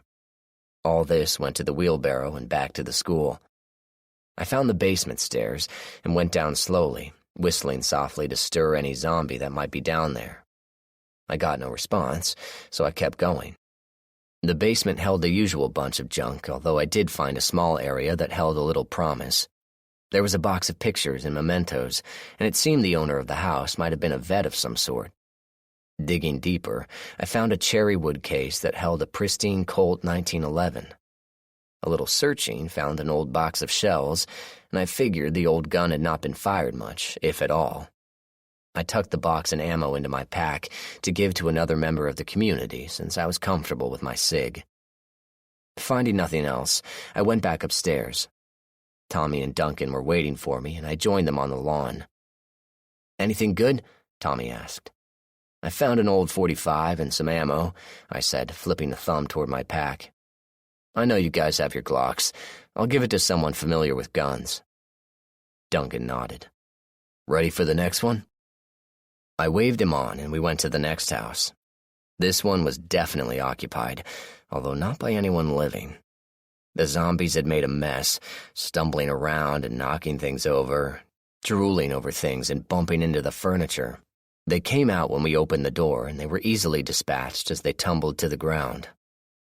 I went in and found a large cache of canned food and bottled water and a good supply of batteries. I didn't find any guns, but we did find the keys to a large pickup truck in the garage. Expecting the worst, I turned over the engine and was amazed when it coughed and came to life. I opened the garage door and surprised the hell out of everyone else assembled out there. I pulled it out to the street and started filling the back with the supplies. It was a huge truck with a crew cab and full-size bed. I grinned at Duncan and joked with him, "You need to come up with something pretty cool to top that." Duncan mumbled something about the luck of fools, and we went to the next house, one of the other men driving the truck. At the next house, we got really lucky. Apparently, the owner was a sort of survival nut, and there was a large supply of canned food, bottled water, water purification tablets, first aid kits, and emergency blankets. I idly wondered where the owner was, since he had enough to survive a long time. I got my answer when I went into the back bedroom. The owner was lying on his bed, pistol in his hand, and a large portion of his brain splattered on the wall. I figured he might have been infected and had chosen not to be a zombie. Either that or the reality of the true end of the world was too much for him to handle. I relieved him of his gun and stored it in my pack along with the other gun. Heading to the lower level, I bumped into Tommy, who was carrying a large bundle of military surplus rifles. Another man was carrying metal cans of ammo. 2 other men had 2 handgun cases each, and another was carrying a box full of assorted ammunition. "Guy had a regular gun room in the basement," Tommy said, hoisting his load for a better grip. "We found a lot of useful stuff and a shitload of ammo." I nodded my head. "Good deal. The owner won't want it anymore, and I'm sure he'd want us to have it." Tommy arched an eyebrow at me. "You find him?" I nodded. "He's upstairs in bed. His brains are on the wall. Must have been infected and ended it before he turned." It was Tommy's turn to nod. "I'd probably do the same if I got nailed, or hope someone would do it for me." "Yeah," was all I said. Tommy and crew hauled their load out to the truck and went back to get more. Duncan cleared out the kitchen, and by the time we were done, the truck was fairly loaded. I told the driver to head back and unload, but I had Duncan ride along and told him to store the guns until we could sort out what we had and make sure it was divided evenly. No one was to get anything until we got back. Duncan understood and hopped into the passenger side. I watched the truck head back and looked toward the long line of houses. We had a lot of work to do, but I think we were going to be all right, at least for the time being. A low moan on the wind was a poignant reminder that it was going to be a long fight, but we had gained a foothold, and were going to take it from there. 15. 6 weeks later. I awoke to the sound of activity. It was roughly an hour before sunrise, looking at the sky outside my window. I could only see through the top 6 inches, the rest being reinforced by wood slats. However, it was enough to let in a little light, and that was all I needed. I crawled out of bed and checked on Jake. He was still sleeping, tucked in a little ball with his butt in the air. I wondered for the 100th time if that was comfortable, promising myself to try it sometime. But I covered him anyway and got dressed, belting on my sidearm and field knife. Cleanup days were a bitch. Essentially, the idea of a cleanup day was to remove all zombies killed the day or night before, burn the carcasses, and take out any that had been attracted by the noise of fighting. Thanks to my having to use a high-powered rifle, I figured there were lots of Z's aimlessly wandering outside, bumping into each other and seeking a way in. I went over to the window and climbed onto the small ledge that was part of the structure. Not being stupid, I very slowly raised my head to look outside. Zombies are attracted to movement, and if something in their vision suddenly moves, they will focus on the source. I didn't worry about one trying to get in, but 50 could do some damage if they all focused on the same spot. Peering over the boards, I got a clear look at the outside grounds. There were about 15 milling about the parking lot, and 3 or 4 strolled the grounds. Most of them were in pretty sorry shape, and one had somehow lost the use of its legs, dragging itself along the ground. There were some kids in the group, and I always felt bad for them, since they never really got a shot at life before it was taken from them. 2 kids were dressed alike, making me wonder if they were brothers. I thought about Jake, and swore once again that he would never revive into the walking dead. I was lost in my reverie when a zombie lurched into view right in front of me. I had to resist the urge to step away, because again the movement would have marked me. He was a young black man, his dark skin turning a deep gray with half of his scalp torn off. His left eye was missing, and the other traveled around in lazy circles. His shirt was torn at the neck, and deep gashes like claw marks could be seen through the torn material. His right hand was clutching something, and what I thought was a stick at first was really a severed human finger. Lovely. I had to take all this in and remain motionless. If it was just me, I'd say to hell with it and move, but I had Jake to worry about. So I got to watch Stinky shuffle on past. A small part of me wondered what had happened to me. How I managed to become so steeled at the sight of the living dead so close. I wasn't always this casual. No, this wasn't comfort. It was survival. If I let these walking corpses get to me, I'd be dead quickly, and my son right after. I guess that's what made me so determined. I had something to live for, and someone who needed me for their life. When the danger had passed, I stepped off the ledge, making sure I moved slowly. This was one of the reasons why we put the newcomers and their families on the second floor. They could leave their curtains open and look out all they wanted. Unless zombies learned how to fly, they didn't have much to worry about. If zombies did learn to fly, we were all pretty much screwed anyway. I was never any good at skeet. Jakey was starting to stir. I was going to need to get out and get the cleanup organized. Not really sure how I managed to become a kind of de facto leader of this little band of survivors, but since I used to be a school administrator, the leadership role wasn't new. I opened my door and literally bumped into Nathan Coles, one of our trainers. He was ex-National Guard. Ex because his unit had been wiped out defending a last-stand position for the governor of the state. On one of our raids, I had found him holed up in an attic, sick with flu, and about a dozen zombies stumbling around the house, wondering where the sneezing was coming from. Nate took in our newbies, taught them rudimentary judo and hold breaking and basic weapons use, from firearms to knives to improvised weapons. He was the one who taught me how to use the knife I had on my belt. "Hey, Nate. Good morning." "Hey, John. How's Jake?" Nate always asked about Jake. I think he may have lost his son in the upheaval, but he never talked about it. "Fine. Getting bigger."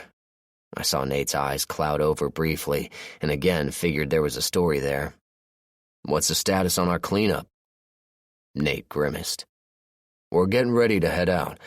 Tommy is on the roof and figures there are about 32 in the area. We have squads of shooters and squads of cleaners suited up and ready to go. Also, we've got some people who aren't happy that the families are exempt from cleanup." That surprised me. "Who's making noise?" I had a feeling I knew what the answer was, but I have been wrong before. "That new guy, Frank," Nate said, with an irritated glance down the hallway. I followed his look. Frank Stearns was talking to about 3 people, making a lot of hand gestures and faces. I made a mental note to deal with Frank later. "Leave him to me. I'll have a chat with him later," I assured Nate. "You sure?" Nate asked. "He could have an accident out there, you know." I looked at Nate. "Not my way, but I'll keep it in mind. Maybe I'll get lucky. He'll screw up and some zombie will have fresh Frank for dinner." Nate grumbled. "If you had luck like that, I'd marry you." I laughed. "You're too ugly for my taste." Nate walked past, shouting for the squads to assemble and check their gear. I hopped up the stairs and knocked on the door to Kristen's room. A very sleepy head poked its way into the hall. "Hmm?" "Do me a favor and see if anyone is up enough to dress and feed Jake. I need to get out onto the grounds for cleanup," I said to the blinking head in front of me. "I think Kristen's already downstairs, and Jessica's still sleeping. I'll ask Dawn, she's up." The head yawned. "Thanks. 10 minutes?" "'Kay." The head withdrew. Process of elimination made Janice the girl I was talking to. Nate had found her on the roof of a gas station, having climbed there to escape a mob of zombies that had chased her out of her house. She faced death by dehydration or being eaten by zombies, so when Nate came charging in, she was more than willing to come along. Nate was a demon when it came to killing zombies. He was calculating, methodical, and deadly. He never panicked and was silent as a ghost when he wanted to be. Just the man I like to have around when raiding. I headed down the stairs, thinking about our situation. We had a decent thing here, but there was no real life, no actual thought about the future. Was this the place where I wanted Jake to grow up? Was this the place I wanted to grow old and die in? Off the bat, the answers were no, but I didn't have a solution that was acceptable. Sure, I could say, let's build an army and go kick ass, but logistically it was impossible. If most of the world was zombie or dead, that left roughly 1 million zombies per survivor. Not good odds by anyone's standards. I did have some notions to work out, one being going back to my house to retrieve items left behind if they hadn't been stolen by looters, bad memories notwithstanding. Another was an idea I wanted to float by Nate as soon as I could, but I had work to do now. I walked into the commons area where the cleanup and eradication crews were assembling. Cleanup consisted of 4 squads, 4 people in each. 2 people were chosen by flipping a coin, and they were the ones who dragged the bodies to the burn area to be disposed of. The other 2 people in the squad provided cover and protected the unarmed draggers. The draggers had 6-foot-long poles with large hooks attached to them. The dragger just had to shove the hook into the dead body's collarbone or neck and drag it off. Sometimes the bodies were in weird places and required careful manipulation of 2 dragger hooks. Eradication groups consisted of 6 squads, 4 people in each. One of the squad members each had long poles with larger hooks on them, the notion being to trip up the zombie and get him on the ground. 2 other members had shorter poles, about 6 feet long, that had a flattened rod attached perpendicular to one end, which then was rounded at the ends, creating a kind of crescent moon on a stick. One member would pin the zombie down around the torso after he was tripped, and the other would then pin the zombie by the neck. The 4th member had a short rod with a heavy pointed weight on the end, which was used to bash in the zombie's head when he was pinned to the ground. This method was invented by Nate when we realized we needed a relatively quiet and safe method of disposing a zombie that strolled into our yard. It worked most of the time. Sometimes there were problems, like when there were many of them and they began swarming. Then it came down to the shooters, 6 men armed with rifles to hold a line and start eliminating. Every squad member has a sidearm, only to be used when things got overwhelming. Then one member was to drop his pole and use his gun. The other members would use their poles to hold the zombies at bay until a headshot could be taken. All told, there would be 46 armed people out there, ready to do battle if needed. Sometimes they were needed, and more than once, they weren't enough. I looked at the group assembled and found my shooters. There were 4 of them, and I made up the 5th. We had 2 jobs. We were to shoot the Z's if they got too swarmy, and we were to act as decoys to get them to the eradication squads. Not too hard, but accidents happened. I looked over at Nate, and he nodded toward Frank, who was looking very glum as a dragger. He held the pole as if he expected it to bite him, and I saw him looking over his shoulder at the other 3 members of his squad. Something tickled the back of my mind, and I went over to Nate, who was checking the gear of an eradicator whose pole seemed shaky. "Heads up, Nate." Nate glanced at me. "What's that, bro?" "I think we're going to have some runners today." Nate's eyebrows went up. "Really? Your buddy?" "Yeah, I get the feeling he wants to wander off, not liking the rules of this place." "Some people are stupid that way. I kind of figured him for an opportunist." I thought about that. "Let's just hope he doesn't get anyone killed." Nate grunted. "If he does, I'll stake his sorry ass out on the lawn and cover him in ranch dressing for the Z's." I laughed. "Roger that. Just giving you a gut feeling." Nate smiled. "Your gut ain't been wrong yet." I clapped him on the shoulder and went back to my shooters. I rounded them up and sent them to their assigned doors. I would head out the front door, and with luck, we should wrap this operation up quickly. Cleanup crews would head out when we called them, and we would all head for the baths for washing after. I found my squad, and we went through the routine of checking gear and tightening straps. No loose clothing was allowed, and guns were checked to make sure they were loaded and chambered. I lowered my goggles and jacked around into my carbine.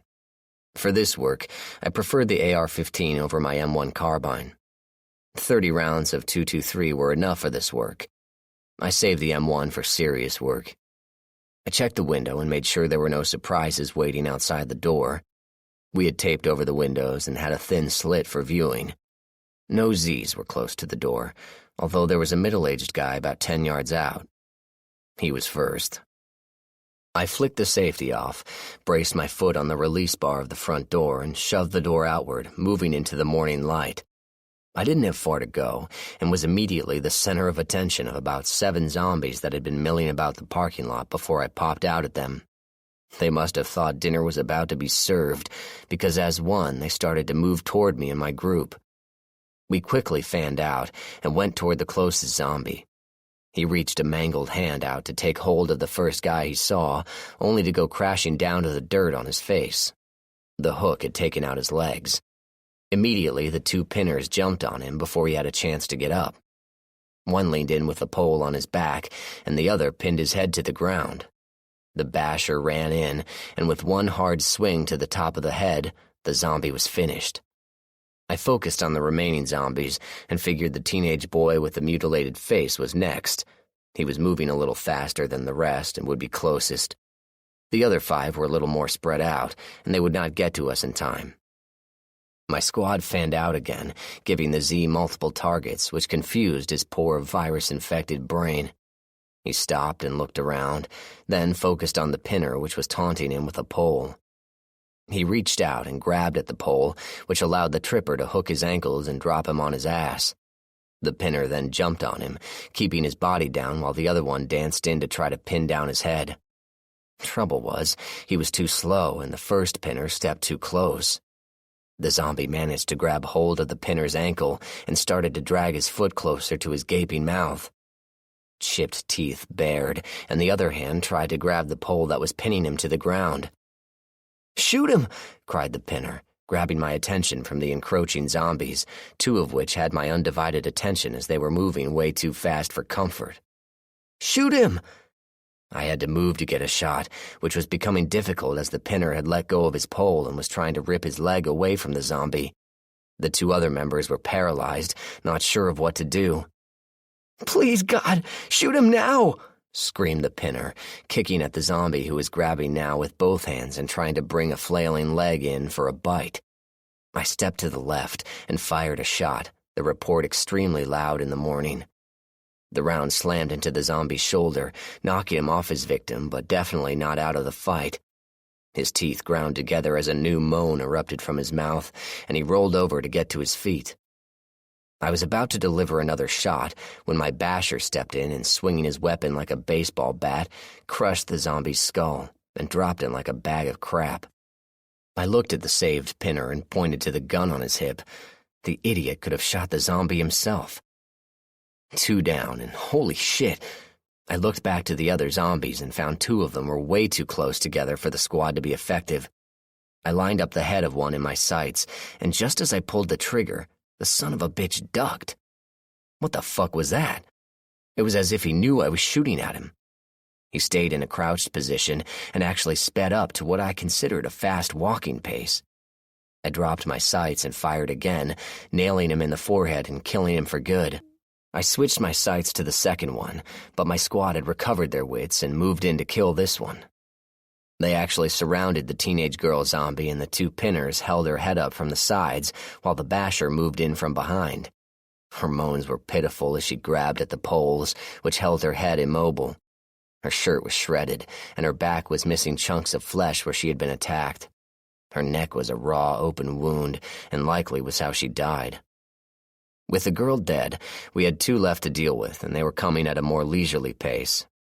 I directed the squad to the closest one, while I moved out to keep the other occupied. I thought I heard a scream from the other side of the building, but I was not about to go look just yet. Standing rule was you finish what was in front of you before you went looking for seconds. As the zombie got closer, I was amazed once again at the virus that continued to animate these corpses. This guy must have been dead for a while, as he was shirtless and his mottled gray skin was torn and hanging off in various places. I didn't see a wound, which meant he likely caught the virus through secondary contact. His mouth was a bloody ruin, and one eye was missing as if he had been in a nasty fight for his last meal. He lurched toward me on legs that had seen too many miles. His femur was showing through a hole in his pants leg, and he reached out with claw-like hands to grab hold as he moved slowly closer. I backed up a few steps, keeping an eye on him, but also stealing a glance around for any others. My squad killed the other zombie, a small Hispanic female with only one arm, and then moved over to mine. They dropped the man, pinned and bashed him in short order. Then we all looked around for more targets. None in sight. I breathed a sigh of relief when the scream started again, This time they were more like shrieks, and there were several gunshots coming from the side of the building. I yelled at the squad as I ran to the side of the building, "Weapons out! Weapons out!" I didn't know what I was going to find, but we were not going to be unprepared. I stopped them about 10 feet from the edge of the building and motioned them to stay behind me. I had the heavy firepower, so I was going to go first. I angled away from the building and started forward, cutting the pie, as the term was called from my old IDPA days. Never thought I would actually be using those skills, but I guess that was the point of the competition. I rounded the corner and saw chaos. 2 members of a squad were down, and each had 4 or 5 zombies on them, eating whatever they could tear off. The other members of the squad were in a small group, facing outward with their poles, pushing zombies away that got too close. They couldn't take their eyes off the Z's long enough to draw their weapons, which explained the standoff. I could see the poles of a pinner and a basher on the ground, which made sense as to why the remaining members could not deal with the zombies in front of them. I briefly wondered where their shooter was, but then I heard a shot coming from the field just west of the road that led to the parking lot in the back of the building. Time to work. "Take out the feeders! Headshots! Now!" I yelled, earning me grateful looks from my team. They spread out and 4 guns barked as one, dropping the zombies feeding on the basher from the besieged group. They ran to the next group, and their guns barked again. I went to work on the standing zombies, and I shot like a metronome. Aim, fire, aim, fire, aim, fire. I shot 4 zombies, and the 5th turned his head to look to me. That was wrong. They don't ever take their eyes off prey. What the hell was going on? First the ducker, now this. The zombie, a guy about 30, turned from his attack on the small group and came at me, his legs moving quickly. I didn't have time to line up a killing shot when he was on me, knocking me to the ground. My rifle was between us, and that was likely the only thing that saved me. His head reared back for a bite, his mouth opening wide. I shifted the gun's muzzle and jammed it into his mouth. His yellowed teeth clamped on the barrel, and 2 of them chipped to jagged points. His hands clawed at my back and arms, trying to get me in for a killing bite. I pushed at him, trying to put my hand on the trigger to blow his head off, but his clothing had gotten in the way. I rolled to the left, pinning the zombie beneath me, still keeping the rifle between us as a way to keep from being bit. My back was hurting like hell where the Z had been clawing at me. The good news was scratches didn't turn you into a zombie. Bad news was you nearly died from infection from the rotting things. "Fuck this," I said, taking my hand off the rifle and shoving it into his throat. That was a risk. I had seen other guys do that only to shove their hands into waiting mouths. I got lucky. I pushed back and sat up as I straddled his struggling form, keeping my hand on his throat. A gargled moan came from his lips as he struggled and thrashed at my arms. I drew my sidearm, and shoving the barrel in between his eyebrows, fired once, ending the zombie once and for all. I stood up and surveyed the damage. 2 members were definitely down and finished. I walked over to where the bludgeon lay and picked up the heavy stick. I went back to the 2 still forms, and with 2 very swift swings ensured that they would not be coming back for dinner. Sometimes the virus reanimated people killed by zombies, sometimes it didn't. Better to be sure, I always say. I went over to the survivors and spoke with the other pinner. "What happened?" I asked. The pinner, Bill Cross, shook as he looked over his dead squad members. "I'm not sure. One minute we were doing just fine, then all of a sudden this trio of fast-moving zombies comes out over the hill and jumps our shooter. He got one of them, but the other 2 split up and came at us while we were dealing with that fat one over there." He indicated with a wave of his hand the large corpse laying a few feet away. "Wait, you said they split up?" I asked, not sure I had heard correctly. "Yeah, one of them went after the shooter and the other came at us from behind. Christian never knew what hit him until the thing had dragged him down. That bought enough time for the rest of them to swarm and hit us as a mob." That made sense. Not a lot, but it did. "Where's your shooter? Where's Steve?" Bill looked out over the hill. "He's down that way. Looks like he's coming back." I followed his gaze. Sure enough, I saw my other shooter coming back. He walked a little stiff, like his leg was hurting him. I walked over to the top of the embankment and started toward him. He stopped me with a raised hand. "Sorry, John. That's as close as you get," he said, keeping me about 20 feet away. "What happened, Steve?" I asked, not wanting to hear the answer. "Fuckers came out of nowhere, moving faster than I ever saw these bastards move. Just wasn't expecting it, you know?" I knew, having seen a couple of them myself. "Yeah, I dealt with one myself." "Was it the guy in the red shirt?" Steve asked. "That's the one." "Never saw nothing like it. 4 of them came fast, only managed to get a lucky shot off that dropped one of them. The other 3 charged, but only one attacked me. The other 2 stopped for a second and looked at me, and then went off to the squad. It was like... I finished his sentence. Like they were thinking things through and made a choice. "Exactly," Steve thought for a second. "It was like he knew I would kill him, so he went after easier prey." "Need to think about how this changes things, don't we?" I said. "You will. Not me." Steve showed me his hand. It was bloody at the wrist, and a chunk was missing. I didn't know what to say. Steve was a great guy, not prone to panic, and hated zombies with a passion for killing his wife and children. He knew he wasn't going to make it, and didn't want to risk anyone else. "I'm sorry, Steve." He waved me off. "Don't worry about me. I've avenged my family 12 times. At least now I can go be with them." His voice trailed off as he looked around him. I knew what he was doing. He was taking a last look around and just appreciating all the good things he could see. I did that myself once, when I thought all hope was lost and it would be better just to end it all for Jake and myself. It was different for Steve, though. His family was gone. "Do a favor for me," Steve suddenly said. "What's that?" I asked, although I already knew the answer. "I can't kill myself. I thought I could, but a while ago knew I couldn't. Guess that's what made me such a badass with disease. I wasn't fighting so hard to kill them. I was fighting so hard so I wouldn't have to kill myself." I understood where he was coming from.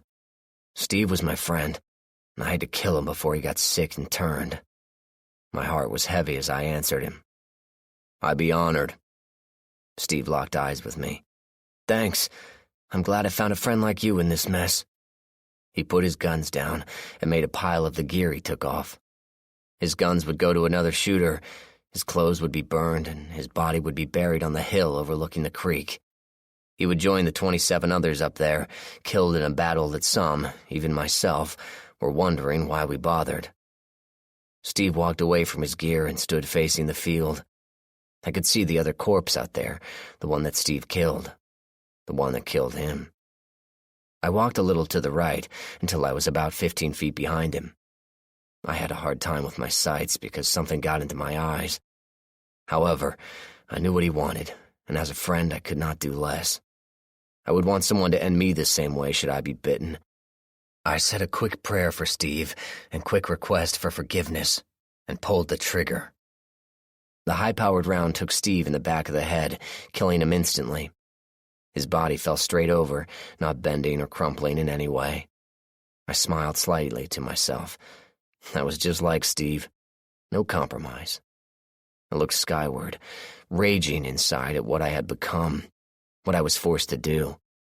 But nothing was going to change what had happened that day. I lowered my rifle and walked back to the groups waiting for me. I picked up Steve's weapons and slung them over my shoulder. My mind went back to the days when I had to kill another person, when all the killing began. 16.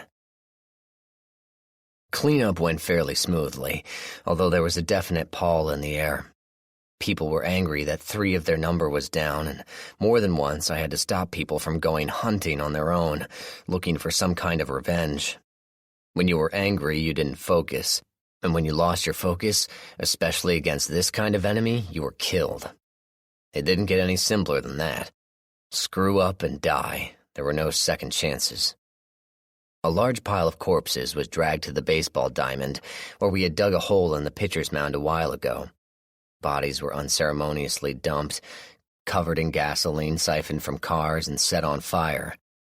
We have a pastor who once wanted to say a prayer for the dead, but after a particularly scary moment where his wife was nearly bitten, his prayers usually consisted of, "Fuck you and burn." I didn't think that helped morale any, so we stopped the practice. Frank was the consummate complainer. He whined about how heavy the bodies were, how bad they smelled, how much his back hurt. Are we sure they were completely dead? Why can't he be a pinner? Why can't he be a shooter? Nate Coles was about ready to shoot the little bastard. Can't say as I blamed him. I fully expected Frank to go completely childish and ask, "Are we there yet?" each time he dragged a body over the bridge. I was busy myself, hunting a lurker that had managed to avoid the eradication crews by falling into the wooded area on the north side of the creek. 2 of the groups had indicated that they were sure something was in there. I hated the woods because it was hard to see.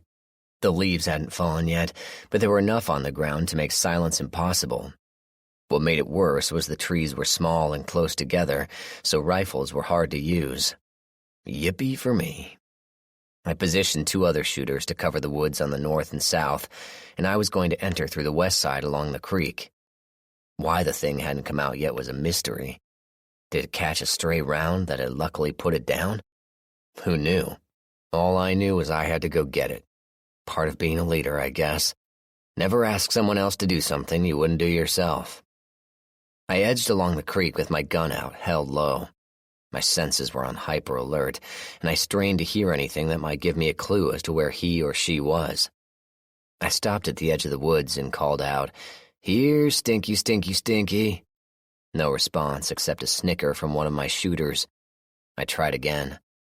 "Come on out, you cute little puss bag, you." No luck.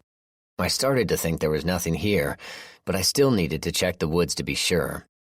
I went in slowly, stepping along the creek. The bank of the creek was steep and footing was difficult. The water was noisy, covering any sound Stinky might make. I walked a little bit further and still saw nothing. What the hell? I could see the end of the woods a little further ahead and no sign of any zombie. If they knew I was here, they'd be out already, so my guess was nothing was here. I turned to head out, and the creek exploded upwards behind me. The ghoul had apparently fallen in the creek and was lying on its back. The rushing water must have masked any sound, causing it to go quiet. My shadow on the water had made it react and lunge. I spun around and took a step back as a dripping zombie rose up out of the water with arms outstretched and mouth open with a gurgling groan. Talk about your B-movie moments. Water flew everywhere as it fought to get out of the water, and I nearly shot it then and there. I was that surprised. However, figuring that dragging that sucker who looked to weigh 200 pounds out of the water would be a little too much to ask of anybody, I decided to bait the bastard to drier ground. I walked backwards out of the woods, trying to keep Slimy in sight. He was a big guy, pretty much my size, except he was completely bald with an eye and ear missing. His shirt looked to be a security uniform, and his belt was a police issue. I noticed he had a couple of magazine holders, so I made a note to have the draggers check his belt for ammo once he was down. Every round counted in this war. He stumbled after me, moving slowly but steady. Water dripped off him in little streams, and even more water came out of his mouth as he tried to groan, keeping his eyes locked on me. I led him out to a small lawn, and when he came close enough, I put a round through the hole he already had in his head, just making it deeper. He dropped immediately, slumping into a ball on the grass. I holstered my weapon and signaled my shooters to draw back, keeping an eye on the houses and bushes. You never knew when one action would lead to a reaction. Most of the areas around the school were cleared out, but drifters were everywhere. In all seriousness, I probably should have saved the bullet, but hugging a wet zombie while sticking a knife in its ear didn't rank high on my list of things I enjoyed on a regular basis. I went back to the building, waving to a cleanup squad that there was another one to pick up. By the way one of their number's shoulders sagged, I knew it was Frank Stearns. Poor baby, I thought. It's tough making a living in a dead world. I went inside and got cleaned up.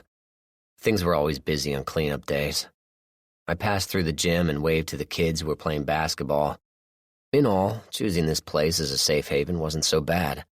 There was enough room for all of us. We had a water supply, food was still plentiful, and we could feasibly grow food out on the grounds if needed. We hadn't been through a winter yet, but it was coming. I personally was curious about what cold weather did to zombies and whether or not it killed the virus. If so, there was going to be a lot of cleanup in spring, and people could actually go home. Home. Hadn't thought about that place in a while. Wouldn't mind going back and seeing if anything was left, especially some of the ammunition I had to leave behind.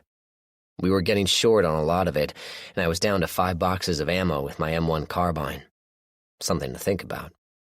I couldn't go now, but it correlated with another idea I had, which I wanted to run by Nate before we made any decisions.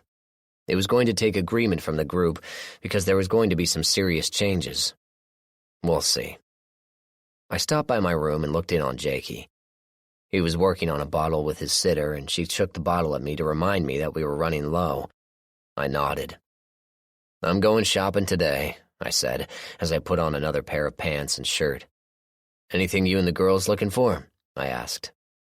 "If you could find magazines, we would appreciate anything," Holly said, giving Jake a pat on the back. He rewarded her efforts with a huge belch, which made all of us grin. She handed him to me and went out, and I rolled on the floor with him for a while. After about an hour, I saw his eyes starting to drift, so I put him down to sleep. He nodded off slowly, and I stayed with him until he slept. I tried to stay with him as much as I could before he went to sleep. Some strange part of me wanted to make sure he knew I was protecting him, even in his sleep. I went out and watched the rest of the crews come back in. They streamed in by 2s and 4s, and the shooters never let their guard down until they were inside. Even though there was no threat nearby, they were trained never to assume anything. The equipment went into racks, and people got cleaned off. I waved at Nate, and he strolled over, glaring daggers into the back of Frank Stern's head. I figured Nate would have happily killed Frank several times over, and I was beginning to wonder why not. However, everything in its place, I am sure there was a reason he survived long enough for us to find him. Nate strolled up. "What's up?" "Not much. We need supplies, and I need a crew to go and get some," I told him. Nate nodded. "I can get you Tommy Carter, Charlie James, and Sarah Greer. They should be ready to go in an hour." I thought about the choices. I need to add Kristen to the group. Nate's eyebrows shot up. I countered his look with reason. "She's been a solid member, and she wants to prove her worth. Sarah will look out for her." Nate still looked skeptical. "Look, I gave her a weapon, and I think she's ready." Nate didn't say anything. I tried guilt as a last resort. "Okay, if you think she should stay behind, then you tell her. I guess since you trained her that you would know if she's ready or not. Not saying anything about your training, of course." That did it. Nate scowled at me and said, "If I knew my mother-in-law was going to live here, I'd join the zombies." I laughed. "That bad?" Nate snorted. "She'd scare off these zombies with one withering screech, followed by a round of phlegm-filled coughing." "Ew," I said. "Must have made Christmas fun." Nate's eyes darkened. "Don't go there. I still have waking nightmares." I nodded. Who didn't these days? 1 hour, ready to roll. "Taking the truck?" Nate asked over his shoulder as he walked away. "Have to," I replied. 1 hour. "Thanks."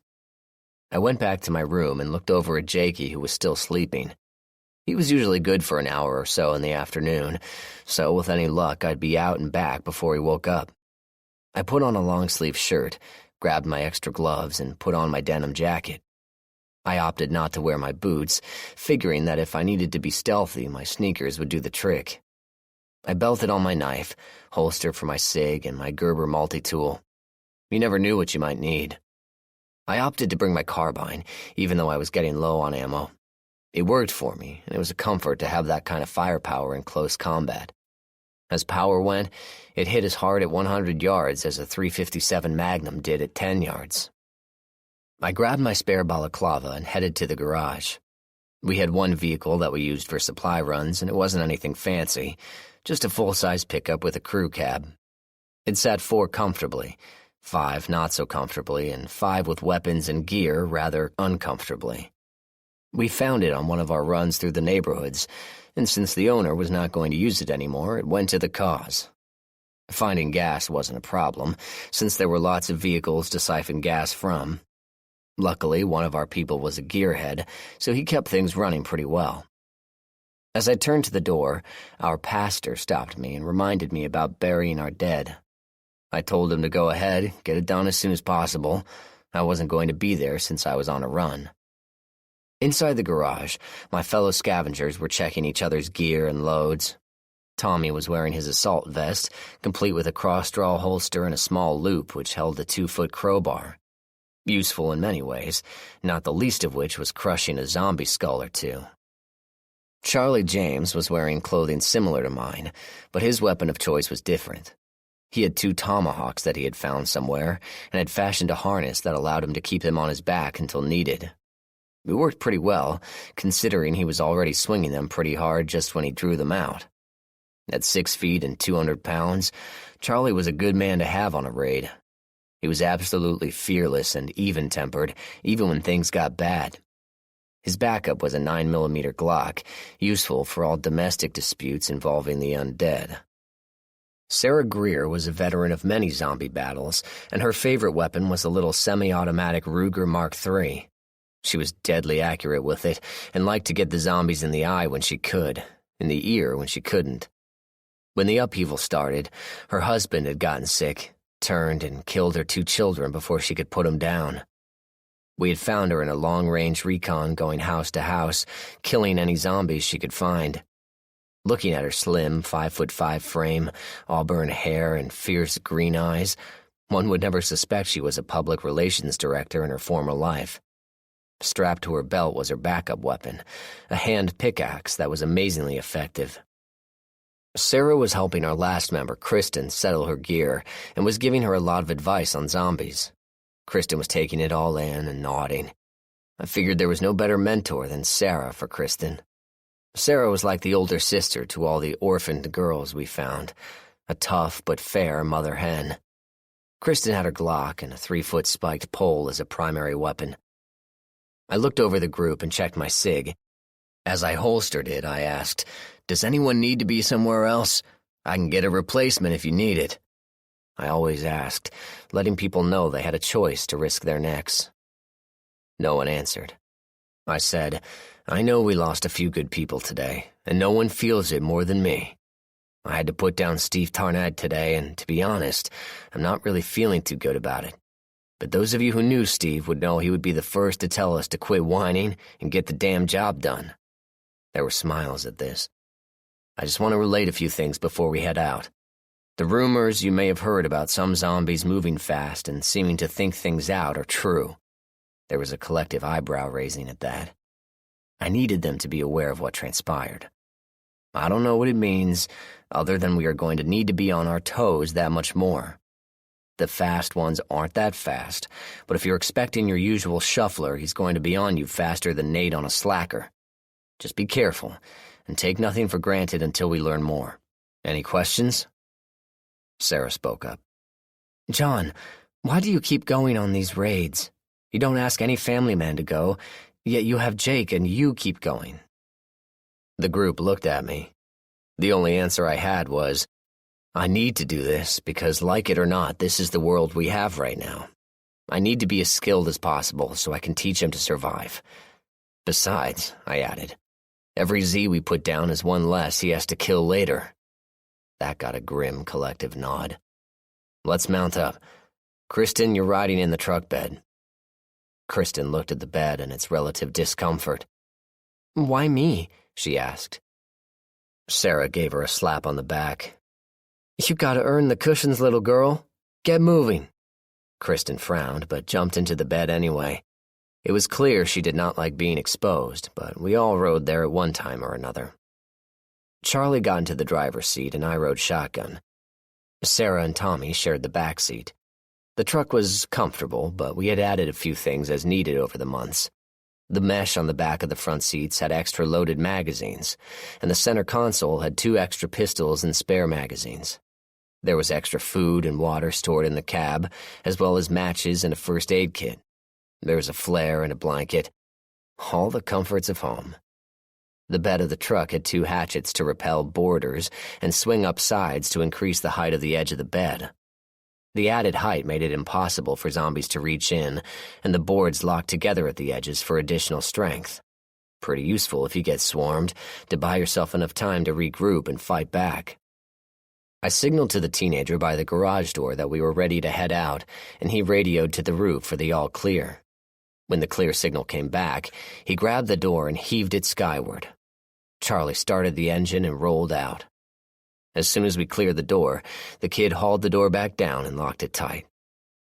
As we rolled out, I looked at the neighborhood. You'd never know today was any different from any other day. The houses looked normal, cars were parked in driveways. If you had just awakened from a 5-month nap, all would seem normal. If you looked closer, however, you would see different things. Shadowy figures moved slowly past windows, and several homes were burned down. There were some cars run into the sides of the roads, and former occupants were still inside them, unable to figure out how to release themselves from the seatbelts. We dodged a few of these as we went down the road. We were headed to a large shopping center to see what we could salvage. I had my doubts we were going to find anything, but you never knew these days. On the way to our current residence, we had found a gas station that was unlooted. I figured the odds of us finding useful foodstuffs was becoming slim as the days wore on, and we were going to have to range much further to bring home the bacon, as it were.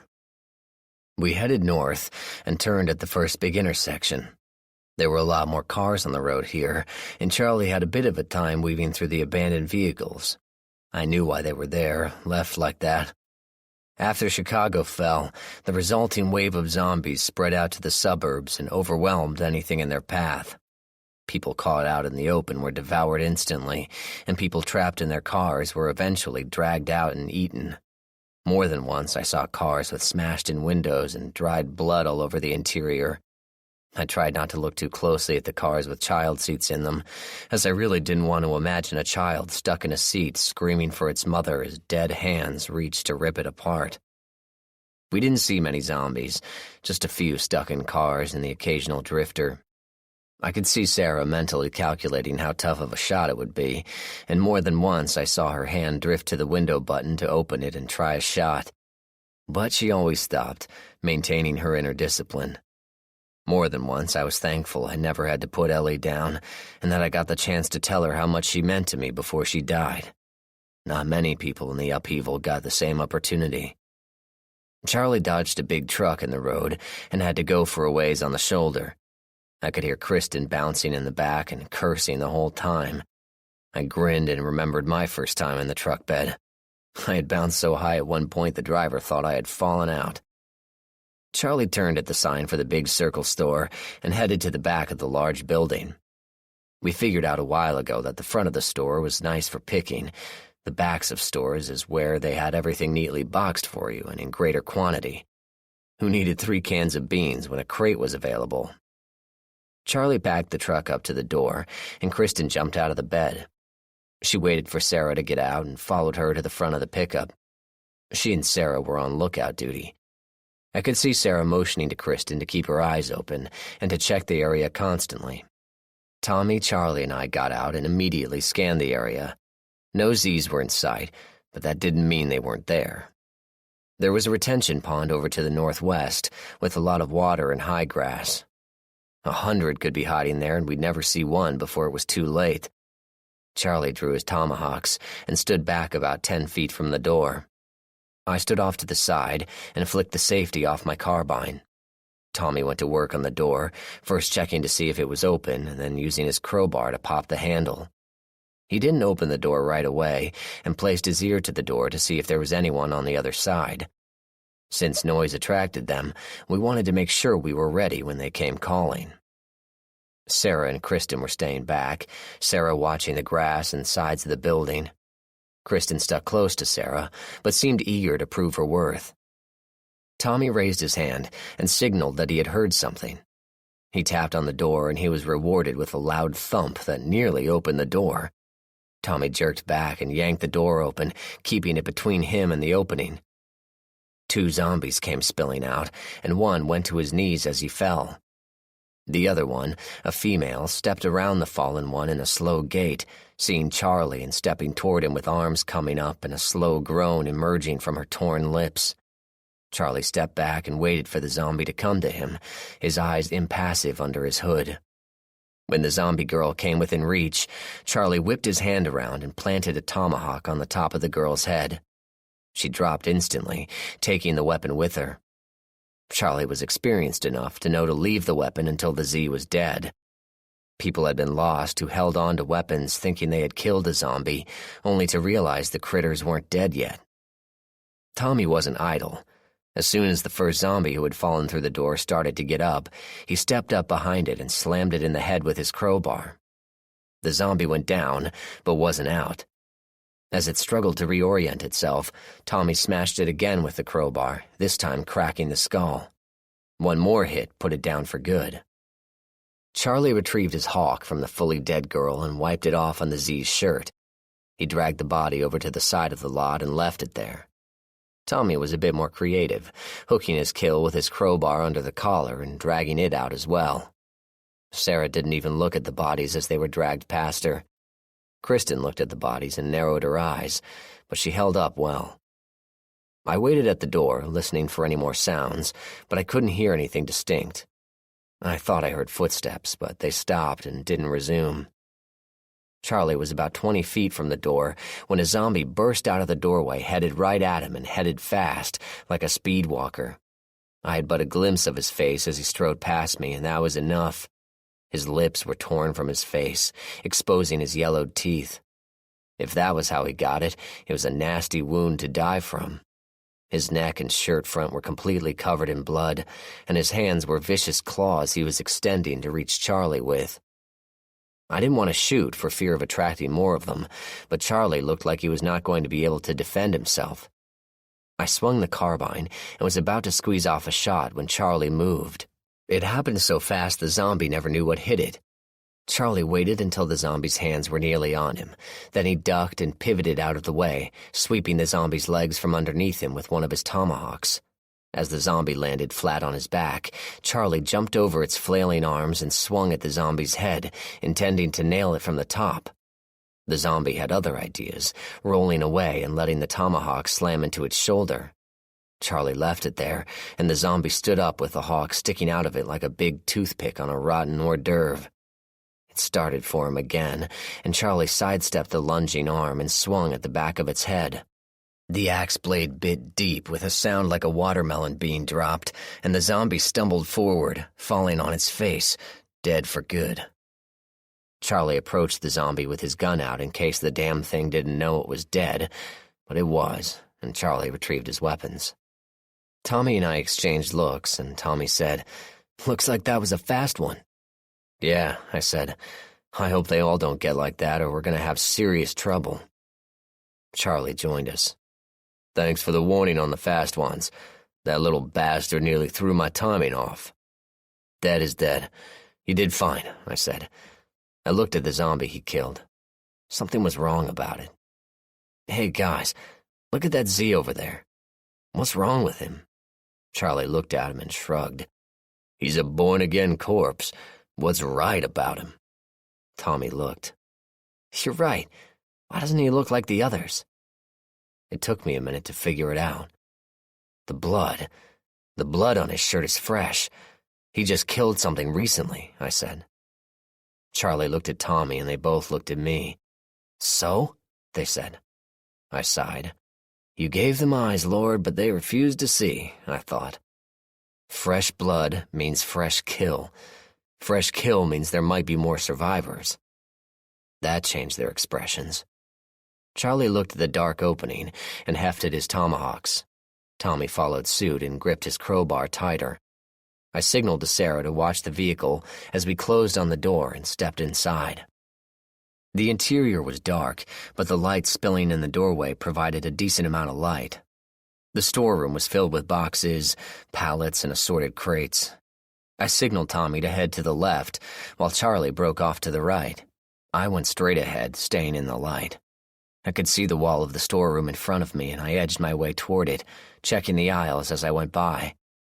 Every 10 steps, I stopped and listened, and I could see Tommy and Charlie doing the same. I could see a body in the shadows on the left side, but it wasn't moving. Tommy bent down to check it and shook his head at me. Dead for sure. Passing the third aisle, a small hand shot out and grabbed my foot. "Whoa," I whispered loudly, causing Charlie to pause and Tommy to straighten up. I looked down, and it was a small child, about 3 years old. It was a girl, judging by its clothes, but that was where the resemblance ended. Her hair was mostly torn off, as if it had been trying to escape something that had grabbed it, and its legs were mostly gone, save for some bones sticking out in awkward positions. That's why it hadn't come to greet us. It couldn't move.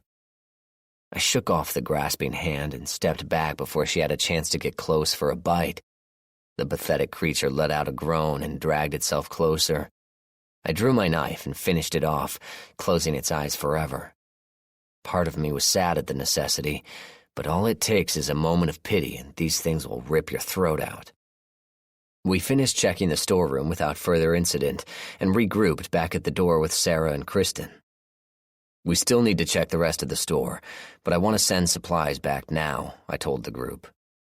Charlie looked skeptical. "Don't know if we want to split our forces, Chief. Could be 100 of those things in there." Tommy concurred. "He's right. Could be a death trap with no way to retreat." I nodded. "You're right. It could be all that, but I don't plan on going in just yet. We have a lot of food here, and the truck will take too many trips.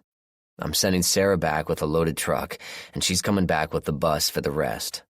Besides, if there are survivors, we'll need the extra room." Charlie and Tommy agreed with me on that point, so for the next 15 minutes, we spent loading up the truck with as much as we could without running the risk of spilling anything. Sarah got in the truck, and I handed her the radio. "Let Duncan know what's up when you're on the road so we can get the bus ready for a quick departure." Sarah nodded. "You want anyone else to come back with me?" I thought for a second. "See if the doc is available, and if she is, haul her along just in case." Sarah rolled her eyes. "And what do I tell her if she doesn't want to come?" "Tell her that we've busted a place that has a pharmacy, and would she like to do a little shopping?" I figured that little incentive might go a long way. Sarah shrugged. "She won't wear a gun, you know that." I nodded. "I don't really care. Give her a stick if you have to. Just get her." Sarah smiled. "Done."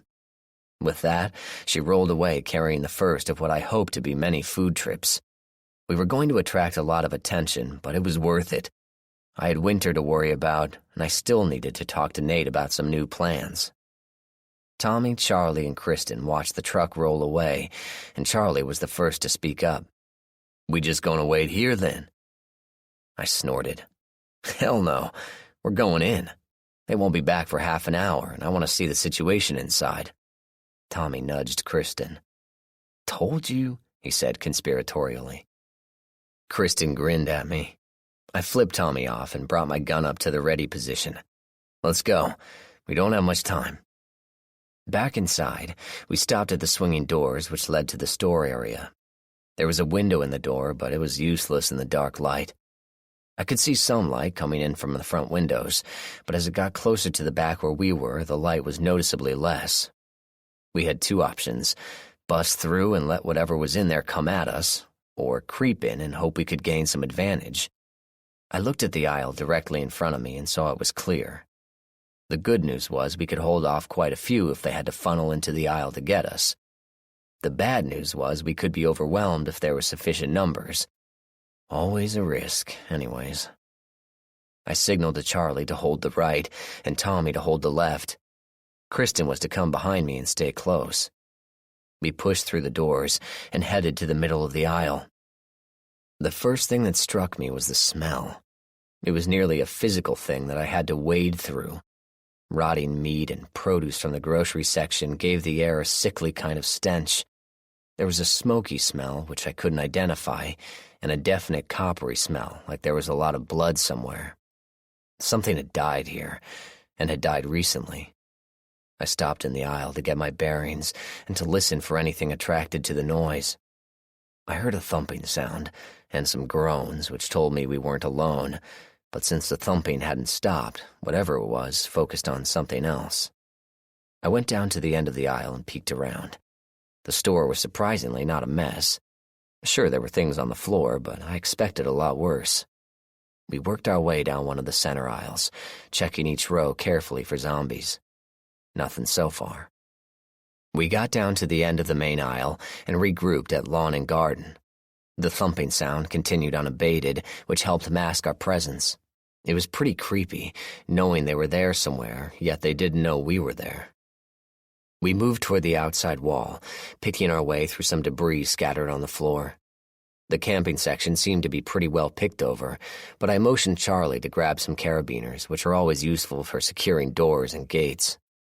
The next couple of aisles brought us to the sports equipment, and it was interesting to note the baseball bats were all gone. Nice thought, but in the long run not effective enough.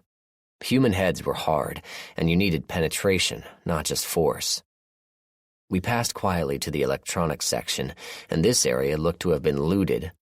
Not exactly sure why anyone would want anything electronic when the power was out, but some people didn't care about that. The thumping was getting louder, and I thought I heard a voice amid the pounding. I looked at Charlie, and he nodded his head. He heard it too. Someone was alive in here. We gripped our weapons a little tighter and moved our way toward the pounding. There was a lot of light coming in the front, and I could see why. A car had smashed through the front doors, opening up the building to anyone. A look at the car gave a grim picture as to what had happened. Someone had tried to find refuge here, and they had been attacked by local zombies. Dried blood covered the outside of the driver's side of the car, and there were dark bits of flesh scattered around. On the other side of the car, a body was laying on the ground. Most of it had been eaten away. I could see ribs sticking out of the torso, and the organs were all missing. The flesh on the arms was shredded, and I could only imagine the fight as what had once been a man tried to fend off his attackers. Behind me, I could hear Kristen gag a little as she saw the corpse. I wondered about the little girl I had put down in the storeroom, and if she had come from this car. Pushing these thoughts aside, I raised my hand and ducked down by the car. Tommy moved to the side, and Charlie covered the rear. About 12 zombies were gathered around an office door, and one of them was pounding on it, trying to break it in. The rest were hitting the door when they could reach it. During a lull, I definitely heard someone scream at the zombies. Tommy and Charlie heard it too. Definitely alive. We had to move. I figured the noise had attracted all the zombies in the store, which was why we hadn't seen any elsewhere in the store. I signaled to Tommy and Charlie, and they drew back, allowing me a clear course of fire.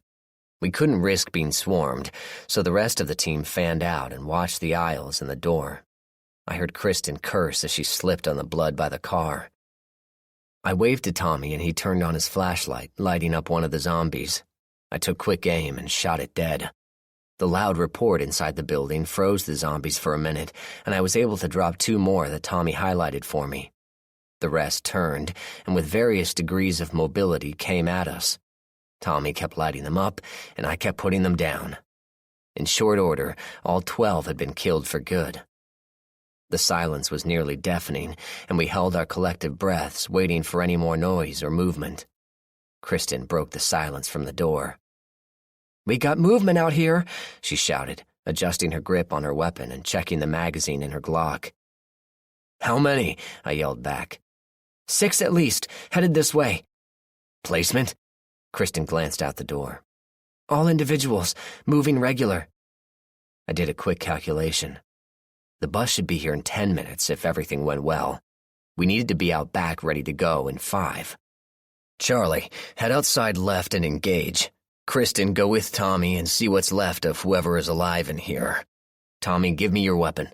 I'm going out with Charlie." Tommy handed over his crowbar, and Charlie headed out the door, tomahawks at the ready. I handed the carbine to Tommy, and he slung it over his shoulder. I headed out to the parking lot and headed right. Charlie had already taken out 1 zombie and was heading for his second. I ran toward the closest one on the left, and as soon as he was within reach, I smashed the crowbar across his forehead. His head caved in, and he crumpled without a sound. I ran toward the second one, a medium-sized man who was missing most of his face, ducked under his hands, and planted the hooked end of the crowbar in the back of his head. He went down with a small sigh, as if he was grateful I had ended his miserable existence. Charlie was working on his third one, an elderly woman, judging by her dress, hooking the legs out from under her with one hawk and caving in her face with the other after she hit the ground. I left the crowbar and faced the last one, who had managed to close the distance while I was dealing with the little guy. She was a woman in her 30s, roughly, and looked like she had been through some tough times as a zombie. Her skin was tight against her skull and her eyes were sunken. Her lips were black with dried blood, and her teeth were chipped and jagged. I could see a line of something coming out of the corner of her mouth and made a note to stay the hell away from that disease-ridden spittle. I didn't have time to retrieve the crowbar, so I drew my knife and waited, holding it in a reverse grip. As Drooly got close, her face turned into a snarl and she reached up with both hands. I pushed her arm away to the right with my left hand, pivoting on my waist and turning her to the left and profiling her head for a second. As her dead brain tried to reorient itself, I reached high and slammed the knife down onto the top of her head, the tanto point punching through her skull like a bullet. She dropped without a sound, and the knife slipped out of her skull without my having to let go of it, making a slurping noise on the way out. Some things you never get used to, I thought, grimacing at the sound. Charlie came up to me as I wiped off my blade and retrieved Tommy's crowbar, wiping it off as well. He didn't say a word. I didn't feel the need to talk either. We just nodded to each other in that way men have and looked around. The area was strangely quiet of zombie activity. I would have figured there to be more around here. It was oddly still. Usually that was when the floor fell out from under you, so Charlie and I jogged back to the store. Inside, Tommy and Kristen were talking to a group of survivors. They jumped at the sight of us, but relaxed when they saw we weren't zombies, and Kristen was reassuring the group. There were 5 of them, 3 females and 2 males. One of the females was openly crying, stealing glances at the body by the car. They looked like they had had a rough time. Small wonder, given what they thought might have been their last moments. As we got closer, I told Charlie to head to the back to wait for the bus. I walked over to Tommy and drew him aside, handing him back his crowbar, and he gave me back my carbine. "So, what do we have here?" I asked. Tommy shrugged. "Typical story, really. There were 3 neighbors that had banded together after everything had gone south. After a while, they ran out of food and water. They decided to go see if they could resupply, and when they stopped to check out the store, they were jumped by what the blonde woman says was a fast-moving zombie. The thing had an arm in their car before they knew it, and Bill, the guy who was grabbed, panicked and hit the gas, crashing the car into the store. Before they could react, other zombies had dragged Bill out and were ripping him apart. Jason, the bigger guy there, he figured they needed to get out and use the distraction, so he pulled the rest out of the car and got them to the office before one of the zombies saw them and went after them. He's pretty shaken up and feels guilty he didn't help his friend, but I figured you'd talk to him about it. And that's pretty much it. I'm sure there's more, but I personally don't need details." I smiled. Tommy was a great fighter and friend, but don't ask him to give a rat's ass about your problems. "Thanks. Charlie's out back. The bus should be here. We need to get loaded and get moving." "What are we taking?" Tommy asked, looking around. He wanted to know so he could tell the crew that had come back to help. I looked at a virtual warehouse of items we could use. Clothing, tools, bedding, food, toys, everything. It coincided perfectly with what I wanted to do with the survivor group, so without hesitation, I said, "Everything." Tommy did a double take at me and looked around. "All of it?" he said incredulously. I nodded. "All of it. We have a lot of work to do. When you get back, rouse everyone and get the gym ready. We're packing it in there until we can get it sorted out." "And Tommy?" "Yeah, John. No one takes anything until it's all back and I have a chance to talk to everyone." "Got it." Tommy jogged back to the rear of the building to tell Charlie the good news. I turned back to the ragged group of survivors. Kristen was holding one of the women, a petite brunette who couldn't stop crying. I went over to them and introduced myself. My name is John Talon, and I'm part of a group of survivors who have managed to live in this mess for a while now, and we're living in a school not far from here. There's enough room for all of you if you want to stay and contribute to the group. If you want to go out on your own, we'll supply you and see you on your way. Your choice. We're going to clean out this store and take everything of value back with us. You can head back with the first busload.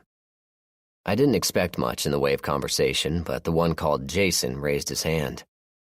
"How many people do you have?" he asked. "Over 100. If you decide to stay with us, we'll ask you to contribute in some way to the group. We'll train you to defend yourself and be part of the cleanup and eradication crews we have. If you show serious aptitude, you'll become a raider if you want to. If not, goodbye and good luck." I learned a long time ago that honesty never hurt in the long run. "What about Bill?" Jason wanted to know about his friend. "Well, there's not much I can do for him, since there isn't much left of him, but we'll do what we can later. He's not a priority at this point." The brunette glared at me for that and would have said something, but Kristen squeezed her arm and she stayed quiet. "If there's nothing else, you all should head to the back," I said. I walked over to the car and looked at it. Except for some minor damage, it should run decently. It was a Subaru Outback, and it had only crashed through the doors, scratching the hell out of it. I stepped around Bill and looked into the car. No blood inside that I could see, and the doors were all closed. The keys were in the ignition, so I figured, what the hell? I reached in the window and turned the key, expecting nothing like I had found in so many vehicles before. Imagine my surprise when the darn thing turned over and started. I hopped in the car and pulled it out of the store, hoping the tires would not be punctured by the glass. I grinned like a kid at Christmas as I pulled the car into the parking lot and drove it around to the back. It had nearly a full tank of gas and might be very useful as a scout vehicle, having four-wheel drive capability. Charlie shook his head as I drove up and grinned at me. 20 car dealerships within a 10-mile radius, and you think that POS is worth keeping? I laughed. It's ugly, but it has style, just like me. Charlie laughed. True that. The first busload is gone, along with your survivors. Tommy says you want to take it all. I looked at the building. Indeed I do. We have a lot to talk about, but for right now, we have a shitload of work to do. What are you going to do with that car? Charlie wanted to know. I looked sideways at him. After I clean it, I figured on outfitting it for a recon squad. Know anyone who might want to take part in that sort of thing with a customized vehicle? Charlie's eyes lit up as he considered the possibilities with the little car, and he turned thoughtful as the potential sunk in. I left him circling the car and watched as other members began hauling out the second load of supplies to be carted back to the building. Not a bad day, I thought. Not bad at all. I needed to hop on the next run back to get back to Jakey.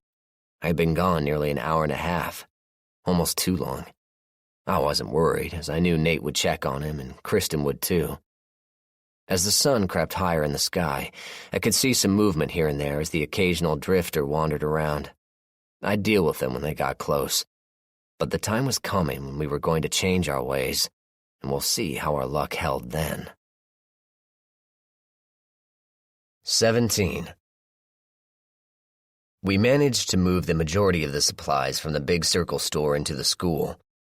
We had a few skirmishes with zombies who came to investigate, but nothing major.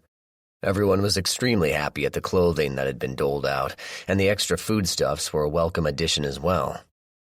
Jake was set for a long time in terms of food, and he was starting to be able to handle things like Cheerios and soft foods. He was so funny to watch with the Cheerios. I would put a handful in front of him, and he would smack them with both hands, and then eat the ones that stuck to his hands. I thought about my own food and wondered if it would work with sandwiches. The weather was starting to turn colder, and we needed to think about making it through the winter. I personally was curious as to what effect winter had on zombies. Would they freeze to thaw out later? Would they keep moving through the snow and cold? What about the rest of the people who might still be out there trying to survive? With the power out and water available only through natural sources, how would they survive? We were in a pretty good position here, having food and water nearby. My thoughts were interrupted when someone knocked and Sarah stuck her head in my door. "You decent?" she asked. "No, why?" I grumbled, not really sure that I wanted to hear what problems we had today. "You might want to get down to the training area," Sarah said cryptically. "Why?" I wasn't in the mood for trouble. "Just go. You'll see. I'll be in the library if you need help," she said as she closed the door. I looked at Jake, who was just finishing his cereal, and said, "We should just go live in the woods." Jake didn't answer. He just looked at me with his chocolate browns and grinned. That always lifted my spirits. I picked him up and brought him upstairs to the daycare. That was what we called it. It was a classroom that was used for teaching the kids we had and for watching the kids that were not old enough for school. We had been extremely lucky that we had managed to have 2 elementary teachers and 1 high school teacher among the survivors. They taught the kids, and 2 moms watched the little ones when their parents were on duty. Chores or whatever. I brought Jake up there as much as I could, since he loved to play with the little kids. I figured it was good for him, and the workers liked him there since he was so good-natured.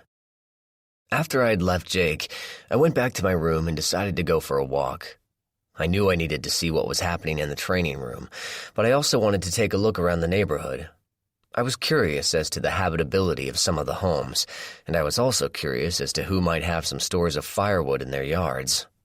I also wondered if there was still anyone out there, or if they had all been infected. I suited up for combat, putting on my black cargo pants and boots, my long-sleeve shirt and black field jacket. Thanks to our recent raid, I had a lot of new clothes. I especially appreciated the new underwear. I belted on my knife and cig and made sure I had a few zip ties in my pocket as well as a couple of carabiners. I put on my backpack, which held 3 days' worth of food and water as well as a radio, first aid kit, 2-foot crowbar, and emergency blanket. I put on my gloves and balaclava and put my goggles on my forehead. I slipped 2 extra magazines for my carbine in my side pocket, 2 extra magazines for my cig in the breast pocket of my jacket, and I slung my M1 over my shoulder, attaching it to its clip on my backpack. As I passed my window, I looked at myself and wondered for the 100th time how the hell a school administrator managed to get himself into this mess. Although, I had to admit, the effect of the outfit was a bit thrown off by the bright red backpack on my back. Oh well, it worked, and in this world, that was more important than looks. I headed down the hall to the training room, and I could already hear a spirited exchange. "Jesus Christ, will you shut the fuck up? Why can't you just do what you're told without opening your stupid mouth?" That would be Nate. I guess training was in session and somebody didn't want to be there.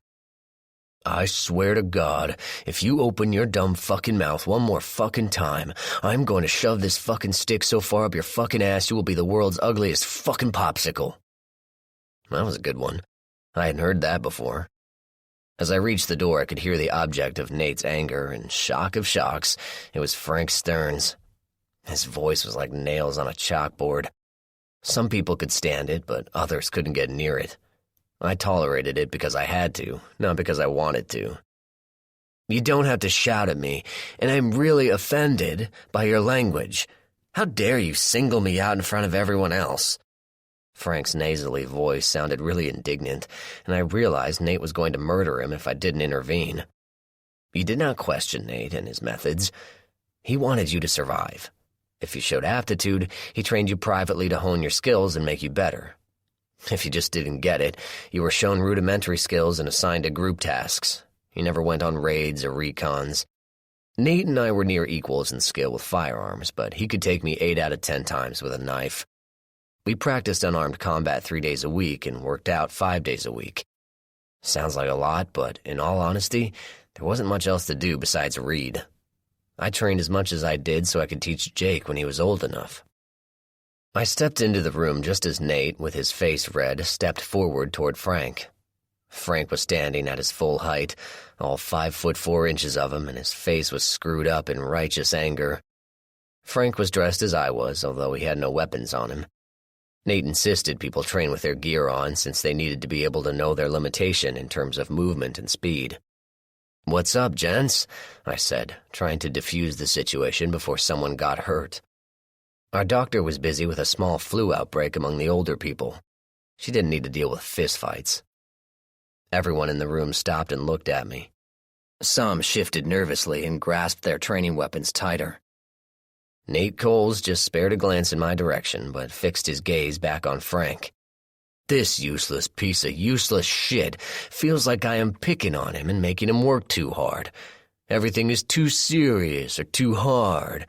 I have been working with this fuckhead for the last month and he has complained every fucking second of it. I looked at the rest of the room. I needed to let Nate handle it because I didn't want to undermine his authority in his training room.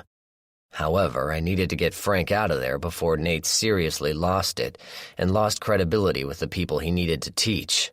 Jason Coleman, one of the people we rescued from the big circle, was there, as well as his wife. Dean Cotton, a former plumber, was there, and Martin Oso, a financial manager who hated zombies with a passion nearly as great as Charlie's. They were all sitting on the floor against the wall, watching the exchange between Nate and Frank. Carl Witchery was there, a former drama coach for the local high school, and he agreed to act like a zombie for the training classes. He was an average-sized guy, but he could project his voice like nobody else. We used him for entertaining the kids and reading books to them. That was how he earned his keep. Nate believed in realism, and Carl was in ragged clothes and a fair actor. If he screwed up, Carl would actually bite you. He bit my hand once in training. After I thumped him for it, I thanked him for the lesson and never got bit again. Frank yelled back, "I don't see the point. Why do all of us have to train? Not all of us should go out on raids. Some of us are too valuable to risk." Nate's eyes turned deadly, and things didn't look good for Frank. I stepped in. I had my goggles and balaclava on, so it must have seemed somewhat intimidating, which was the point. "Why are you so valuable, Mr. Stearns?" I asked quietly, as I stepped closer to Frank, casually placing my hand on my cig. Frank looked up at me. "I am the office manager for the executive staff of David McCormick, legislator for the 33rd District. Without me, his whole office will collapse and the state legislature will follow." I have no idea how I managed to keep from laughing. I stared at him for a full minute, and the rest of the room stared at him as well. Carl Witchery had his mouth open, but I don't think he was playing zombie at this point. I finally made a decision. "You're finished here. You don't have to take training anymore. It's wasted on you," I said. Frank smiled smugly at Nate, not fully realizing what I was saying. "You're on search and rescue permanently, starting today with myself and Sarah Greer. If you haven't paid attention in training, you're gonna die, and we'll watch you turn into a zombie before we kill you permanently." My voice was cold, as I had no pity for slackers or people who were useless. Nate did not need this garbage, and Frank was just going to get someone else killed. At least with Sarah and me, we knew he wouldn't be able to screw up and get us killed. If we bought it, it was because we screwed up. It was Frank's turn to stare at me. He couldn't believe what I was saying. Nate just smiled and winked at me, his way of saying thanks. I didn't give Frank a chance to protest. "Get your weapon and meet me by the side door in 10 minutes. If I have to come looking for you, I won't be happy." Frank scurried off to comply, but I could see in his eyes that he hated me for it. I turned and left the room, feeling the eyes of the trainees on my back. No mercy for the people wasting space by existing. I headed to the library and found Sarah reading by herself at a table. She glanced up as I walked in. "Busy?" I asked. She closed her book after putting a bookmark in. "Not that busy." She stretched her back and I could hear the cracks from 10 feet away. "Want to go for a walk? I'll be at the side door in 10 minutes, I asked as casually as I could. "Sure, give me 5 minutes." Sarah hopped out of her seat and brushed past me, her ever-present Ruger strapped to her side. I headed back to the school and let the women know I was heading out and could they look after Jake. They said not a problem, he was down for a nap. I could see his little body wrapped in a blanket in a secluded corner. I went over and touched him gently on his back, silently promising him I would be home soon. I went back downstairs and got to the side door just in time to see Sarah checking Frank's pack, and she was not too gentle about it. I think he came off the ground a little bit when she pulled on his straps. She tossed his weapon at him, a baseball bat with a huge spike through the end. He had a knife as well, although I had no illusions about him being able to use it. I didn't bother giving him a gun. I didn't feel like getting shot in the back. "Got your supplies?" I asked Sarah. She nodded, pulling down her goggles and winding her scarf around her face. She looked at Frank. "He's got his as well. 3 days of food and water and emergency supplies." She had a question in her eyes for me, but I stopped her with a small shake of my head. I watched Frank's eyes narrow, and I could see the calculations going on. Perfect. Exactly what I wanted him to do. All I had to do was to wait and let his little thoughts take over. We headed out the side door and started walking down the long driveway. I wanted to take a look at the main highway, and we had a good hike ahead of us. If what I had planned was going to work, I needed to be able to move as quickly as possible before the snow came down. We reached the end of the driveway without incident, although Frank jumped a mile when a bird flew up in front of us. I wondered about that one thing. Why didn't the virus kill animals and turn them? For whatever reason it was, I was grateful. Human zombies were hard enough to deal with. Zombie everything else was a world without a chance. If that happened, you may as well strip naked, cover yourself in barbecue sauce, and holler for the zombies to come to dinner. We headed north toward the main road and didn't see a whole lot of activity. I did see the telltale marks of infection throughout the neighborhood. White flags hung limply from scores of mailboxes. Frank complained about the walk, the weight of his pack, the weight of his weapon. I didn't say anything, letting Sarah deal with it. She was direct in her methods. She poked him in the back of the head with her rifle and hissed at him to be quiet. "A zombie can hear you a quarter-mile away, dumbass. If you want to die, fine. Go walk into that house and die." She pointed to a house on the side of the road. There had to be at least 10 zombies inside, all of them clawing at the window, trying to get out. They were all in various states of decay, and more than once I wondered why we left them there and didn't deal with them. I guess since they weren't an immediate threat, they could stay there a while until we decided to root them out or burn the house down. Most of the houses in the area had zombies in them. Turns out when people got sick, they got their families sick and didn't even know it. Families died by the thousands, and those that didn't get sick were killed by their revived relatives. The infected were effectively trapped in their homes unless they accidentally broke a window and got out, since they didn't know how to operate doorknobs. Frank looked at the zombies and shuddered. "No, thanks. I'll be quiet." Sarah snorted. "Right." She didn't believe him, but she didn't have to. I think she looked forward to hitting him again. I kept us moving pretty well. We stayed in the center of the street. High fences lined each side of the street, but I did not want to be rude and rouse any zombie playing in its front yard. I didn't need a gauntlet of zombies to run through as we tried to make our way to safety. After about an hour of walking and stopping, checking our surroundings and listening for ghouls, we reached the first crossroads. We were in a largely empty area, save for cars here and there, so anything coming after us would be exposed for a long time. We rested for a moment, and I used the time to look at the several 5-story condo complexes near the road. They were relatively new and still had fairly cleared fields surrounding them. An idea poked its way into my head, and I waved Sarah over. Frank was on his back, wheezing and making whistling noises with his nose. "What's up?" Sarah asked, only her eyes visible on her head. "Check out the condos," I said, pointing to the buildings. Sarah looked. "What about them?" "They're nice and all, but what about them?"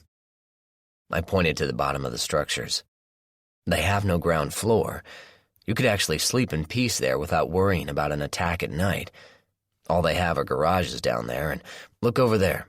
I pointed to the small grove of trees and grass growing near the edge of the complex. "I'd bet my knife there's a water supply there."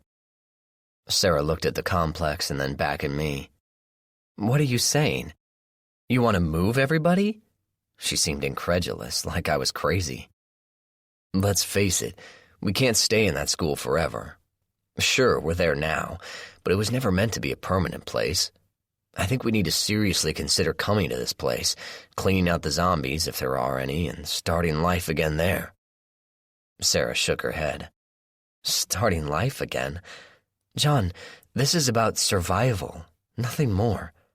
The world we knew is gone, and we're not getting it back. It was my turn to shake my head. I can't believe that, Sarah. Yeah, we've taken a hell of a hit, but this can't be it. We can't end this way. What about the kids following us? And what about the world they inherit? They can't live the rest of their lives in a school. That's like living in a cave. What if the zombies last 20 years? 50?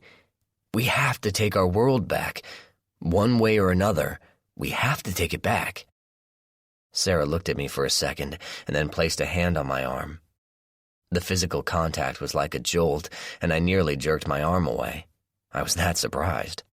Sarah generally avoided contact with people unless she respected them, and that respect usually meant you had to kill around 50 zombies single-handed. I can see why they wanted you to lead them, John, she said softly. Oh, yeah? Why is that? I was seriously curious to know why they wanted me to be the leader. You never stop looking forward.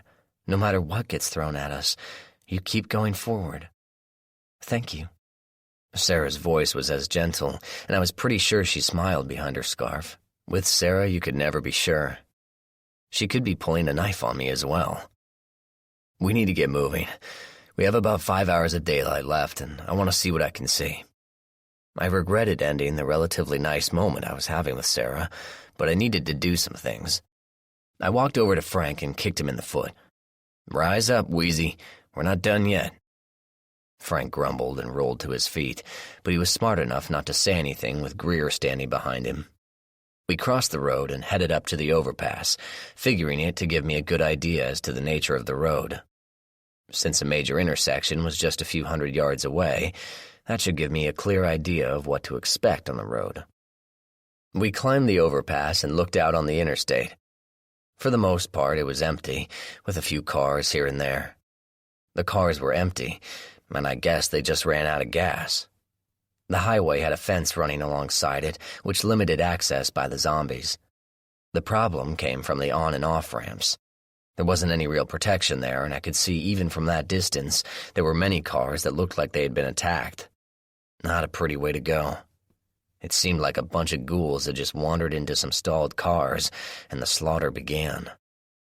I was looking east when Sarah, who was looking west, got my attention. "We've got movement," she said, pointing toward a car that was slowly moving down the road. I could see it had a flat tire and was not going to make it much further. It was being chased by a group of about 6 zombies, and they were going to catch it the second it stopped. I sighed. Here we go. Frank started squirming and grabbing at my pack. I elbowed him in the gut, and he backed away. "Come on, Frank. We have work to do," I called as I jumped the guardrail. I slid down the hill, bumping my shin on a root that I didn't see. I could hear Frank groaning all the way down, muttering to himself and generally being a nuisance. He rolled the last 5 feet and landed on his face. I managed to see that and reminded myself to tell Nate when we got back. "Karma's a bitch, Frankie." Sarah set herself up on the overpass, resting her rifle on the rail, and provided cover for our efforts should it prove necessary. The car was sliding forward, and I could see that 2 of the tires were gone and the car was rolling on rims only. I could see 3 people in the car, and the vehicle wasn't going to make it another 50 yards. We were about 300 yards away, so we were going to have to move. I ran forward, unslinging my carbine and making sure the safety was off.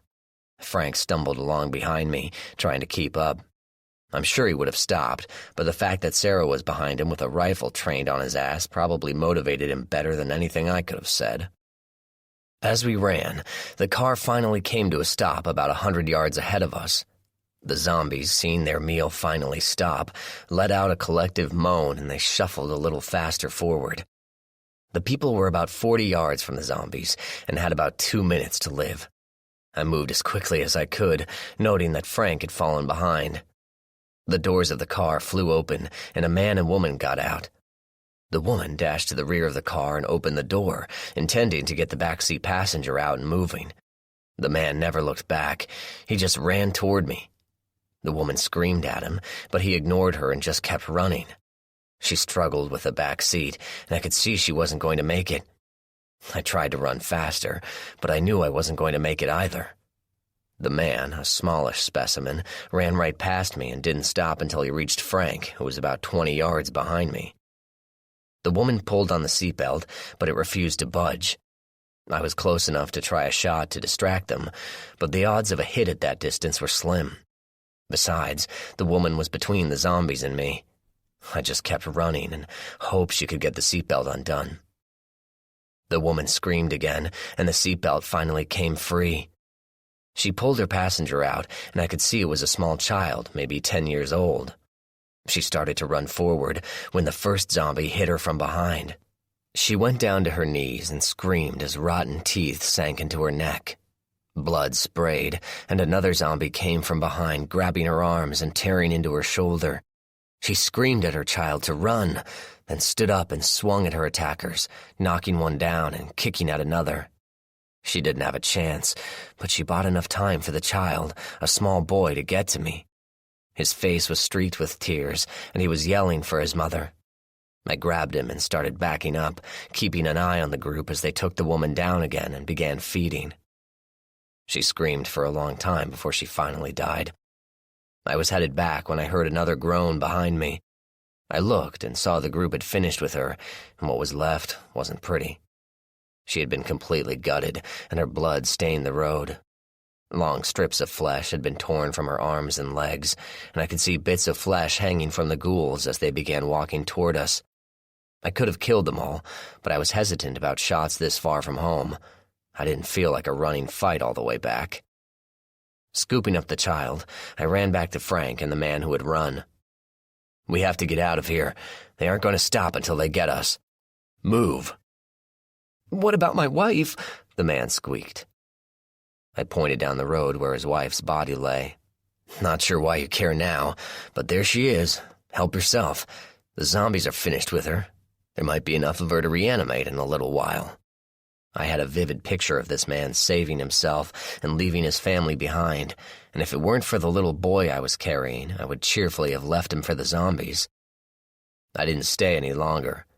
If he wanted to stay and die, fine. However, this little boy didn't deserve that, just like he didn't deserve to have such a coward for a father. I ran to the overpass hill and scrambled up. The boy followed me without a word, and I could see his mind was retreating to a state of shock. That's fine. Shock works as long as it's quiet. I had seen this before, and in time he would be better, but for now we needed to move. Frank and his friend crawled up as well, and Sarah kept her rifle on the zombies the whole time. She had seen everything, and when the man reached the top, she fixed him with such a withering stare I thought he would catch fire. He was clueless and chatted away with his new best friend, Frank. The boy came out of his fog enough to take Sarah by the hand, and I saw a slight shudder go up her arm when he did that. Time for that later. The zombies were under the bridge, unable to climb the embankment to reach us. They reached up with bloody hands and opened blood-stained mouths. I had the urge to throw the man down the hill at them, but I couldn't do that to the boy. I had killed in vengeance before, and I didn't like what it did to my soul. I headed back to the school, moving quickly. The man complained about the pace, but I was deaf to him. I needed to get back to the school and talk to Nate about some plans for the future, and that couldn't be done out here. We moved swiftly, stopping only once to catch our breaths. The boy was a trooper, never leaving Sarah's side. His father went over to talk to him, but the boy jerked away and hid behind Sarah. The man looked angry and started to move for the boy, but Sarah brought her rifle up and shook her head. The man wisely decided not to push the point. We made it back to the school as the sun started to head down, throwing long shadows across the ground. A cold wind came up from the north, stirring the leaves and reminding me that I was running out of time. Nate was at the entrance to greet us and raised his eyebrows at the fact that we had left with 3 and came back with 5. "Busy day?" he asked. I glanced at him. "We need to talk about a few things." I looked pointedly at Frank, who was in an animated conversation with the man we had rescued. I could hear him say, "What could you do?" and make conciliatory gestures. The man hadn't gone near his son, and Sarah was still trying to kill him with her eyes. She walked off with the boy after shrugging off her gear. Nate nodded and went over to Frank and the man. "Get yourself out of your gear and I'll take care of this." Frank clearly did not want to leave his friend, but Nate's look did not brook argument. Nate turned to the man. "Welcome to the fort. Who are you? How can you be of use to us?" Nate's twist on words was lost on the man. He stuck a hand out and said, "Kevin Pierce, pleased to meet you." Nate shook his hand, and I could see he wasn't impressed. I took off my goggles, gloves, and balaclava and reslung my rifle over my shoulder. Nate gave him the standard speech. "We'll give you a room that you can decorate any way you like. We have clothes if you need them, and food is prepared 3 times a day. We eat together, and each person is responsible for cleaning up after themselves. If you have children, we have a sort of school." "I have a son," Kevin interrupted. "That meets for 4 hours a day. You are expected to attend training to defend yourself and the community. If you are worthless or useless, you will not eat. Any questions?" Nate had given the speech before, but I always found it amusing to hear. "Who's in charge? Is it you?" Kevin wanted to know. "I was a superintendent of a pretty big district and can lend leadership advice." Nate pointed at me. "He is. He's saved more than half of us. Fact is, this place probably wouldn't exist without him." "Superintendent, huh? John here used to be a principal before the upheaval." Pierce actually tried to look down his nose at me. This was tough, since at 6'2" I was a full head taller than he was. "Just a principal, hmm?" I looked at him. "What I was is irrelevant. What I am is disgusted by your presence. The only thing that's keeping me from throwing you to the zombies is the fact that your wife managed to save your son before she was eaten. If he had been killed as well, you wouldn't be here. I saw you leave them. I saw you run. You can't change that. What you were was a superintendent. What you are is a coward and a bastard." Kevin actually took a step back under my onslaught. Nate's eyes hardened, and he dropped a hand to his gun. I spoke again. "We'll keep you safe only for your son's sake, but cross me, and I'll throw you out. Run from a fight in here, and I'll kill you." Kevin sputtered, but I cut him off. "Learn the rules, and don't speak to me. You might actually live. Right now you need to find your child and beg his forgiveness for leaving him and his mother to die." I turned on my heel and left him, signaling Nate to follow me. Frank came scurrying up, and he took Kevin away. Sarah had left with the man's son, and in all likelihood was getting him something to eat and drink. Nate followed me up to the daycare, and I picked up Jakey. I remembered that boy, running from his mother's killers, and I gave Jakey an extra hug and kiss. He grinned at me and buried his face in my shoulder, making squeaky baby noises. He noticed Nate standing there and reached out to be held by the big man. Nate was Jake's guardian when I was not around, and I knew without hesitation that Nate would die to protect Jake. Nate tickled Jakey's chin, causing him to laugh and causing Nate's features to soften. I could see how good of a father Nate probably was, and I was saddened his children were no longer around. We went back to my room, and as I fed Jake his dinner, I outlined my plan. Nate asked a lot of questions, and we talked long into the night, poring over maps by candlelight and making adjustments. Tomorrow was going to be a long one, but it was the first step in taking back what we lost. 18. The next day, I called the community together in the Commons. Since I had only done this a few times before to discuss rules and such, people tended to take these things seriously. Everyone showed up on time, except for Frank and Kevin. They strolled in 5 minutes late and huddled together in the back. Charlie James wandered over to where they were and casually sat down next to them. Frank looked at Charlie as if he was a bug, and Kevin was talking animatedly and gesturing with his hands, his fingers sticking out at weird angles. It was so distracting that Nate had to bump me to get started. "Good morning. I'm grateful all of you came down to the meeting. First of all, I want to bring you up to speed on our newest members, Kevin Pierce, sitting there next to Frank Stearns, and his son Philip, joined us yesterday. Sarah, Frank, and myself rescued Kevin and Philip from the interstate. His wife did not make it. There were murmured condolences, and that bastard Kevin actually had the nerve to look sad. I considered spoiling the moment for him with the truth, but that wouldn't accomplish anything. The man's true nature was easily seen, and I doubted anyone would be fooled. Besides, Sarah and Nate had already spread the word about Kevin, so it was done. Second of all, we need to talk about winter. We are relatively sheltered here, but heating a place this size is going to be difficult. Food we have no worries about, thanks to our raid on the Big Circle. There were a few cheers at this. But we need to think about leaving the school behind. There was a stunned silence as people took in what I had told them. Then the questions began to flow, and Nate raised his hands for silence. I understand you are reluctant to leave, considering what we went through to get to this place and what we go through to keep it. But in reality, what did we win? We bought ourselves a little time, that's all. We bought ourselves a little security. We can sleep somewhat easily at night, but we always have to be on guard, always have to be ready for the next attack. Ask yourself this question. Do you want to grow old here?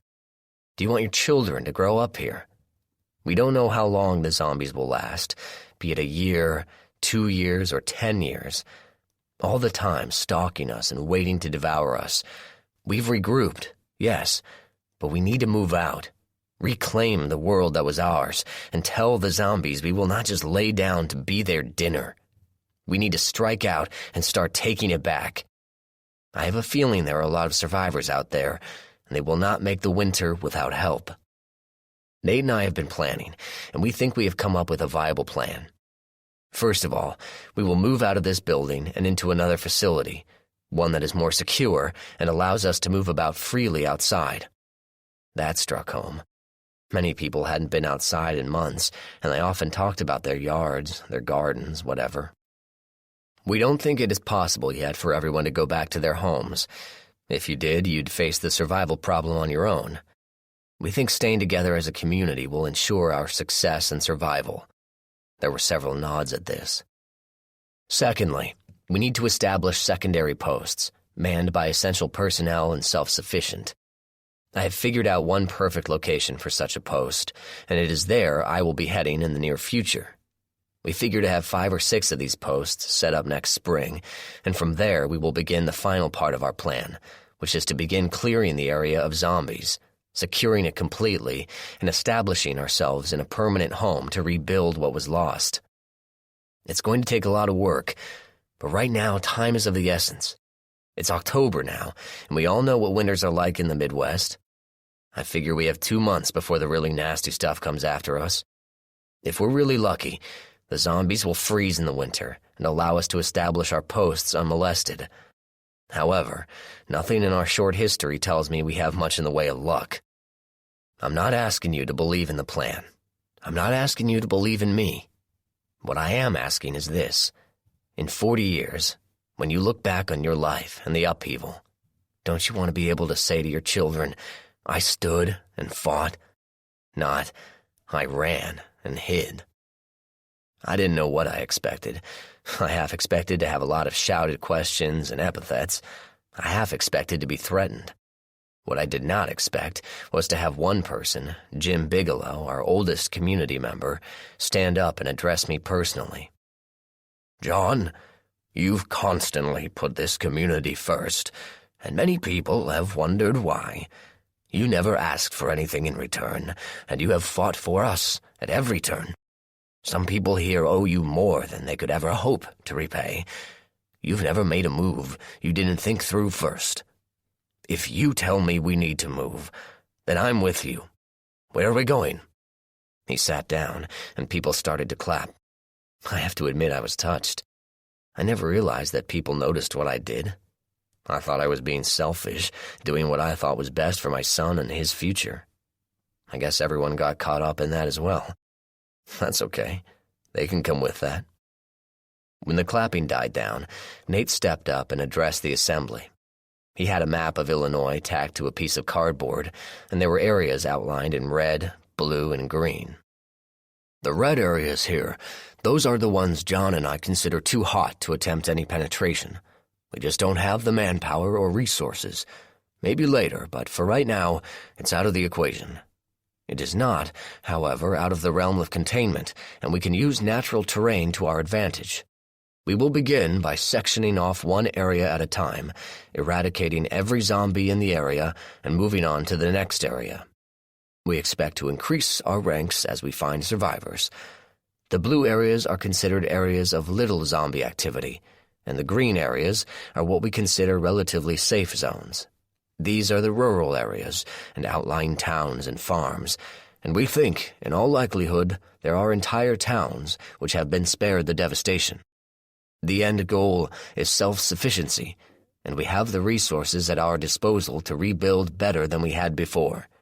We just have to go and get them, and establish ourselves at points where we can support each other and combat the threat. I'm not going to lie to you. Not everyone will welcome our efforts with open arms. There are likely groups that exist to take advantage of the situation and establish themselves as warlords or kings of certain territory. They will show no mercy and shoot first, without asking questions. We will deal with them when the time comes. Nate paused to gather his thoughts. We are going to head to the condos at the corner of the road. They are ideally situated, and they provide a good measure of security. There's water there, and people can actually have their own condominium, not just a room in a school. They have no ground floor, and you won't have to worry about getting your ass chewed by a ghoul every day. People brightened at the thought of resuming some sort of normalcy. We will still have school and training. We will just be in a different area. We will begin cleanup tomorrow. We want to be completely moved in 2 weeks. Any questions? The room was quiet, and then Frank raised his hand. Before Nate could explode, I said, "Yes, Frank?" All eyes turned to Frank, and I could see him reveling in the attention. "What if we don't want to leave?" he asked smugly, as if this was a revelation I missed. I decided to burst his bubble. I addressed the group. "Does anyone wish to stay in the school?" No one raised their hand. I could not blame them. We had fought for this place, but it was time to move on and get busy living. Frank looked defeated. I had no pity for him or his new friend. "If you want to stay, you'll get 2 weeks of provisions, 1 firearm, 1 blunt weapon, and a hearty good luck." A huge part of me wished he'd stay, but I knew Frank would never be self-reliant. He preferred to live off the work of others, hence his political career. "Okay, people, let's get to work." 19. The next 5 days were busy. We spent a lot of time casing the condos, and we had to be on the lookout for roaming bands of zombies as well. There seemed to be an increase in the number of zombies out for a stroll, and I wondered if the ones from the city were finally making it out to the burbs. We got lucky with the first building as it was relatively empty, just stinky from rotting food. We did find a dead old woman in one of the bedrooms, but it looked like she died of dehydration instead of the virus. We moved 5 families into the condos and set them up with provisions. Nate took on the task of securing the water supply, and after an interesting moment with the ghoul in the high grass, declared the water secure. Charlie and Sarah were clearing out the second and third buildings, and it was rather entertaining to hear, "Heads up," as another zombie came flying out of a window to smack noisily on the ground below. We figured it was easier to toss them out the windows than drag them down the stairs and make a huge mess. It was tricky, killing them without serious fluid loss, but Charlie and Sarah were pros. Their backup teams were pretty good too. Funny what it takes sometimes to have a successful career change. The weather was getting colder, and I really didn't notice any difference in zombie movements. They were still trudging along, and there were the occasional faster ones, but nothing out of the ordinary. When you live in a zombie-filled world, that is. I was taking the RC, recon car, down the interstate, checking on passageways and clearance for vehicles. Martin Oso was with me, but we didn't talk much. I needed to be able to move a semi-truck, so clearance was a priority. Strangely, the freeway was mostly clear, and I was able to make extremely good time. I headed past New Lawrence and toward Jocelyn. There were more cars on the roadside, and I saw more than one that was occupied by ghouls. They looked to be in pretty sorry shape, having turned near the beginning of the upheaval and been stuck ever since. One was barely able to lift its head to watch my car go by. Poor Stinky. I crossed the river, and from my vantage point on the bridge, I could see quite a few zombies wandering the streets of Jocelyn. They were kept in check by the river, but I was sure they had fanned out to the surrounding countryside. Martin stiffened a bit at the sight of so many zombies, but we were safe on the bridge. We rolled past Casino Street, and I was sorely tempted to go take a look, but I had a feeling that place was wiped out by people having one last fling before the end. I spotted my exit and took it, keeping an eye out for the usual problems. Martin was curious as to our destination, since I had kept it from him the whole trip. I pulled up to a high gate and stopped the car. The whole area was surrounded by a high, man-made hill, too steep for zombies to navigate and perfect for keeping safe what I considered precious cargo inside. There was a guard shack next to the gate and a sign that said, "No engine braking." Moving out of the car, I approached the guard shack as Martin scanned the street that we had turned off. No zombies yet, but you could almost feel them coming out of hiding and shuffling in your direction. The guard shack was empty, and I approached the gate. There was a lock and chain on the gate, and I figured the key was long gone. I pulled out my crowbar, and with a few yanks, broke the lock. I threaded the chain through the gate, and it made a huge clanking noise. Martin jumped at the sound, and there were several answering groans from the area. We had to move fast. I just hoped that I wasn't jumping into a yard full of zombies. I pushed the gate open, and Martin hopped back into the car. He drove into the yard, and I closed the gate behind the car. I put the chain back and secured it with a carabiner. Easy on, easy off. Just as I secured the gate, it pushed violently back at me. I stepped back and looked through the slits. Sure enough, there were 5 ghouls that wanted to party. Not yet, boys, but I'll get to you later, I thought. How, I had no idea, but something would come to me. Martin got out of the car and looked around. We were in a storage facility for cargo containers, the kind you see stacked by the thousands by docks and rail yards. They were stacked up 6 high, about as tall as a 5-story building. There was a container fork truck over on the side. We were looking at about 1,000 containers, and I could see more down the hill. Perfect. All I needed now was a way to move them. There was a small parking lot of trailers to put the containers on, and an old truck ready to roll. Better and better. It would have been great if I had a clue how to drive the fork truck to move the trailers, and even better if I knew how to drive the truck to get them to where they were needed, but I didn't. I think Charlie knew how to drive one, maybe Tommy, but I wasn't sure. Martin looked around and wondered why I was so happy. What was the point of coming here? There's just a bunch of old containers. I enlightened him. How tall are the containers? I asked him. Martin looked closely. About 8 feet or so. Think a Z can climb one of them? I asked cryptically. Martin looked again. Not really. Maybe 1 in 1,000 might manage it. Could you walk on it? Patrol on it? I asked, looking at one nearby. Martin finally got it. A fence. Perfect. And if they tip it over, it still blocks them. Are we taking them back to the condos? He seemed eager to get started. That we are, Martin, old son. That we are. First, we need to figure out how to operate the fork truck. I have no illusions about the 2 of us able to lift one of those things, I said, pointing to the machine. That's your job. Martin grinned and hopped over to the cab of the fork truck. As he opened the door, a zombie fell out and landed on top of him. He shrieked and pushed the Z in the chest, narrowly avoiding snapping jaws. The Z was dressed in overalls and hard hat and likely turned in the machine. It was pretty well decayed, and its skin slipped and tore off as it struggled to get closer to Martin, and he struggled to keep it away from him. They danced back toward me, and I nearly drew my knife when I spotted the towing chain on the ground. I grabbed it up, and looping around my hand, I swung it with everything I had at the zombie's head.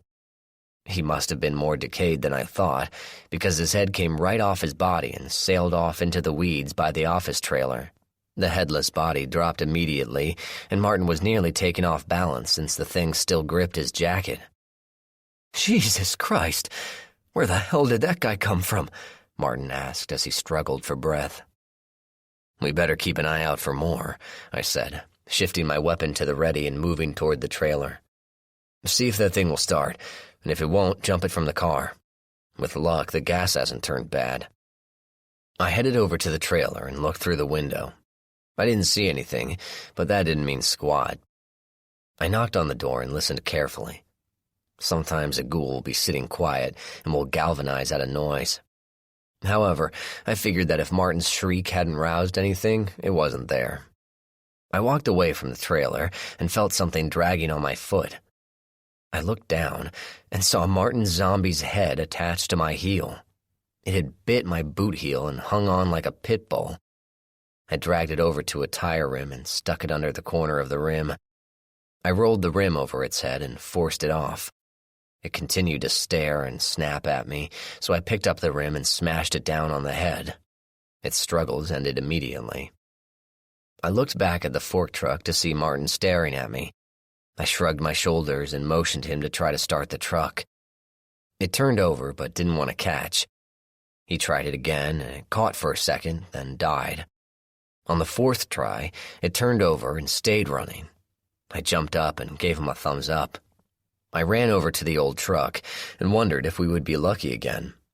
I tried the engine, but it refused even to turn over. Okay, time for Plan B. I signaled Martin to drive the fork truck over to the side of the truck and see if we could jump the battery. He did, and I retrieved the jumper cables we had in the car. We hooked up the truck and tried to start it again. This time we got turnover, but no dice on the engine starting. I checked the gauges and realized the truck was out of gas. Martin promptly pushed the truck over to the pump with the fork truck, and I filled the tank, thanking whatever God was still listening that the fuel tank was gravity-fed. I filled the truck and tried starting it again. Imagine my relief when the thing coughed and roared to life. Success! We pulled the truck around and attached a trailer. It slid off a couple of times before we figured out how to do it right, and then Martin tried his luck putting a cargo container on top. It fell off the first time, but we got it right the second time. I secured it and turned off the truck. Martin turned off the fork truck, and immediately we knew something was wrong.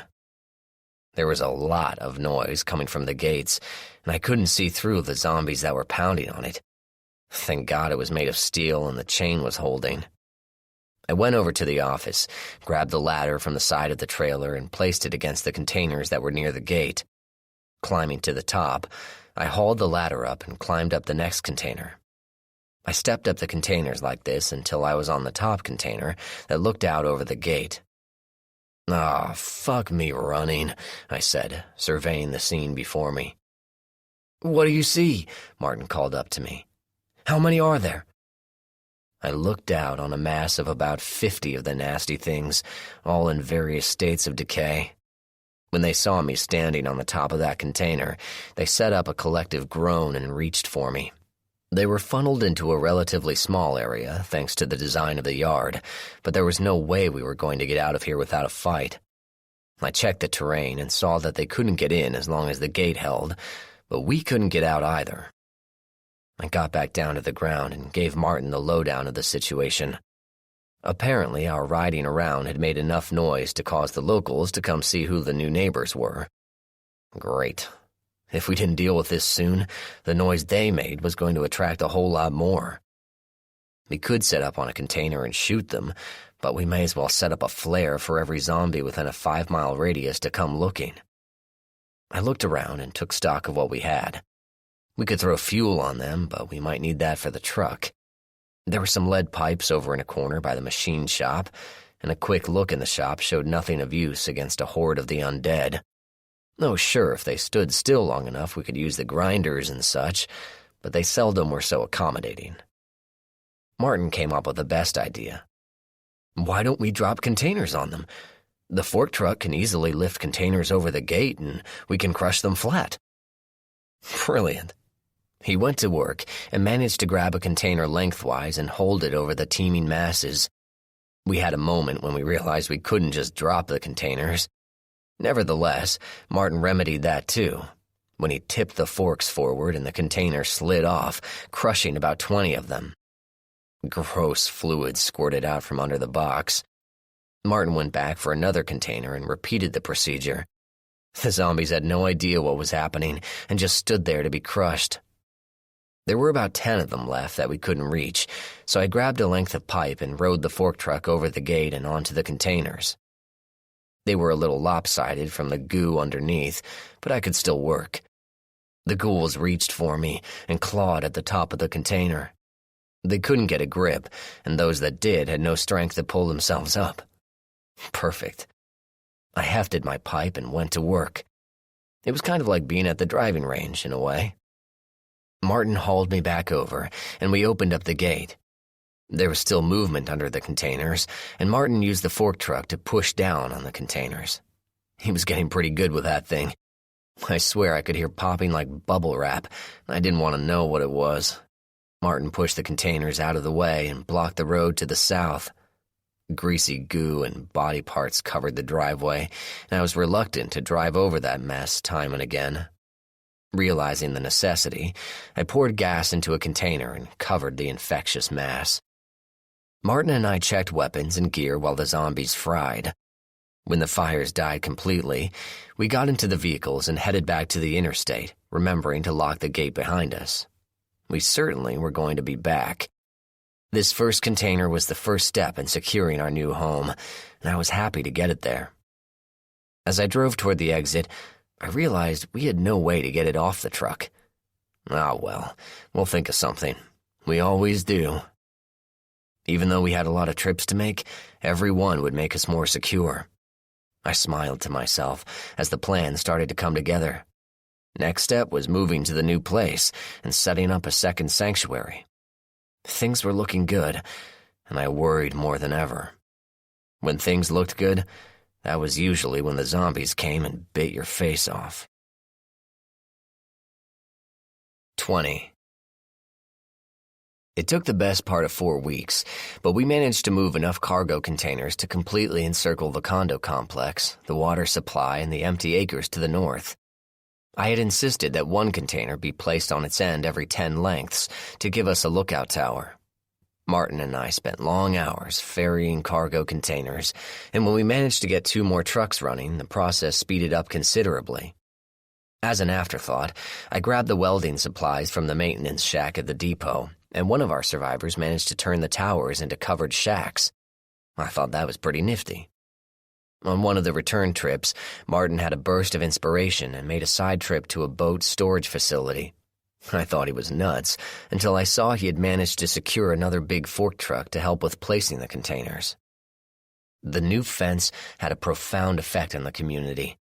People spent long hours outside, and our kids ran freely in the sunshine for the first time in months. It was gratifying to see smiling, running children in the midst of this messed-up world. It didn't matter that it was getting cold. The kids still played and ran. For the first time in a long time, people could let their guard down, if just a little bit. Even Jakey perked up by being outside, and for a kid that was perpetually in a good mood, that was something. People were immediately grateful for the change in living arrangements. We had enough condominiums for everyone to have their own, and the privacy this afforded had a positive effect as well. It was a small return to normalcy that 2 weeks ago would not have been considered possible. We still had the occasional zombie wandering around, and they were dealt with pretty quickly. Our barrier was put to the test when a large group of about 30 of them showed up and began attacking the fence. They managed to move a container a few inches before they were stopped, so we decided to add weld points to the containers to prevent that from happening again. In all, we had a good thing going at this point, and were pretty well set up for the winter. All the condos had fireplaces, so warmth was not going to be an issue. Nate had a group getting firewood from one of those nearby garden centers that had piled it up before the upheaval, and they were bringing it back by the truckload. With things pretty well set up, it was time for me to move on to the next part of the plan, which was to set up another safe zone. Nate was going to be left in charge here, and his goal was to expand the fence as much as he could, as often as he could. The idea was to cover as much of an area as possible, taking back as much as possible, utilizing natural terrain and land features whenever possible to secure the safe zone. We needed to be self-sustaining for a while. Since the zombies' rate of decay seemed to be up to the individual, we had no choice but to wait a bit. But I was anxious to see about other communities and survivors, and I needed to get going if we were going to have a chance at surviving the winter. I had a meeting a few days before, outlining the plan and asking if anyone was willing to come with Jake and myself. I certainly couldn't force anyone, and it was going to be difficult for anyone to leave the relative safety of the new community, but I had to ask. To my surprise, Sarah agreed to go, along with Charlie and Tommy. Tommy said he would get lonely without me, and Charlie said someone had to watch my dumb ass. Duncan certainly was not going to be left behind without Tommy, and I was secretly glad the three of us were hitting the road again. Jason Coleman and his wife Lisa agreed to come with us, and to everyone's surprise, Kristen Larkin wanted to come with us, and her friend Chelsea Forbes wanted to go as well. I could understand it. When the condos were doled out, the girls in the little dorm room had been adopted into other families, and I think these two were having the hardest time adjusting. No trouble to me, the more the merrier. I figured Sarah could look after the girls and they would be well taken care of. We spent 3 days getting ready for the trip, and I was vague as to the details of the location. I knew where I wanted to go, but I didn't want to get anyone's hopes up in case the place turned out to be a bust. If it was, I had a small backup plan, but that was for worst-case scenario. We decided to take cars for the trip north, as the cold weather did not make taking bicycles a possibility. We had a lot of bikes and used them frequently on foraging trips to the nearby homes, but no one wants to take a bike trip in snow. I was driving a small Honda CR-V, with Charlie riding shotgun and Kristen in the back seat with Jakey. Tommy and Duncan were in the next vehicle, a Jeep Cherokee, along with Jason and Lisa. Sarah and Chelsea brought up the rear in a Ford F-150 with all of our clothes and personal stuff. Our weapons we carried with us, and we drove in full gear. We couldn't take the chance of not being armed.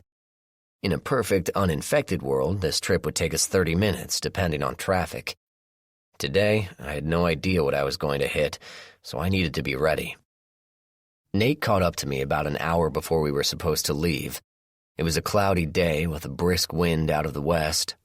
The trees were devoid of leaves, and the ground was that light green color with a lot of yellow mixed in, letting you know that the world was going into hibernation. There were still some people out and about, and I could see 2 of the towers were manned. The fence was the only indication anything still was wrong with the world, its patchwork of colors and corrugated steel interrupting the landscape. "You all ready?" Nate said gruffly, always getting to the point. His breath came out in a thick mist. "Pretty much. Just need to get people in the vehicles and rolling," I replied, checking my gear and clothing. I was grateful for the heavy clothing as the wind tried its best to find every way in to freeze me. "You know you're leaving me the 2 biggest problems I never want to deal with," Nate said cryptically. I knew what he was talking about. Kevin Pierce and Frank Stearns had taken up residence as roommates, and one could only guess at the depth of their conspiring. More than once I had regretted not letting the zombies kill Pierce and Stearns, but I wasn't one for outright murder. I shrugged. "Can't be helped. I can't take them with us as they're nothing but leeches, but I may offer you a solution." Nate was all ears. I explained about how Frank seemed to be calculating when he learned what was in his pack, and I suggested that Nate send Frank and Kevin out on long-range recon. Chances are they will think they're being clever, especially if you and others ride them pretty hard here at home, I said. Nate seemed to consider it. "What about Pierce's boy?" he asked. I shook my head. "Not a factor. He knows his dad abandoned him and his mother and wants nothing to do with him. He'll be glad his dad is gone. In all honesty, the way the boy is taking to training, I'd say he was looking to take Dad out at some point." Nate snorted. "Can't argue with that. That kid fights as if he's possessed. More than once Carl has complained of bruises and cuts from that little guy. Just keep him focused and try to get him to forget about revenge. He'll only get killed," I warned, placing a second handgun in the door basket on the CR-V. "Got it. By the way, I got something for you, if you want it." Nate reached into his rucksack and pulled out a radio. "I found these in that old guy's house we checked out last week. The batteries are good, and the range is supposed to be 15 miles.